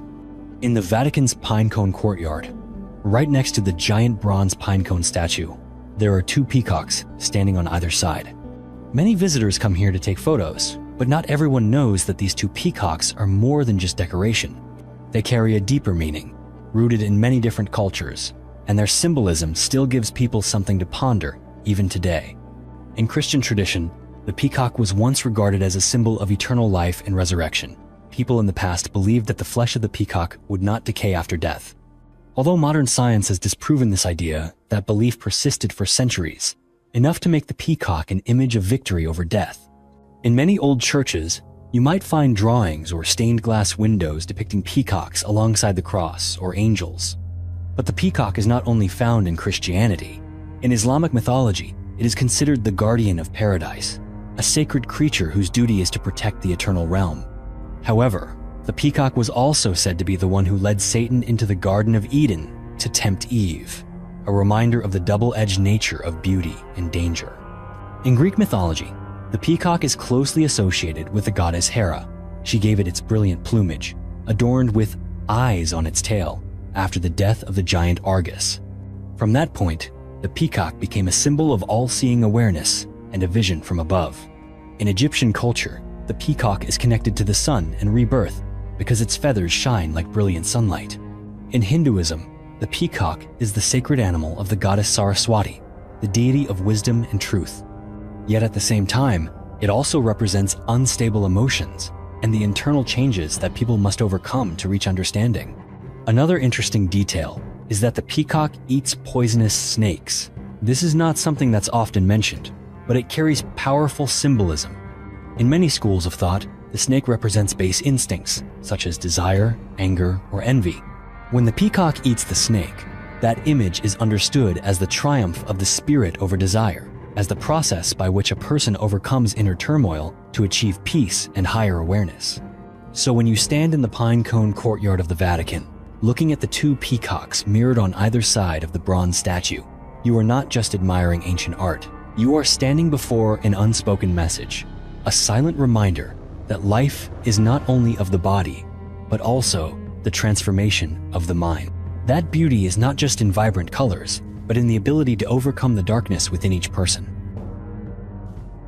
The god Janus and the secret behind New Year's Day. The 1st of January is the time when the whole world welcomes the new year together. People celebrate, send good wishes, and begin new plans. For many, it is simply the first day of the calendar year, but few people realize that this very day carries a deeper meaning, rooted in an ancient Roman god named Janus.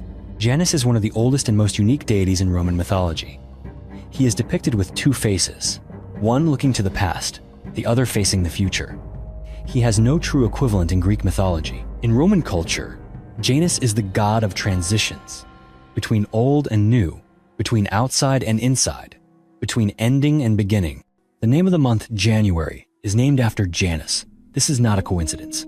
The Romans chose this month to honor his role, believing that whenever people step into a new phase, they need a guide, and Janus is the god who provides that guide. In ancient times, the Romans held special ceremonies at the beginning of the year to ask Janus to open the doors to a favorable future. They often offered keys as a symbol of his power to unlock the way forward.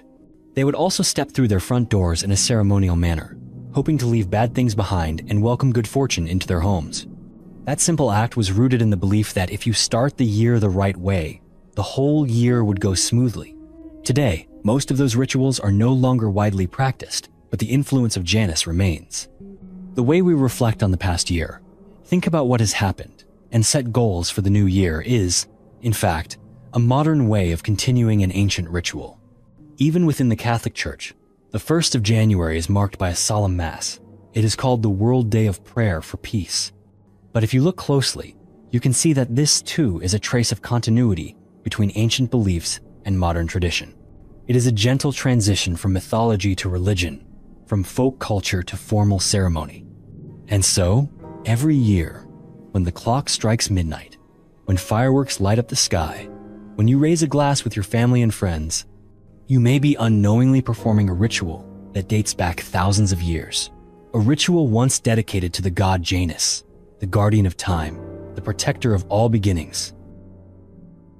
When Saturnalia became Christmas, before Christianity became the official religion of the Roman Empire, the Romans held a grand festival near the end of December. This festival was called Saturnalia, and it was celebrated to honor Saturn, the god of agriculture. It took place from the 17th of December to the 23rd of December, right in the heart of winter, as the shortest day of the year approached. Saturnalia was unlike any other holiday.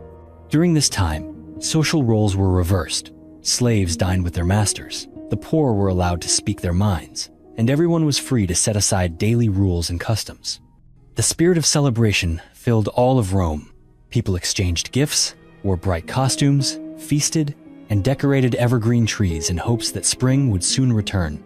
Alongside Saturnalia, the Romans also had another festival called Dies Natalis Solis Invicti, meaning the birthday of the unconquered Sunday.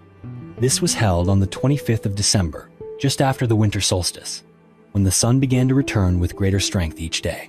For the Romans, it symbolized light triumphing over darkness and life returning after months of gloom. As Christianity began to spread, the church faced the reality that it could not completely erase festivals that were deeply rooted in popular culture. Instead of fighting against them, the church chose to transform them. And so, the 25th of December was chosen as the birthday of Christ, not because there was clear evidence of the actual date of his birth, but because this was a time when people were already used to celebrating something great. Over time, elements of Saturnalia and other pagan festivals blended into Christmas. The evergreen tree, which was once used to ward off evil spirits in ancient rituals, became a symbol of eternal life. The tradition of giving gifts, which had once symbolized a temporary equality between social classes, became a way to express love. The atmosphere of feasting, singing, and brilliant lights is also a remnant of those ancient winter days. When Christian art still carried the colors of old mythology, many people think that Christian art appeared suddenly and decisively, as if, one day, images of ancient gods vanished and were replaced entirely by the cross, the saints, and the angels. But the reality was not so simple. Like the faith itself, Christian art had a slow, gradual journey. step by step breaking away from what had come before. And one of the clearest pieces of evidence of this transition lies deep underground in Rome, in a place called the Tomb of the Aurelii family. This tomb was discovered in 1919, but it wasn't until 2012 that restoration experts finished cleaning and fully restoring it. The structure dates back to the 3rd century AD, a time when Christianity was still a minority faith, persecuted and forced to exist in secrecy. Even so, the influence of Christianity had already started to reach into the lives and minds of the Romans. Art reflected that reality as well. Inside the tomb, people found colorful frescoes, with many images that make viewers pause and wonder. There was a woman standing on a serpent, a scene that brings to mind Eve in the Garden of Eden, but could just as easily be an ancient goddess conquering the forces of darkness. There was a man creating small human figures, perhaps a symbol of God creating man, but also strikingly similar to the Greek myth of Prometheus. There are scenes of philosophers, strange animals, beautiful landscapes, and a host of symbols whose origins are difficult to place in any single mythology. This blending makes it clear that this was a time of transition, when the Romans had not yet fully abandoned their old beliefs, but were beginning to embrace the new. The artists behind these works seem to be searching for a way to unite the two worlds, weaving Christian concepts into the artistic frameworks they already knew. There is not a single painting in the Tomb of the Aurelii that depicts the cross or Jesus in the classic forms we would see in later times, but that is precisely what makes this place so special. It is not purely Christian art, but it is no longer entirely pagan. This monument also shows how the early church built its faith on the foundations of what already existed. Ideas, images, and even ways of storytelling were inherited and gradually transformed over time. And art is where that process is recorded most clearly. Vatican gifts, relics of the true cross. In May of 2023, when King Charles III entered Westminster Abbey for his coronation, he walked behind a very special cross. It was not just an ordinary crucifix. According to an official announcement from the Vatican, it contained 2 fragments from the true cross, the very cross upon which Jesus Christ was crucified. The gift was personally given by Pope Francis to the United Kingdom as a symbol of faith and unity between the two nations. However, this sacred offering quickly raised a number of unanswered questions. How could the Vatican possibly possess so many pieces of the true cross that it could afford to give some away as ceremonial gifts? And if this really was a fragment of the original cross, how could anyone prove its authenticity? According to legend, the true cross was discovered in the 4th century AD by Helena, the mother of Roman Emperor Constantine. During her pilgrimage to Jerusalem, she found 3 wooden crosses, one of which was believed to be that of Christ. Over time, the cross was cut into smaller pieces and distributed to major churches across Europe. After centuries, the number of these true cross fragments became so large that some skeptics joked that if all the pieces were gathered together, they could build an entire ship. Not everyone believes in the authenticity of these wooden relics. In 2016, a team of researchers from Oxford University examined a fragment of the true cross kept at Waterford Cathedral in Ireland. The results showed that the wood dated back only to the 12th century, more than 1,100 years after the crucifixion of Jesus. Still, this hasn't stopped churches around the world from continuing to venerate these relics as sacred objects. One lesser-known event occurred in 2022 when another alleged fragment of the true cross was said to have sunk to the bottom of the sea during the war between Russia and Ukraine. According to a Russian Orthodox priest, the relic had been placed aboard the missile cruiser Moskva, the flagship of the Black Sea Fleet. When the ship was hit by missiles and sank into the Black Sea, the relic was lost along with it. No one can confirm whether it truly was a piece of the original cross, but the story adds yet another layer of mystery to these sacred items. Whatever the truth may be, the fact that the Vatican possesses and gives away what are believed to be some of the holiest fragments in Christianity continues to raise questions. Is this truly a profound religious gesture, or simply part of a long-standing tradition of symbolic acts? The Vatican and the American Civil War. During the American Civil War, there was an event rarely mentioned in history textbooks, yet it caused a diplomatic shock at the time. It was when Pope Pius IX recognized Jefferson Davis as the President of the Confederate States, a move that outraged the U.S. government and left consequences that lingered for more than a century. The incident began in 1863, when President Jefferson Davis, the leader of the Confederate South during the war, wrote a letter to Pope Pius IX, expressing gratitude for the Pope's prayers for peace. What surprised many was the Vatican's response. In his reply, Pope Pius IX addressed Jefferson Davis as President of the Confederate States of America, a title that carried political weight. Although the Vatican never officially declared its recognition of the Confederacy as an independent nation, that choice of words led many to believe the Pope was quietly supporting the secessionist cause. The reaction from the United States was severe. The federal government, under President Abraham Lincoln, viewed this as foreign political interference, an unacceptable act. The fact that a religious power like the Vatican appeared to side with a regime that supported slavery further deepened national divisions. In the years that followed, diplomatic relations between the U.S. and the Holy See became increasingly strained. Eventually, in 1867, the U.S. Congress passed legislation that completely severed official ties with the Vatican, a ban that would remain in place for over 100 years, only being lifted in the 1980s. But the story didn't end there. After the Civil War ended and Abraham Lincoln was assassinated, rumors began to circulate, suggesting that the Pope's public support for the Confederacy may have indirectly encouraged extremist actions. Some historians have pointed out that among those involved in the conspiracy to assassinate Lincoln, several were Catholic, and they may have been influenced by the views of Pope Pius IX. Although no formal evidence has ever confirmed that the Vatican was involved in the assassination, the incident left a lasting question in the minds of many. Adding to the intrigue were details that emerged after the war.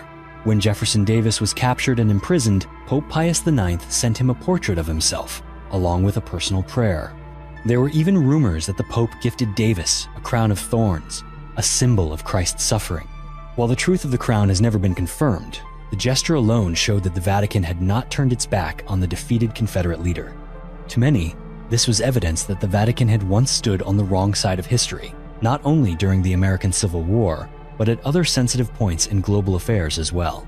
Whether that judgment is fair or not, this episode left a long, uncomfortable silence between a modern world power and one of the most enduring religious institutions on earth.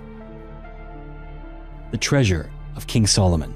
In the Bible, King Solomon is described as one of the most powerful and wealthiest rulers to have ever lived.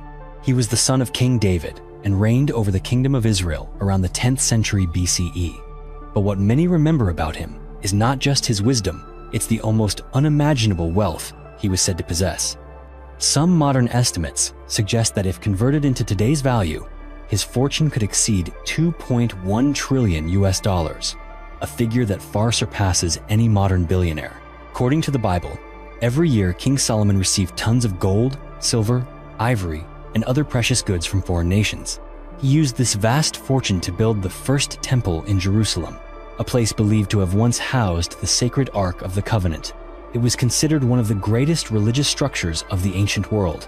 However, for centuries, no archaeological evidence strong enough had ever emerged to confirm whether these biblical descriptions were factual. Some scholars argue that the Bible exaggerated Solomon's power and wealth. But in recent years, new archaeological discoveries have raised the question: was Solomon truly a merchant king of the ancient world? One frequently mentioned theory is that Solomon established long-term trade relations with the Phoenicians, a well-known maritime civilization of the Mediterranean. According to some researchers, he financed voyages across the seas to gather minerals and valuable goods. Marine archaeologist Dr. Sean Kingsley believes that these trade links were real. Over years of research, he and his team found traces at ancient ports in Israel, Spain, and even Sardinia, locations that were once part of the Phoenician trade network. At the same time, another research group has been focusing on land-based discoveries, particularly in the Negev desert in southern Israel. There, archaeologists uncovered massive copper mines dating back to roughly the same period when Solomon is believed to have ruled. Based on the large quantities of copper produced, they suggest this could have been a key part of Solomon's economy. In the ancient world, copper was not only a precious metal, but also a vital resource for making tools, weapons, and decorative objects. If these copper mines truly date back to Solomon's reign, it could mean that part of the Bible's description of his wealth is grounded in fact. And if he really was a pioneer in linking sea trade routes with inland resource extraction, then King Solomon might not just be a mythological figure, but one of the first merchant kings in human history. To this day, no one has found Solomon's actual treasure, but the evidence is beginning to surface, piece by piece. Saint Christopher and the god Anubis. In Christian tradition, Saint Christopher is known as the patron saint of travelers, drivers, and pilgrims. But there's a controversial detail that has sparked debate for centuries. In some medieval paintings, Saint Christopher is depicted with a human body, but the head of a dog. This strange imagery has led many to wonder, why would a saint appear in such a bizarre form? What makes this mystery even more fascinating is that the appearance of Saint Christopher in these images closely resembles the ancient Egyptian god Anubis. Anubis was the deity who presided over death and embalming rituals. He was typically depicted as a man with the head of a jackal, known for protecting souls and maintaining the purity of the afterlife. This resemblance has inspired several theories. One of the most popular is that it may have originated from a mistranslation in the past. If someone copied a word incorrectly, the image of Christopher as an ordinary man might have transformed in the imagination and in artwork into a dog-headed figure. A second theory is rooted in early European legends. Some records from the Roman Empire and the medieval period mention tribes that supposedly lived on the edge of the known world, people with human bodies but the heads of dogs. They were called cynocephali, or dog-headed people. In some stories, these beings weren't necessarily demons, but rather strange creatures living in isolation from the rest of humanity. Some scholars believe that Saint Christopher was originally thought to be one of them, but was later accepted by the Church as a figure who transformed from monstrous to holy through faith. Finally, there is a more radical theory. What if Saint Christopher was actually a Christianized version of the Egyptian god Anubis? The similarities in their appearance and roles are hard to ignore. In the early centuries of Christianity's expansion, the Church often repurposed pagan gods and legends, turning them into saints to make the new religion more familiar and acceptable to local populations. If this is true, then the dog-headed image of Saint Christopher may not have been a mistake or a misunderstanding, but rather a surviving trace of ancient religious culture. Today, most modern depictions of Saint Christopher show him as a strong man carrying the child Jesus on his shoulders while crossing a river. But in the past, his dog-headed form still appeared in many churches, old manuscripts, and murals, especially throughout medieval Europe. The Mafia, the Vatican Bank, and Archbishop Paul Marcinkus. During the 1970s and 1980s, the Vatican was not only the religious center of the Catholic world, it also became the focus of one of the biggest financial scandals of the century. At the heart of the storm was a man named Paul Marcinkus, an American archbishop who ran the Vatican Bank for nearly 2 decades. Marcinkus was once a trusted figure within the Church. He led the Institute for the Works of Religion, better known as the Vatican Bank, from 1971 to 1989. However, under his leadership, the bank was involved in more than just religious transactions. It became entangled in complex financial activities, including money laundering and shady investments. Suspicions about links between the Vatican Bank and the Italian Mafia began to surface when investigators discovered large sums of money being funneled through shell companies and untraceable offshore accounts. The scandal reached its peak in the early 1980s when the Vatican Bank was implicated in the collapse of Banco Ambrosiano, one of the largest private financial institutions in Italy at the time. The Vatican was a minority shareholder in Ambrosiano, but it was accused of backing secret loans worth more than $1.3 billion through shell corporations tied to both Marcinkus and figures from the criminal underworld. As police and investigators expanded the case, they sought to question Marcinkus. However, the Vatican refused to cooperate, citing diplomatic immunity for high-ranking officials. As a citizen of the Vatican and a member of the Holy See, Paul Marcinkus could not be prosecuted under Italian law. Even when the United States expressed interest in investigating suspicious transactions involving international financial markets, Marcinkus was never forced to appear in court. For the rest of his life, Paul Marcinkus lived quietly in a small town in Arizona. He rarely spoke about the scandal, and until his death in 2006, he was never formally charged with any crime. Nevertheless, his name remains tied to one of the darkest chapters in the Vatican's financial history. The story of Marcinkus is not just a financial scandal. It is a reminder that even within a sacred religious institution, the doors behind the altar can conceal dangerous connections and uncomfortable truths. The role of the Vatican in the Rwandan genocide. In 1994, the African nation of Rwanda descended into a period of horrific bloodshed. Over the course of just 3 months, around 800,000 people, most of them from the Tutsi ethnic group, were killed in a massacre the world now calls genocide. What's notable is that, during this period, the Catholic Church played a very special role in Rwanda. With a large number of followers and deep influence in the community, the church was an important part of the country's social and spiritual life. But instead of being a safe haven, some Catholic churches in Rwanda became the very sites of the most tragic scenes. Many people ran to the churches seeking protection. They believed these were sacred places and that priests would help them escape the violence. However, not everyone was saved. Some priests were accused not just of indifference, but of being directly involved in actions that led to the deaths of thousands. One case that is often mentioned is that of Father Athanase Saromba.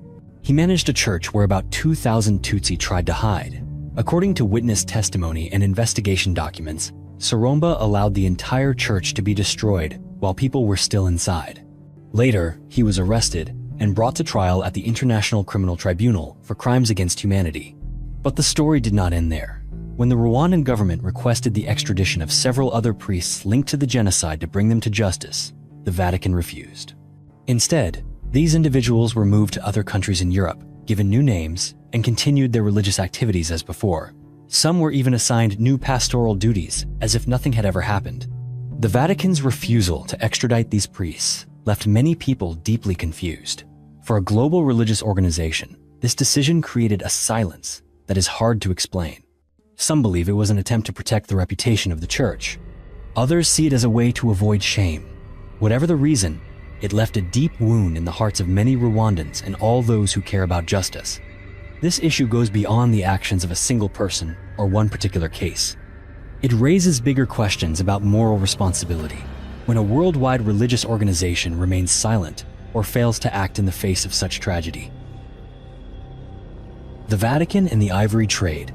For many years, the world has witnessed a dramatic decline in the African elephant population.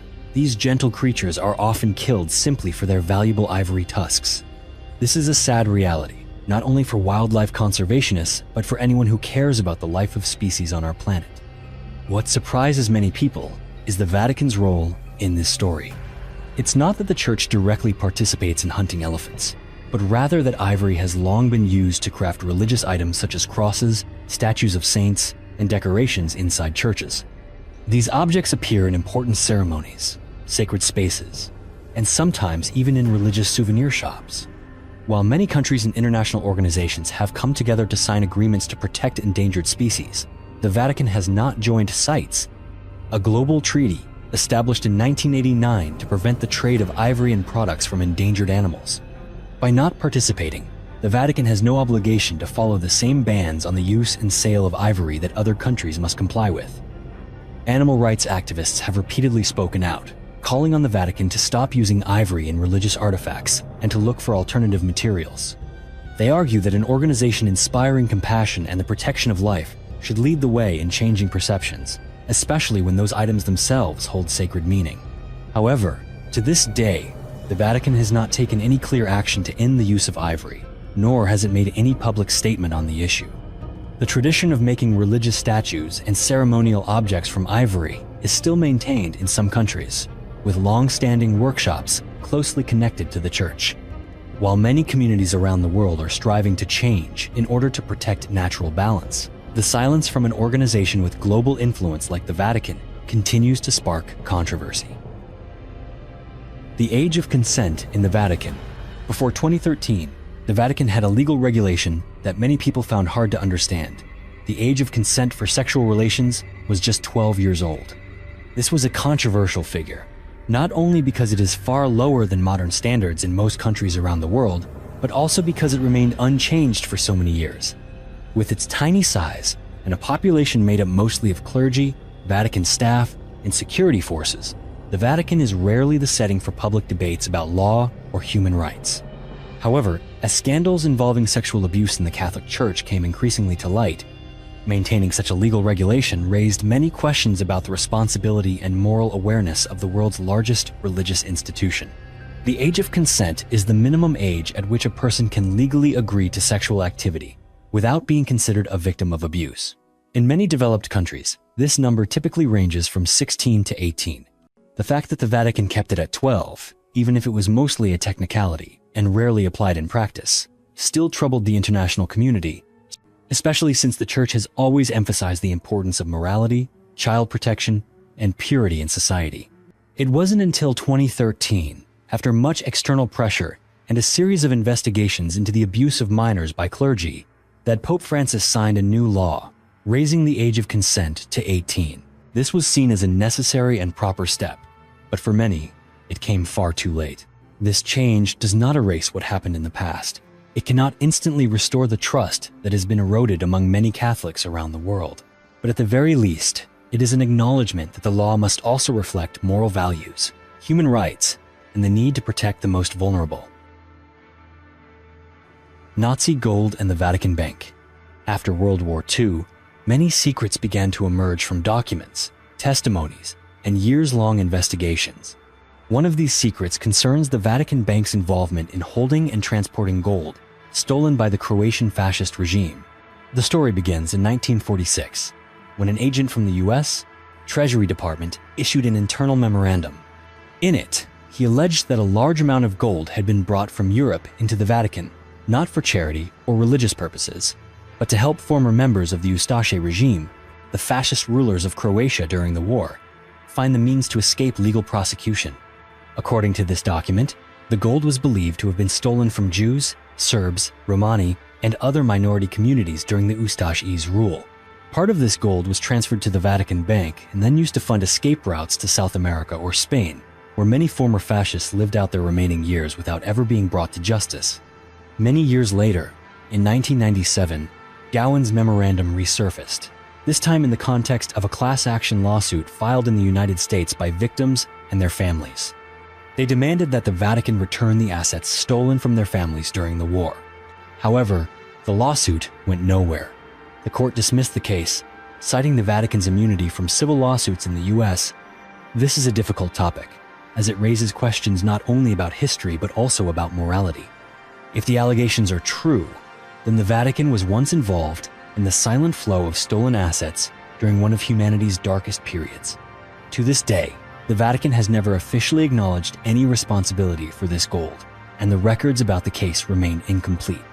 But for many, the important thing is not an apology, but transparency, to know what really happened, and to close a chapter of history that is still left open. Prostitution networks and hidden secrets inside the Vatican. In 2010, an arrest in Italy unexpectedly revealed some highly sensitive connections.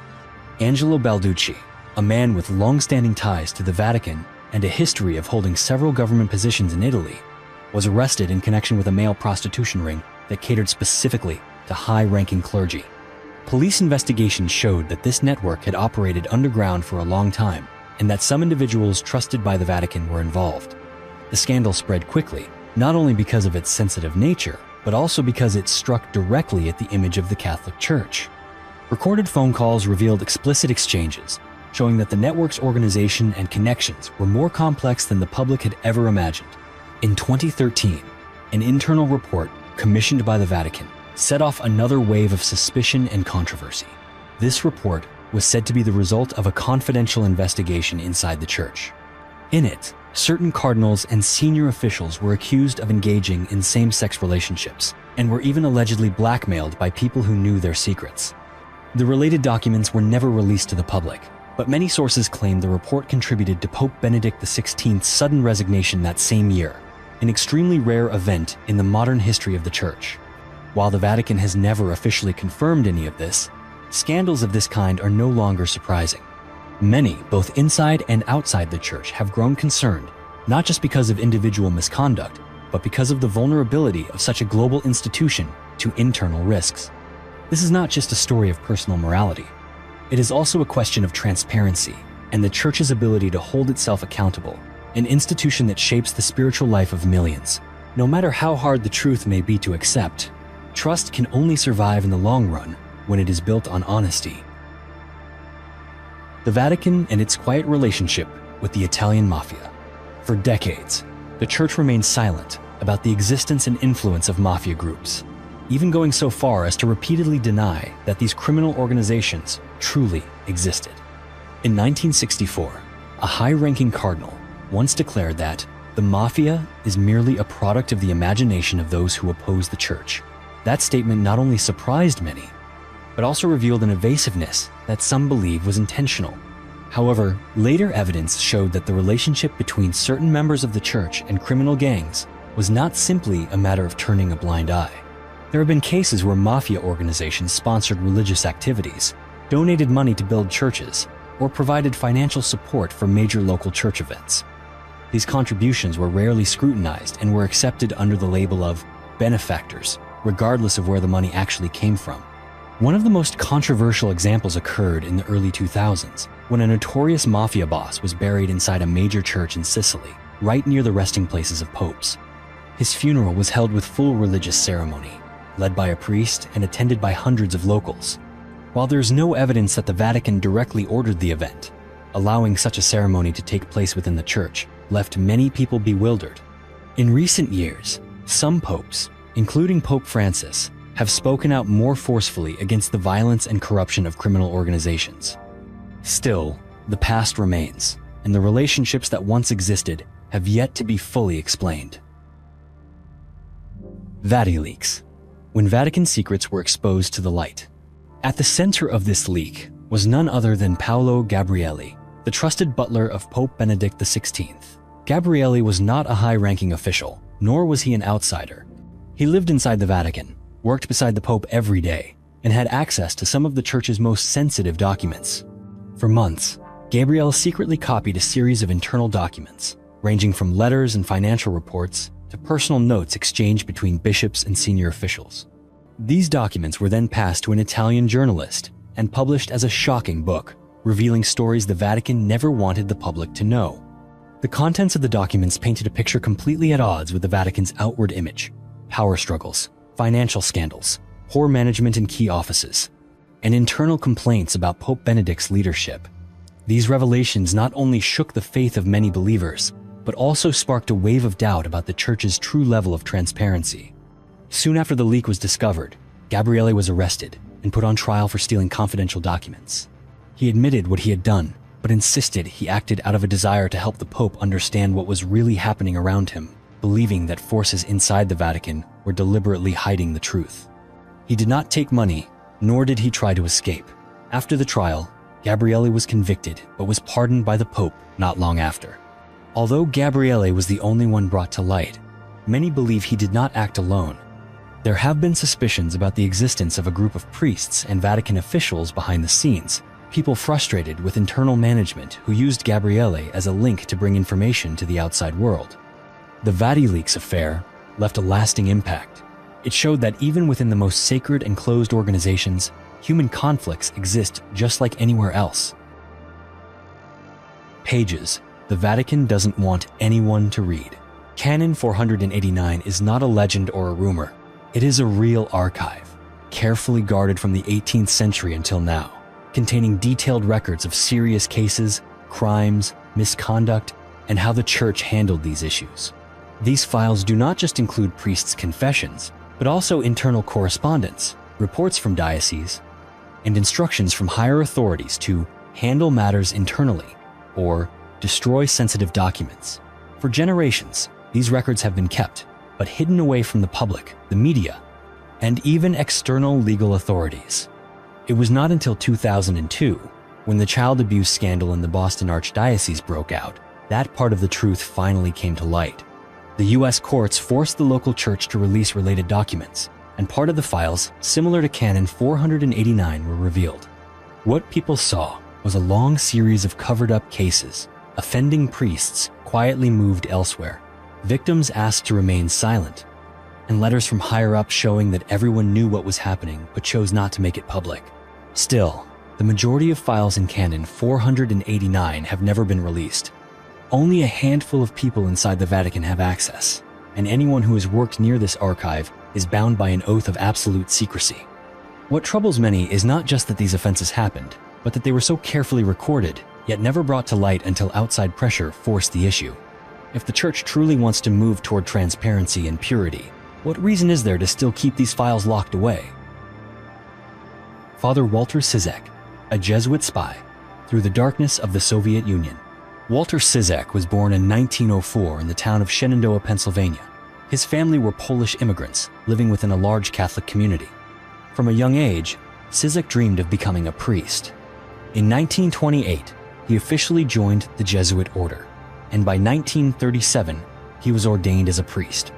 At that time, the world stood on the brink of war. When World War II broke out, Cizek felt called to bring the Catholic faith to the Soviet Union, a place where religion was being fiercely repressed by the government.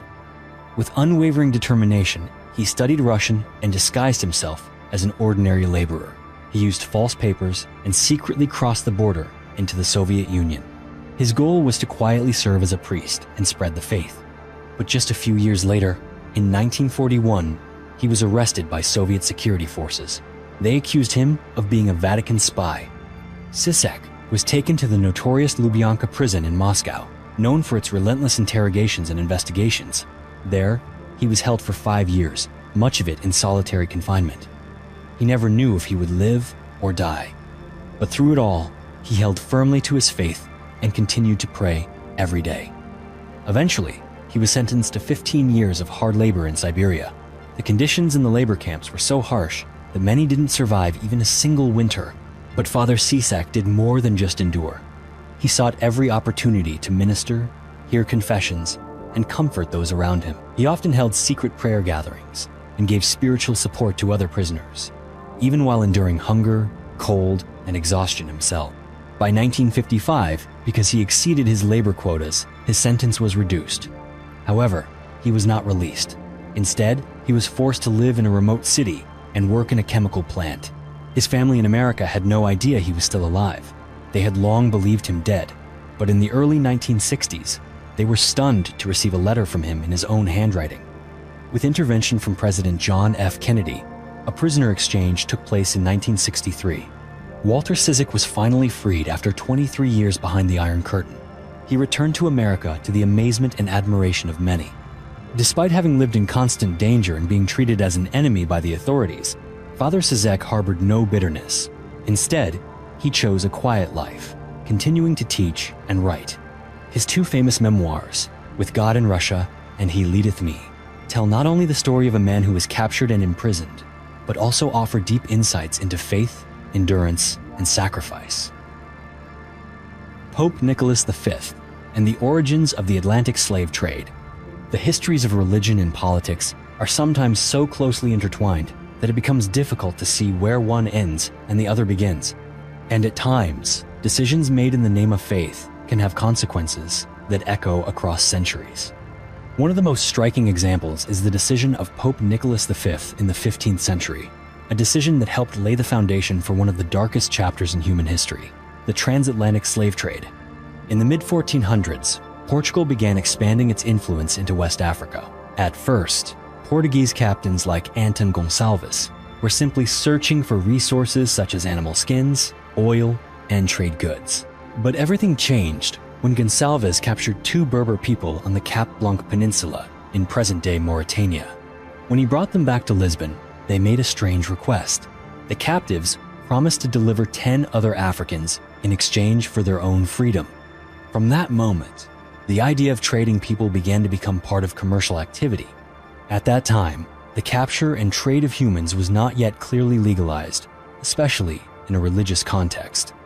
Medieval law on the Iberian Peninsula had some regulations related to the capture of Muslims, Jews, and certain Christian groups. But for those considered outside the known religions, the law was almost silent. This was when Pope Nicholas V intervened. In 1452 and 1455, he issued 2 important papal bulls, Dum Diversas and Romanus Pontifex. In these, he officially granted the King of Portugal the right to invade, capture, and subjugate all pagans into perpetual slavery. In other words, if a person was not a Christian, Portugal could capture and trade them without being seen as violating moral or legal codes. This decision set a dangerous precedent. Portugal rapidly expanded slave raids throughout West Africa. Other European nations such as Spain, France, England, and the Netherlands soon followed. In just a few centuries, millions of Africans were transported across the Atlantic, sold into plantations in the Americas, and treated as property rather than human beings. Ironically, the same papal bulls from Pope Nicholas V also acknowledged that non-Christians who converted to Christianity might be treated differently. Some African kingdoms, such as the Kingdom of Congo, used this point to negotiate with European powers, trying to reduce the impact of the slave trade on their own land. Looking back, it's clear that the decision of Pope Nicholas V was not just a political or religious act. It was a turning point in the development of a system that the world now recognizes as a crime against humanity. The true mystery of St. Sulpice Church, Paris. When people think of sacred sites in Paris, most will immediately picture Notre Dame Cathedral. However, there is another church, less famous, but filled with its own mysterious stories, and that is St. Sulpice. In Dan Brown's novel, The Da Vinci Code, St. Sulpice is described as a crucial link in the quest for the Holy Grail. Many readers were fascinated by the idea that this place concealed secret codes, hidden maps, and ancient religious symbols. After the book was published, thousands of tourists flocked to the church, hoping to find some clue to a mystery buried in stone. But when you look more closely, the truth is very different from what many imagine. One of the most misunderstood details is the Paris Meridian, a brass line set into the church floor that Dan Brown called the Rose Line. In the novel, this line is portrayed as part of a secret map leading to the treasure of the Knights Templar. In reality, it is an astronomical device known as a gnomon, installed in the 18th century. Its real purpose was to determine the winter solstice and track time, and it has nothing to do with mystical symbols or secret societies. Another detail that is often misinterpreted is the painting Saint Michael Defeats the Dragon, which hangs inside the church. In the novel, this artwork is suggested to be a hidden message from the Templars, alluding to the end of the French monarchy. In truth, it is a common religious image in Catholic art, the Archangel Michael, conquering evil, representing the eternal struggle between good and evil. Even so, Saint-Sulpice remains a place worth visiting, not for fanciful legends, but for its own cultural and historical value. This church has hosted important ceremonies in French history. Many famous figures, such as Robespierre and Victor Hugo, once walked its corridors. Some of the chapels inside still preserve architecture and artworks from the 18th century, including the Chapel of the Virgin Mary, which was once reserved for the parish's poor. Horus and Jesus, a controversial hypothesis. For centuries, the story of Jesus' life has formed the very foundation of Christian faith.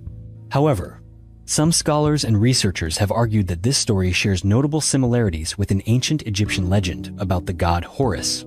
According to Egyptian tradition, Horus was the son of the goddess Isis. It is said that Isis conceived Horus after the death of her husband, Osiris.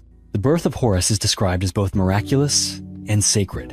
In some versions, he was born in a hidden place, witnessed by shepherds, and protected by divine beings. The childhood of Horus is scarcely recorded, mirroring the gap in the Bible concerning the life of Jesus between the ages of 12 and 30.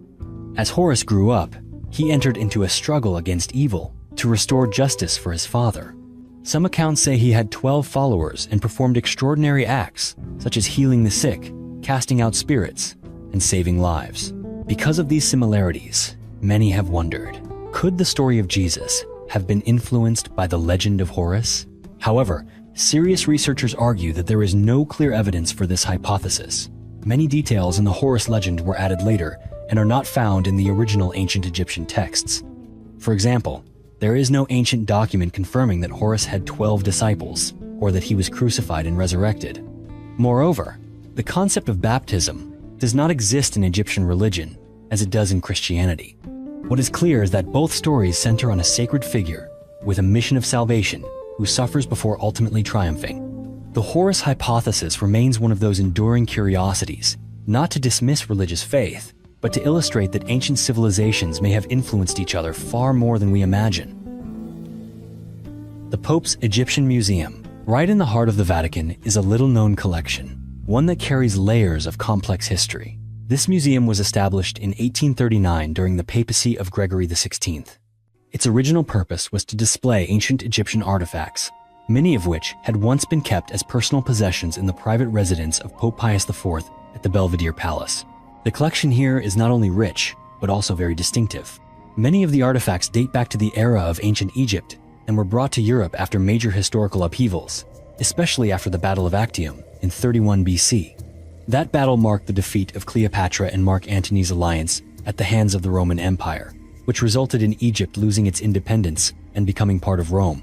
After that victory, the Romans began transporting large numbers of items from Egypt, everything from statues of gods and ceramic vessels to mummies and religious objects. Many of these objects ended up in the hands of various popes and were eventually assembled into the museum that visitors can see today. However, the origins of these artifacts have always been controversial.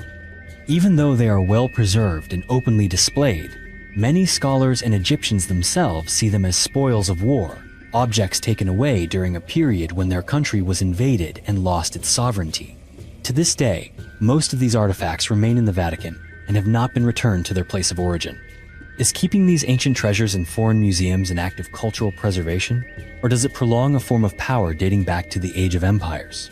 The Vatican may protect these objects as part of humanity's shared heritage, but for Egypt, they remain sacred pieces of memory that were taken away and have never been given back. The Forbidden Manuscript, First Apocalypse of James. In 2017, amid crumbling scraps of paper and discarded tax receipts from the 5th century, archaeologists uncovered an ancient text that had been banned by the church for centuries. This manuscript is known as the First Apocalypse of James.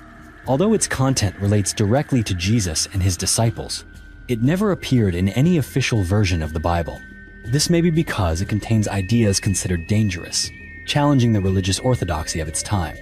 The manuscript was written in Greek, on yellowed papyrus, and was discovered in an ancient rubbish dump near a monastery in Egypt. Even though it was found among mundane documents like chariot receipts and invoices for donkeys, the contents of the manuscript hold profound religious and philosophical weight. The text recounts secret teachings that Jesus gave specifically to the disciple James, who is portrayed as an heir to deep knowledge about the true nature of the world. In this manuscript, the world is described not as a place created by an all-powerful God, but as the product of an evil entity, a false deity who fashioned reality as a prison for the human soul. This view directly contradicts all traditional Christian doctrine and was almost certainly regarded as heretical when it was written. Some modern scholars see parallels between this idea and the concept of a virtual world in science fiction, works like The Matrix, where humanity exists in an artificial reality controlled by powers beyond human understanding. Beyond its controversial content, the manuscript's physical form also reveals interesting details. The text is carefully divided into lines, with each syllable clearly marked, suggesting it may once have been used as a teaching tool. The fact that it was found in a garbage dump, rather than in an archive or library, speaks volumes. It reflects how ideas that did not fit accepted doctrine were often cast out, not just from religious life, but from the shared memory of humanity itself. Was the body of Alexander the Great hidden by the Vatican? For more than 2,000 years, the final resting place of Alexander the Great has remained one of history's greatest mysteries. Although he was among the most powerful and revered figures of the ancient world, his tomb has vanished without a trace. Archaeologists have searched in vain for centuries. Yet there is a controversial theory that offers a surprising explanation, that Alexander's body still exists, not in Egypt, but in Italy, hidden within one of Europe's most famous churches. This theory suggests that after Alexander the Great died in 323 BC, his body was first buried in Memphis, Egypt, and later moved to Alexandria, the city he founded and where he wished to rest. For centuries, his tomb was a pilgrimage site for kings, emperors, and scholars. But at some point, it disappeared from all historical records. Some researchers believe that his body was never lost, but instead was switched. According to this theory, during the Middle Ages, a Venetian merchant secretly took Alexander's body out of Alexandria and brought it to Italy. When it arrived in Venice, the remains were mistakenly identified as those of Saint Mark and were interred in Saint Mark's Basilica, which today is still one of the most important religious sites in Europe. This theory may sound far-fetched, but it presents some intriguing arguments. First, after the 4th century, there are no reliable records about the location of Alexander's tomb, even though it had been famously known before. Second, the body buried in St.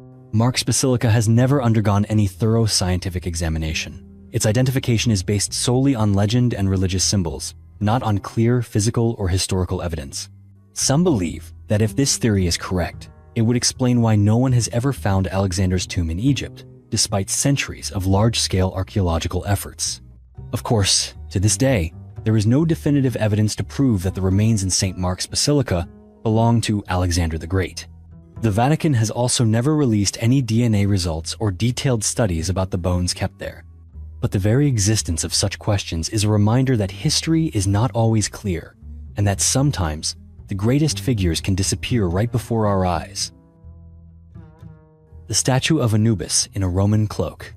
In a quiet room of the Vatican's Egyptian Museum, among ancient mummies and time-worn black stone statues, there is one artifact that makes visitors pause longer than usual. It is a finely carved marble statue, nearly life-sized, depicting Anubis, the ancient Egyptian god who guards the mummified dead and guides souls into the afterlife. But what sets this statue apart is that Anubis is not wearing traditional Egyptian attire. Instead, he is draped in a Roman cloak, holding both an ancient Egyptian musical instrument and the familiar staff of Hermes from Greek mythology. The fusion of these different cultural symbols is no accident. It reflects a unique period in Roman history, when the empire not only conquered Egypt militarily, but also eagerly absorbed its religious rituals, symbols, and beliefs. During this process of cultural integration, gods were blended together to make them more accessible to the spiritual life of Roman society. In this statue, Anubis still has the head of a jackal, but his body takes the form of a noble Roman citizen.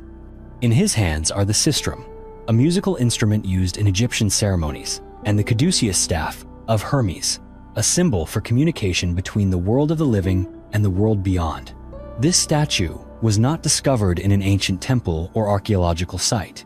Instead, it was created during the Roman period, likely as a decorative item for the residence of a wealthy individual. After centuries of wandering, in 1749, the statue was gifted to Pope Benedict XIV and has since become part of the Vatican's collection.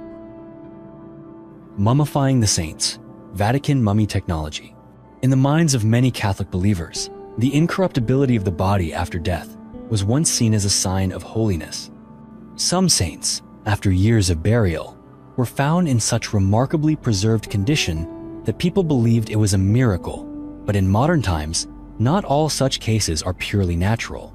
At the Vatican, there has been a process of preserving the bodies of saints and popes, using techniques inspired by the ancient Egyptian tradition of mummification. From 1975 to 2008, a group of experts appointed by the Vatican carried out the preservation of at least 31 saints and venerated figures. This process was never made widely public, but over time, some details have emerged. The goal was to halt decomposition, allowing bodies to remain on display in churches as symbols of faith and endurance. One of the most striking examples is Pope John XXIII, who died in 1963. When his body was exhumed in 2001 to be moved to a glass casket in St. Peter's Basilica, observers were astonished. His body appeared almost unchanged. His face still bore a gentle expression. His skin was intact, and his hands rested peacefully on his chest, as if he had just passed away. The Vatican never confirmed whether mummification techniques were used, but many experts believe his body had been carefully treated in advance. However, the process did not always go smoothly. One notable failure was the body of Pope Pius XII, who died in 1958. According to witnesses, his body was not properly handled. When placed in a public viewing coffin, it began to decompose rapidly. The odor became so overwhelming that a guard at the wake fainted. The Pope's nose fell off, his skin darkened, and the funeral had to end early to avoid further scandal. The truth is that the Vatican continues to preserve the bodies of important religious figures. For them, it is not just about maintaining a physical form. It is a way of preserving memory, faith, and the presence of those who profoundly shaped the spiritual life of believers around the world. The Museum of the Holy Souls in Purgatory. In the heart of Rome, there is a place few people know about. It's not an art museum or a famous church, but rather a small, quiet, and haunting space. Its name is as unusual as its contents, the Museum of the Holy Souls in Purgatory. This museum is located within a section of the church del Sacro Cuore del Suffragio. The church itself was built at the end of the 19th century, with gray Gothic architecture, standing modestly on a quiet street. On the 15th of November, 1897, a fire broke out in a small chapel inside the church. The blaze was quickly extinguished, but when the smoke cleared, the priests and parishioners noticed something unusual. On a scorched section of the wall, they saw a mark resembling a human face, as if someone had reached out from the other side of the living world. The priest at the time, Father Victor Jouet, believed it was a sign from a soul in purgatory. Deeply affected by the discovery, Father Jouet began to collect other physical evidence, not only in Rome but also from other parts of Europe. He wanted to investigate whether souls trapped in purgatory were truly trying to communicate with the living. The result is a strange but very real collection. Inside the museum, visitors can see dozens of objects: prayer books, priestly vestments, wooden tables, cloths. All bear special burn marks, like handprints, fingerprints, or shapes, as if seared into them by fire. One prayer book has a blackened handprint in its center. A linen apron bears deep finger marks, as if someone had clutched it in desperation. According to Catholic doctrine, purgatory is not hell. It is a place for souls who are not pure enough to enter heaven, but not evil enough for eternal punishment. They need time to cleanse the remnants of sin. Most importantly, they cannot save themselves. They require help from the living through prayers, masses, and loving acts performed in their name. That is why believers think these souls sometimes try to reach out for prayers. The marks in this museum are regarded as messages from the other side. Whether or not one believes in purgatory or in the possibility of communication between the living and the dead, these relics make visitors stop and reflect. The brain of Don Bosco. In 2017, at a small shrine in Italy, a strange theft took place. The target wasn't gold or rare artifacts, but a part of a saint's brain. As unbelievable as it sounds, it's true. That brain belonged to Saint John Bosco, one of the most revered figures in modern Catholic history. John Bosco, affectionately known as Don Bosco, was born in 1815 in northern Italy. He grew up in poverty, lost his father at an early age, and had to work from childhood. Yet, out of that hard life, he developed deep compassion for poor, orphaned, and abandoned children. When he became a priest, Don Bosco devoted his entire life to helping young people, especially those considered hopeless cases. He opened schools, vocational workshops, and created an educational system that was both strict and full of love. No one was beaten, no one was left out. That approach eventually became the foundation of the Salesian Order, a congregation that continues its work worldwide to this day. What made Don Bosco truly special was that he didn't just teach from books. He used performance skills to inspire and reach even the most difficult children. He could do magic tricks, perform circus acts, and tell captivating stories, gradually winning over even the toughest hearts. Because of this, he is also honored as the patron saint of magicians. Don Bosco died in 1888. After he was canonized in 1934, parts of his body were preserved as relics and displayed at the Basilica di Colle Don Bosco, the shrine built on the site of his birth. For decades, everything went on as usual, until one summer afternoon in 2017. That day, a 42-year-old man sneaked into the shrine. He removed the relic containing the saint's brain, which was sealed in a glass tube, and disappeared without a trace. The news quickly spread and shocked the Catholic community. It wasn't just the loss of a priceless relic, but an act that deeply offended millions who saw Don Bosco as a symbol of faith and hope. The reason for the theft was later revealed. The thief believed the relic was made of solid gold and could be sold for a high price on the black market. In reality, the brain was preserved in a glass tube, wrapped in ordinary materials, and had little material value. With the help of fingerprints and security cameras, police tracked down the suspect. Just a few days later, they found the brain hidden in a copper kettle in the suspect's apartment near Turin. Thankfully, the seal on the relic remained unbroken. After careful inspection, the relic was returned to the church, where it continues to be venerated by the faithful. Today, when people think of Don Bosco, they remember not only his schools, the children he saved, or the lessons of compassion he taught. They also recall a theft, a reminder that some relics, though lacking in material value, possess a sacred significance that far exceeds anything that can be measured. The coffin of Saint Helena. In the history of Christianity, there are figures who played a vital role not because they preached, founded a denomination, or wrote scripture, but because they changed the course of faith through their own actions. Saint Helena was one such person. She was not a cleric nor a theologian, but the mother of Emperor Constantine, the first ruler to legalize Christianity in the Roman Empire. and she is remembered as the one believed to have discovered the true cross, the very cross upon which Jesus Christ was crucified. Helena was born around the year 250 AD into a humble family. She married a Roman general and later gave birth to Constantine. After her son became emperor, Helena was given the title Augusta, or honorary empress. But instead of living in luxury, she devoted herself to her faith. She converted to Christianity later in life and spent her remaining years on pilgrimages, building churches, and searching for sacred relics. In the year 326, Helena traveled to Jerusalem on a spiritual quest. There, according to tradition, she discovered 3 crosses buried beneath the ruins of a pagan temple. To determine which one was the true cross, she had each cross placed upon a woman who was near death. When the 3rd cross was laid upon her, the woman miraculously revived. People believed that this was the true cross, and from that moment, Helena was honored as the one who rediscovered the crucifix. After her death, around the year 330, her body was laid to rest in a sarcophagus made of red porphyry, a rare and precious stone often reserved for imperial monuments. The coffin was intricately carved with images of warriors, horses, and scenes of battle. Strangely, these motifs do not seem to reflect the life of faith and compassion led by Helena. Some historians believe that the coffin was originally crafted for Emperor Constantine himself, but was later reassigned to his mother. Perhaps it was Constantine's way of showing gratitude to the woman who passed her faith on to him.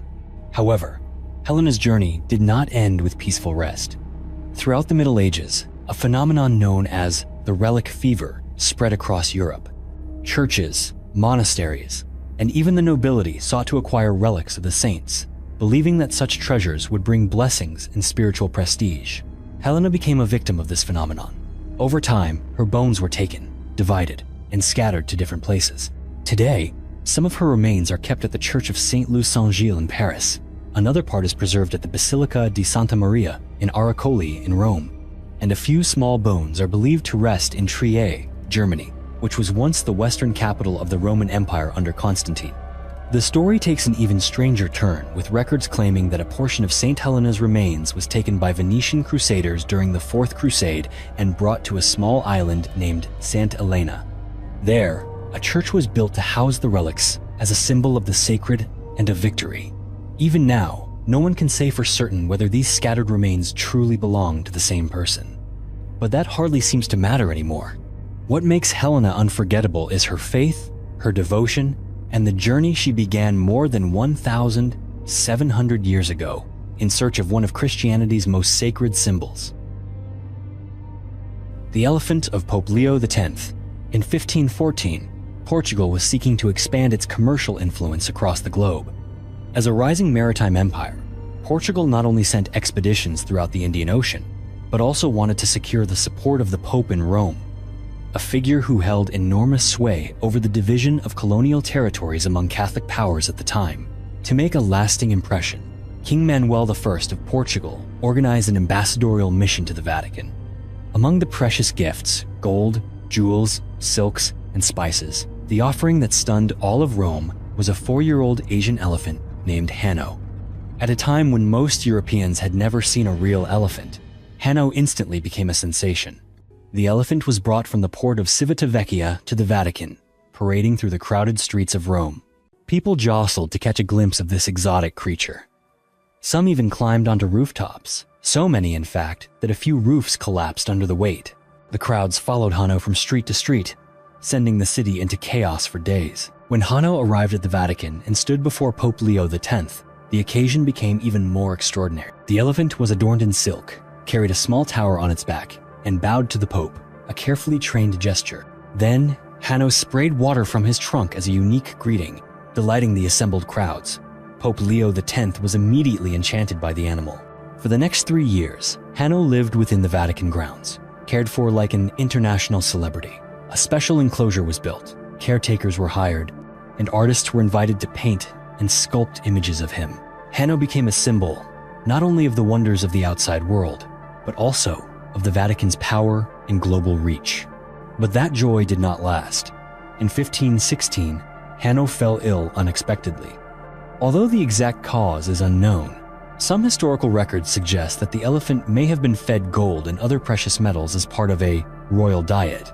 Such actions, rooted in the naivety or superstition of the time, likely caused severe damage to Hanno's digestive system. Not long after, he died at the young age of about 7. Pope Leo X was deeply saddened. He wrote an emotional eulogy in memory of Hanno and had the elephant buried within the Cortile del Belvedere at the Vatican. More than that, he commissioned the famed artist Raphael to paint a mural of Hanno to hang in the palace as a way to remember the special friend who had captured the heart of Rome. Over the centuries, the story of Hanno gradually faded into obscurity. But in 1962, during renovations at the Vatican, workers unexpectedly discovered part of a large elephant jaw and teeth. After comparing these bones with historical records, experts determined that these were indeed the remains of Hanno, the legendary elephant who had once stirred all of Rome more than 4 centuries earlier.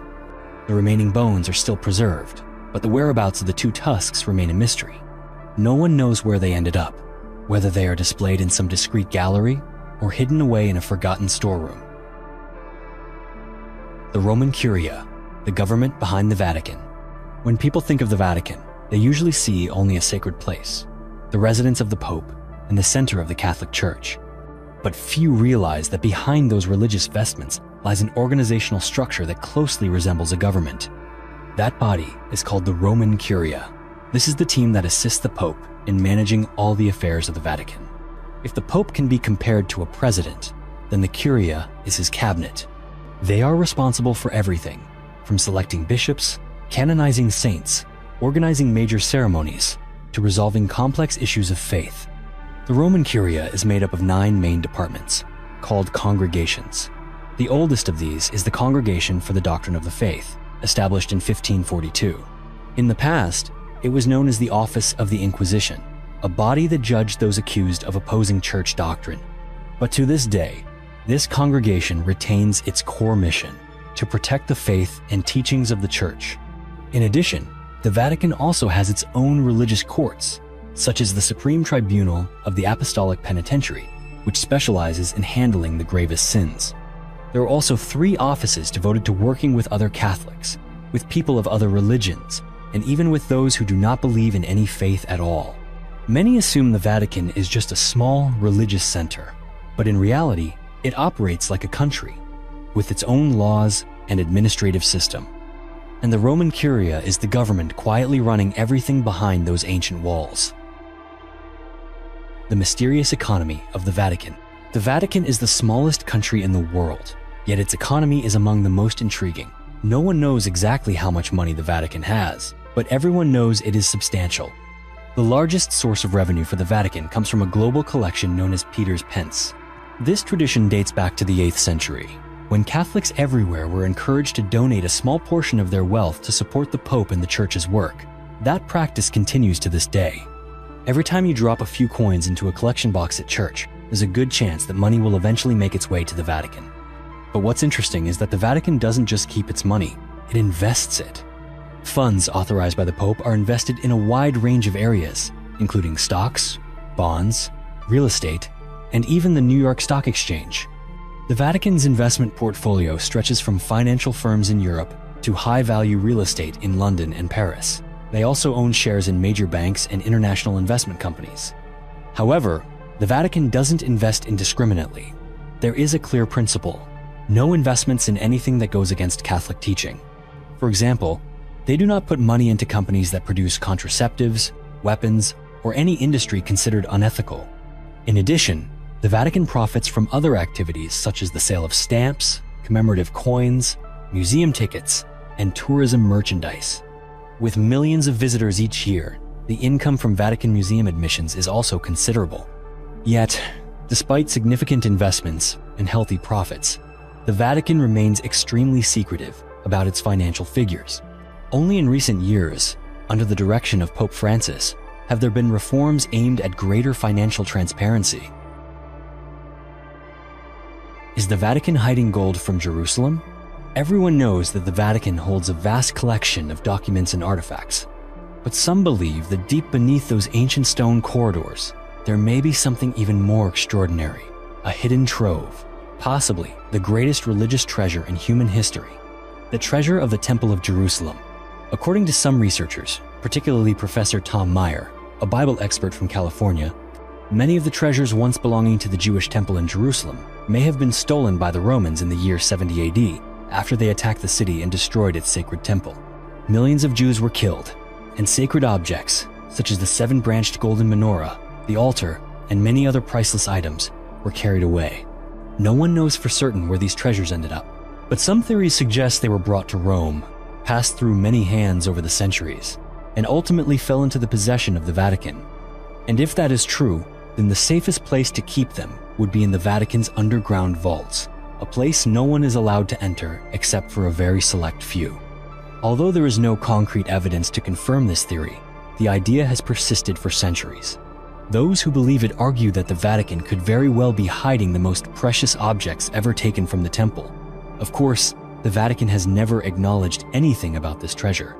No one is allowed free access to their underground storage. This secrecy only makes the theory more alluring, because the less people know, the more reason there is to wonder what may truly be hidden away.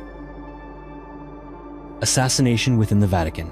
On May 4, 1998, a shocking event took place at the very heart of the Vatican, a place long considered one of the most sacred and secure sites in the world. The newly appointed commander of the Swiss Guard, Alois Estermann, and his wife, Gladys Meza Romero, were found dead in their apartment, right inside Vatican City. Next to their bodies was a young guardsman named Cedric Tournay, who had also died from a gunshot wound to the head. According to the Vatican's official statement, Cedric was said to have killed Estermann and his wife over a personal conflict, then taken his own life. The reported motive was that Cedric was angry after being denied a medal following disciplinary action for violating military rules. Authorities said he lost control of his emotions and committed the tragedy. Yet what made the public suspicious was how quickly the Vatican handled the case and the fact that all information was released solely by Vatican officials. Why was such a serious murder case concluded so hastily? Some journalists and researchers have found indications that Estermann may have had connections to sensitive internal secrets within the Vatican, possibly involving political ties or delicate financial matters. Many believe that the case is not as simple as the official story suggests. The Swiss Guard. When you visit the Vatican, it's easy to spot the brightly dressed soldiers standing guard outside the grand gates. They are the Swiss Guard, the Pope's personal bodyguards. With their classic helmets, polished armor, and long halberds, many people assume they are simply a ceremonial unit, mostly for tourist photos. But few realize that the Swiss Guard were once true warriors who shed real blood to protect the Pope from death. The story dates back to 1527, when the Holy Roman Emperor Charles V was unable to pay his massive army. The unpaid soldiers mutinied, turning toward Rome with the intention to plunder the city for their wages. On May 6, tens of thousands of mercenaries began to attack. Only about 5,000 Roman militia and 189 Swiss Guard Street Oud to defend the Vatican. They knew they could not win, but still, they did not retreat. As the enemy stormed over the walls, the Swiss Guards fought to the last, sacrificing themselves to buy time for Pope Clement VII to escape through a secret tunnel beneath the city. In the end, only 40 Swiss Guards survived, and it was they who escorted the Pope to safety. All the others had fallen in a desperate but honorable defense. From that day on, the Swiss Guard was no longer just a group of mercenaries from Switzerland. They became an elite force, absolutely loyal to the Pope, a vital part of the history and legend of the Vatican. The divorce of King Henry VIII. In history, there are personal decisions powerful enough to change the course of all Europe. That is the story behind the divorce letter of King Henry VIII of England, one of the most important documents ever lost in the Vatican archives. In 1530, England was in the midst of major political and religious upheaval. After many years of marriage without a male heir with Queen Catherine of Aragon, King Henry VIII decided to ask Pope Clement VII for permission to divorce. His motivation was not just personal, but also driven by deep concerns for the future of the Tudor dynasty. Henry VIII wanted to marry Anne Boleyn, whom he believed would give him a son. Henry VIII sent an official letter to the Pope in Rome, explaining his circumstances and earnestly requesting permission to annul his marriage. For the Catholic Church at that time, marriage was inviolable, and a royal divorce was not just a private matter, but one deeply tied to politics. After months of waiting and negotiation, Pope Clement VII refused this request. That cold answer led to one of the greatest turning points in the history of Western Christianity. King Henry VIII decided to sever all ties with the Roman Church and establish the Church of England, where he was the supreme head. From this event, Catholicism and Protestantism officially split, creating two opposing religious streams and a conflict that would last for centuries. But what happened to Henry VIII's historic letter? For hundreds of years, it was lost among countless documents in the Vatican's secret archives.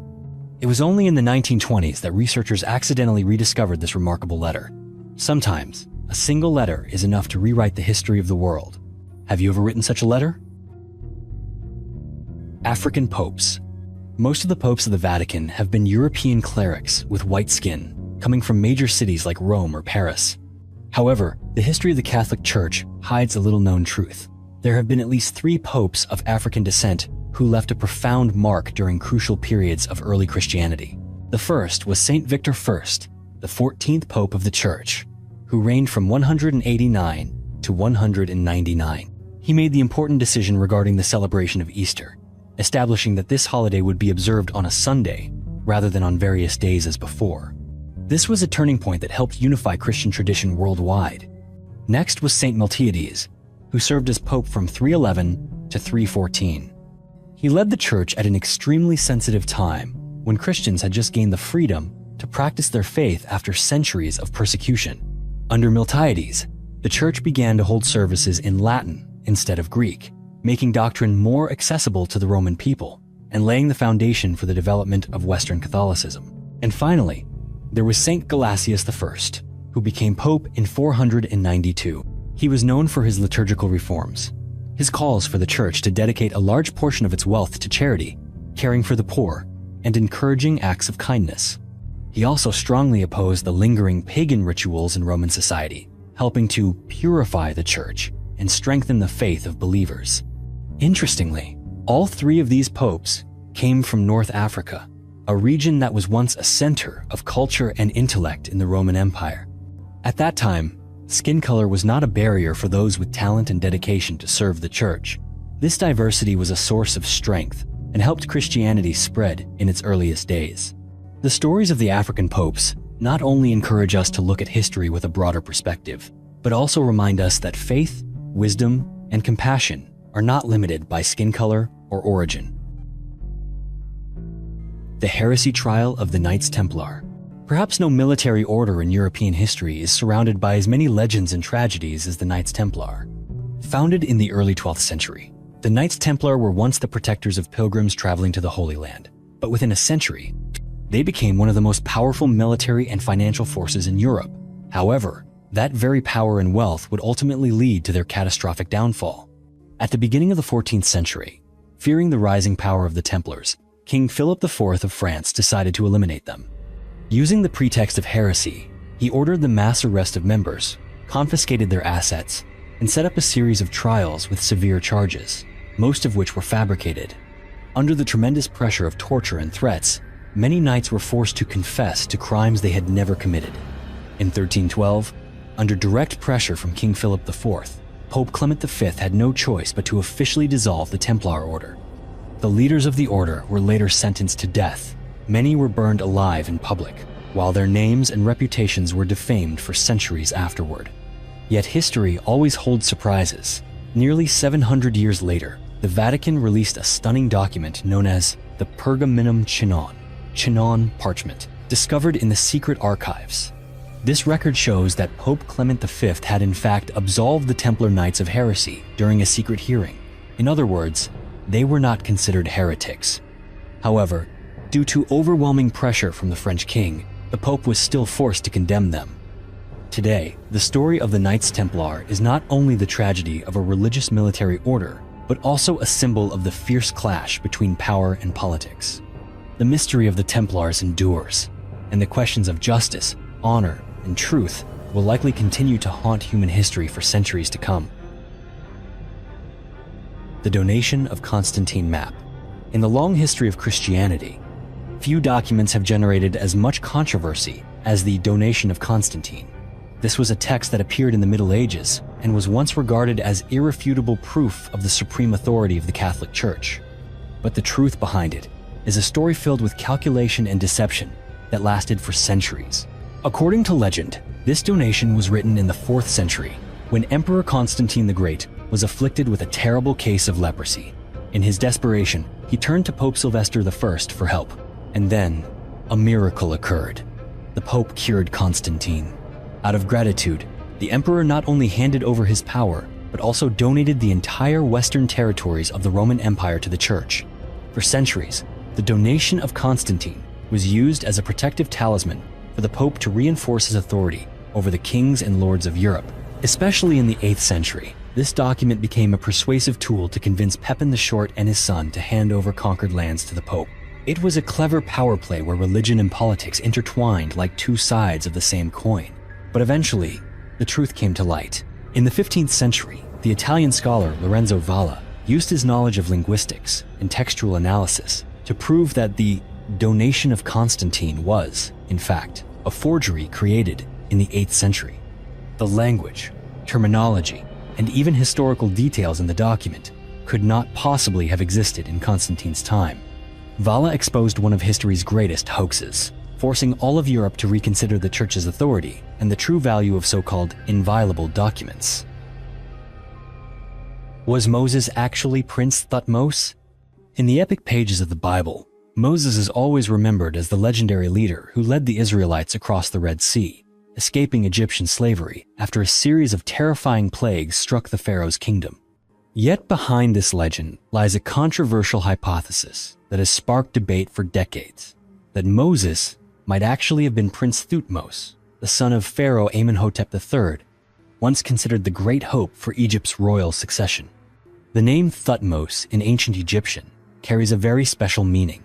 Thut refers to the divine, while Mose means son or prince. This similarity has led many scholars to ask whether Moses of the Bible could be the very same Thutmose found in Egyptian historical records. If this were true, then the story of a prince removed from the throne, forced to leave his homeland along with his loyal followers, becomes more accurate and compelling than ever. Researchers suggest that after being excluded from the power struggle, Thutmose led a group of believers across the borders, traversing the sea to reach the land we now call Israel. They believe it was these people, under the leadership of Moses, or perhaps Thutmose, who laid the first foundations for Judaism. Moreover, traces of ancient Jewish rituals and symbols still bear the mark of Egyptian religious sects, revealing a profound cultural and religious exchange that few have recognized. Although there is not yet enough evidence to definitively confirm this hypothesis, it has opened an entirely new perspective on the connections between the great civilizations of history. Perhaps the story of Moses parting the sea is not only a miracle, but also the legacy of an exiled prince who refused to yield to fate and who wrote a new chapter for all of humanity. The Bible Code. The Bible has always been a source of inspiration for countless people who believe in miracles and mysteries. But at the end of the 20th century, a new wave of controversy was sparked by Michael Drosnin's book, The Bible Code. In this book, Drosnin claimed to have discovered prophetic codes hidden deep within the pages of the Bible, codes that he believed could predict the future of humanity. His method relied on something called the equidistant letter sequence, or ELS for short. The idea is theoretically simple. You select a letter in the text, then repeatedly skip a certain number of characters to form a new word or phrase. Using this method, Drosnin claimed to have uncovered a series of predictions about major world events, such as the assassination of President Kennedy, the 9/11 attacks, World War II, and even the invention of the atomic bomb. Many readers were chilled by these uncanny predictions, and the idea of a Bible code quickly spread around the globe. Could it be that the Bible actually hides some supernatural message about the future? However, the scientific and mathematical communities were not convinced. Many researchers have pointed out that the ELS method can be applied to any lengthy text, not just the Bible. Experiments have been conducted on books like Moby Dick, and even on modern literary works, where people have also discovered countless extraordinary predictions, from the death of Martin Luther King to natural disasters. This demonstrates that such messages are simply the product of coincidence when we rearrange the letters. Even so, the Bible code remains one of the most intriguing mysteries of the modern era. Does the Bible truly conceal the code of God? Or is it all just a human game with letters and words? Perhaps each person will have to find their own answer. The Christ myth. There is a bold hypothesis, the Christ myth theory, that poses a question which has left many people puzzled. Could it be that Jesus never actually existed? According to this theory, Jesus Christ was not a historical figure, but rather a product of imagination, much like the legends that were written over the centuries. One of the most prominent supporters of this hypothesis is Earl Doherty, a Canadian author and historian. Doherty not only doubted the existence of Jesus, but also asserted that Jesus played almost no role in the actual birth of Christianity. According to him, the stories of Jesus' life and sacrifice are simply familiar mythological archetypes, ones that had already appeared in many ancient cultures. This has sparked one of the greatest debates among scholars. Are the Gospels in the Bible historical records, or are they literary works with symbolic meaning? Some scholars believe the Gospels are like ancient biographies, describing the life of a real person with verifiable events. However, there is a growing number of voices in opposition. They point out that the details of Jesus' life, from the miraculous birth by a virgin mother to supernatural miracles, the painful death on the cross, and the resurrection, are all motifs commonly found in the mythologies of civilizations like Egypt or Greece.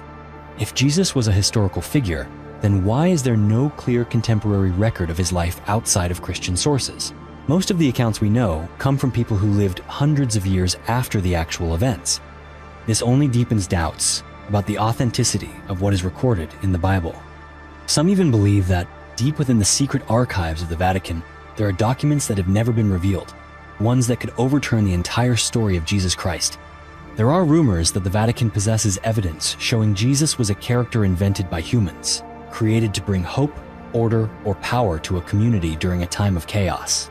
However, to this day, no such document has ever come to light. And it is precisely this mystery that makes the story of Jesus an endless topic for debate. So, what is your opinion? Share your thoughts in the comments below. The Sethians.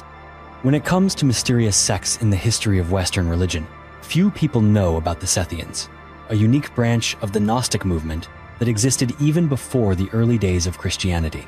The Sethians believed that Seth, the third son of Adam and Eve, was not just a figure from the Bible, but an incarnation of the divine, carrying within him a treasure of secret knowledge that could answer humanity's deepest questions about the universe and ourselves.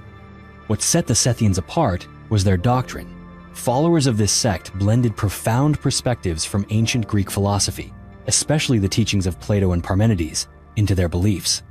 According to them, the universe was created by an invisible God, a transcendent being who was wholly good and far beyond ordinary human understanding. However, alongside this, God appeared a malevolent entity named Yaldabaoth, who created the material world with the intent to imprison human souls in physical bodies and keep them from reaching true freedom. In the Sethian worldview, the only path to liberation was to overcome the shackles of the material world. They saw eating the forbidden fruit in the Garden of Eden not as a sin, but as humanity's first courageous step in rebelling against the oppressive power of the evil deity, a bold quest for truth beyond the harsh rules imposed by this world. However, as Christianity grew stronger and gradually became the dominant faith in Europe, Gnostic groups like the Sethians were labeled heretics.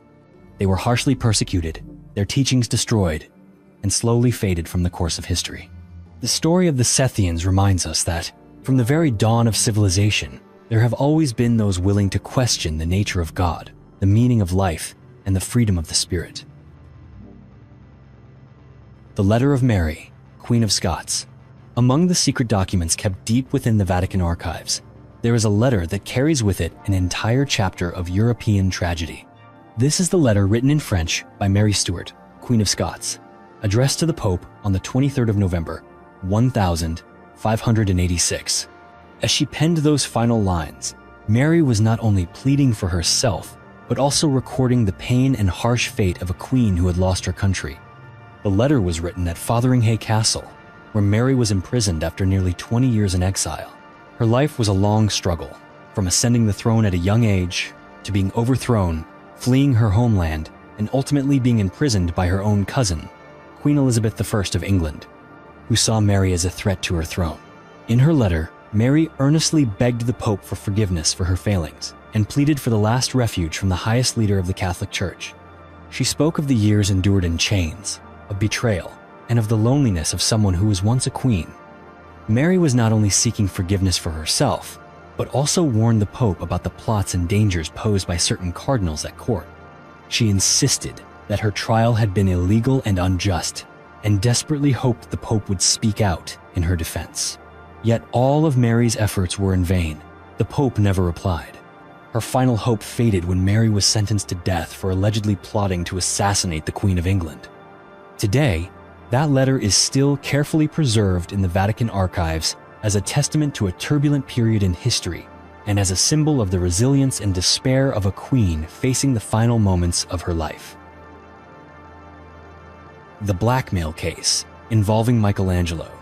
Sometimes, the Vatican's stories are not just about religion, but also about scandals tied to some of the most famous names in the history of world art.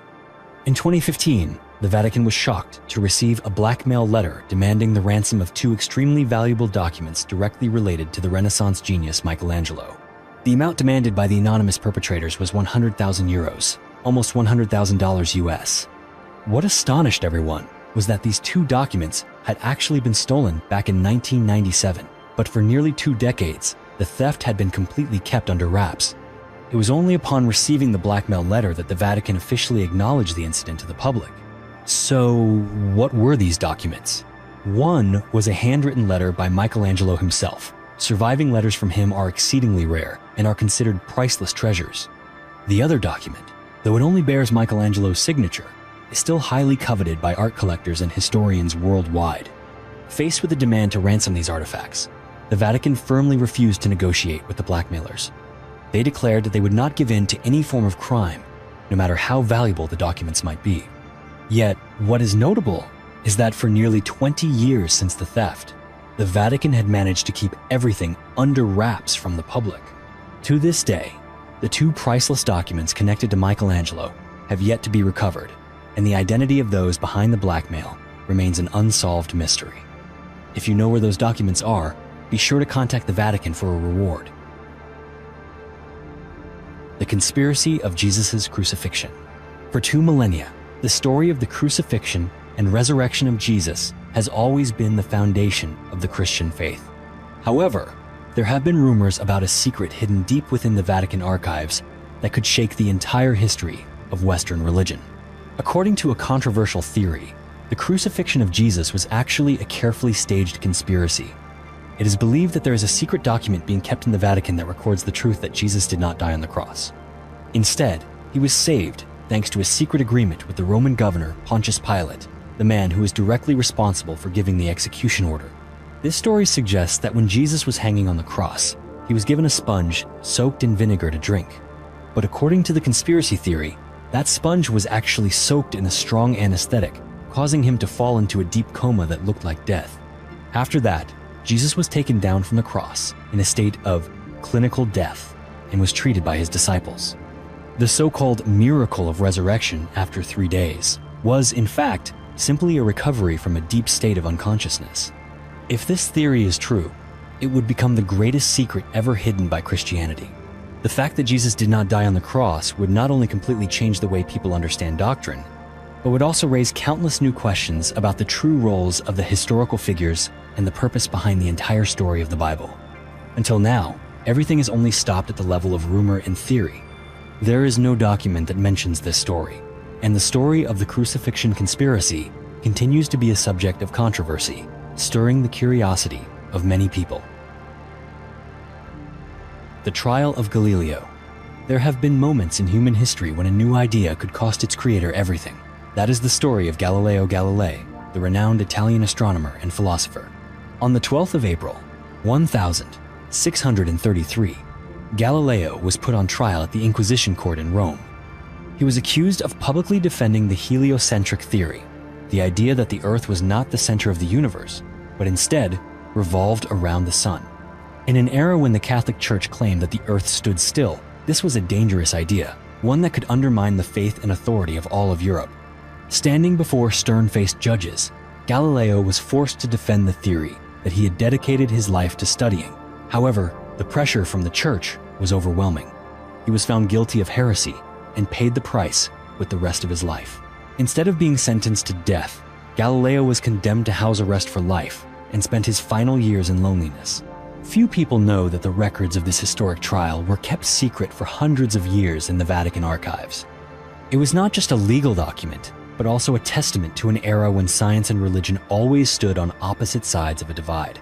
It was not until 1992, almost 360 years later, that the Vatican officially admitted its mistake in convicting Galileo. That belated decision served as an apology to the great scientist, who devoted his entire life to pursuing the truth, even at the cost of his own freedom.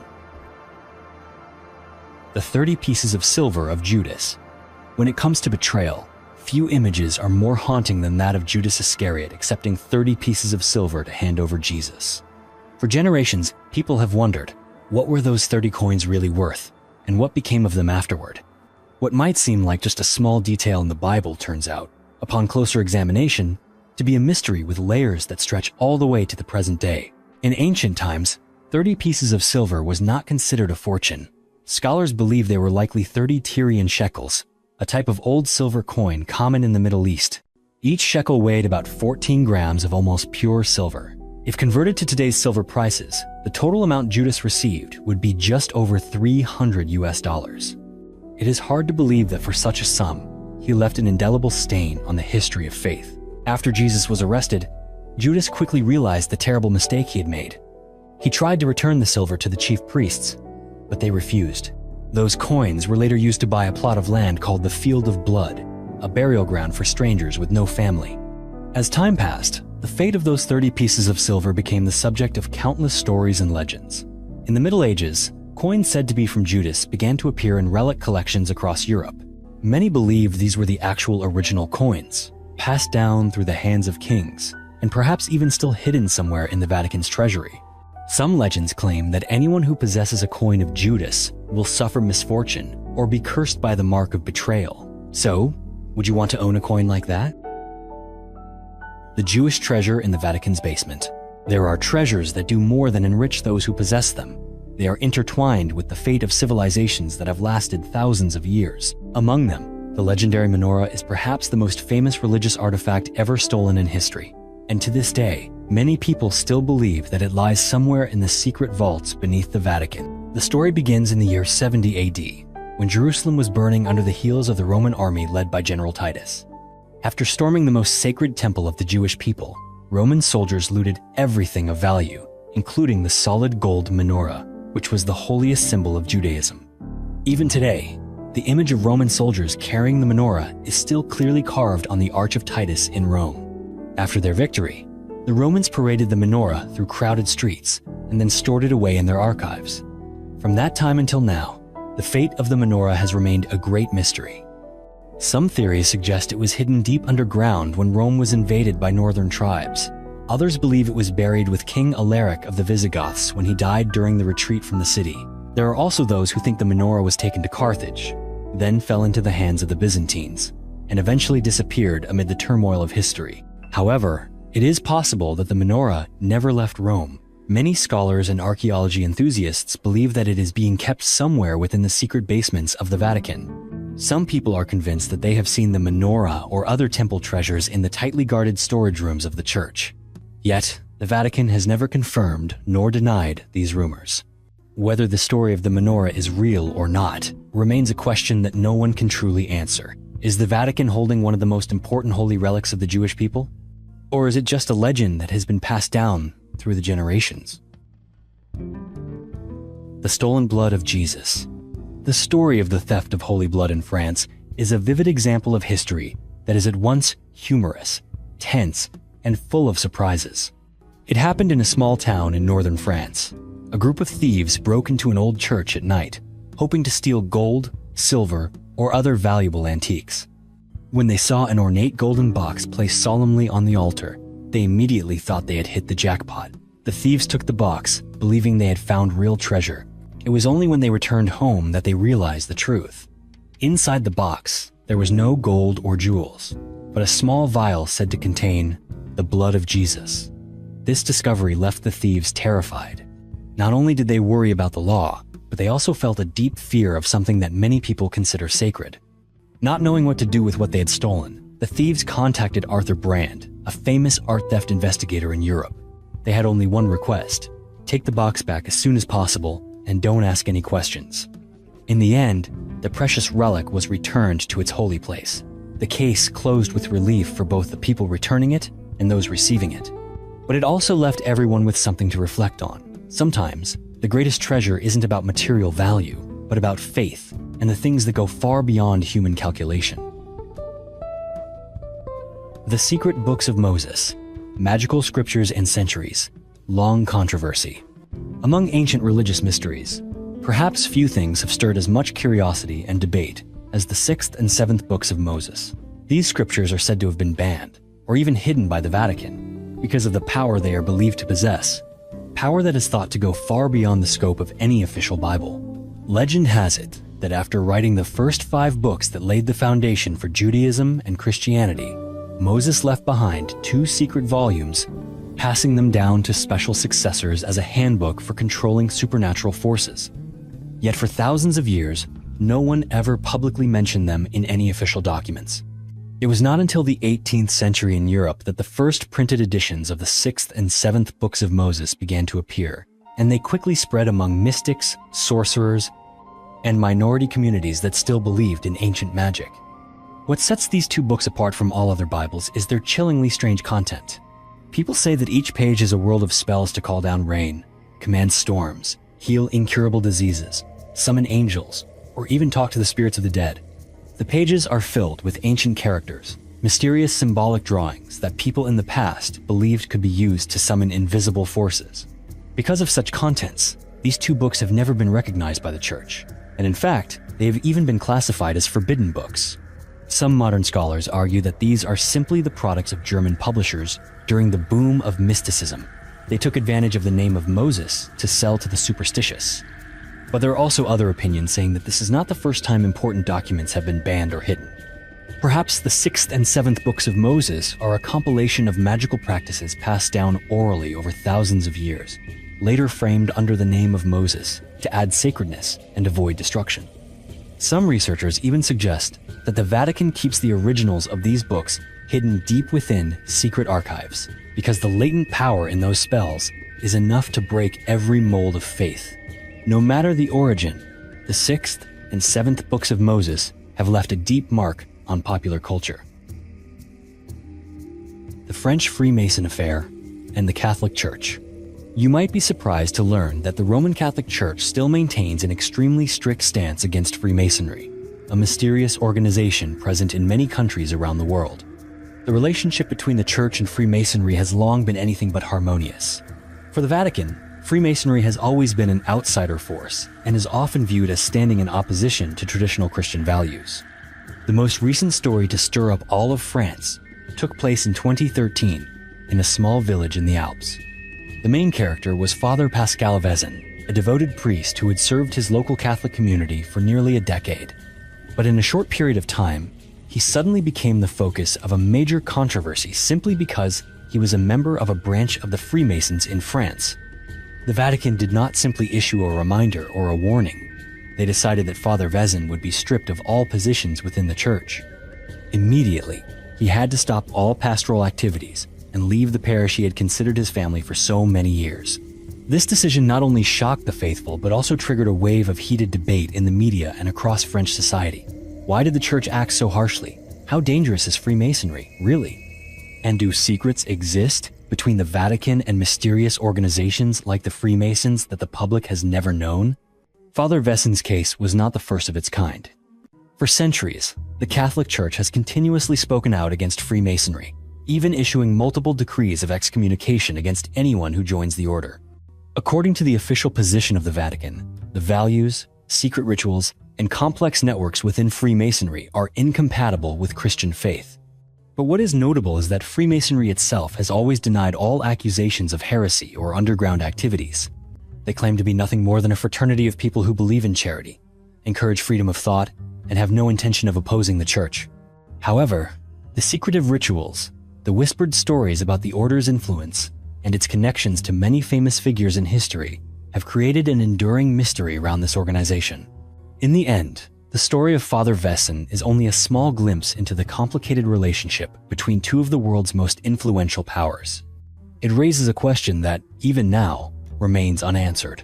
Are there still secrets between the Vatican and mysterious organizations like the Freemasons that the public has never known? Thank you for staying with us until the end of today's video. Was there something that caught your interest or made you want to share your thoughts? Don't forget to subscribe to the channel and turn on notifications so you won't miss any of our upcoming stories. We'll see you in the next video.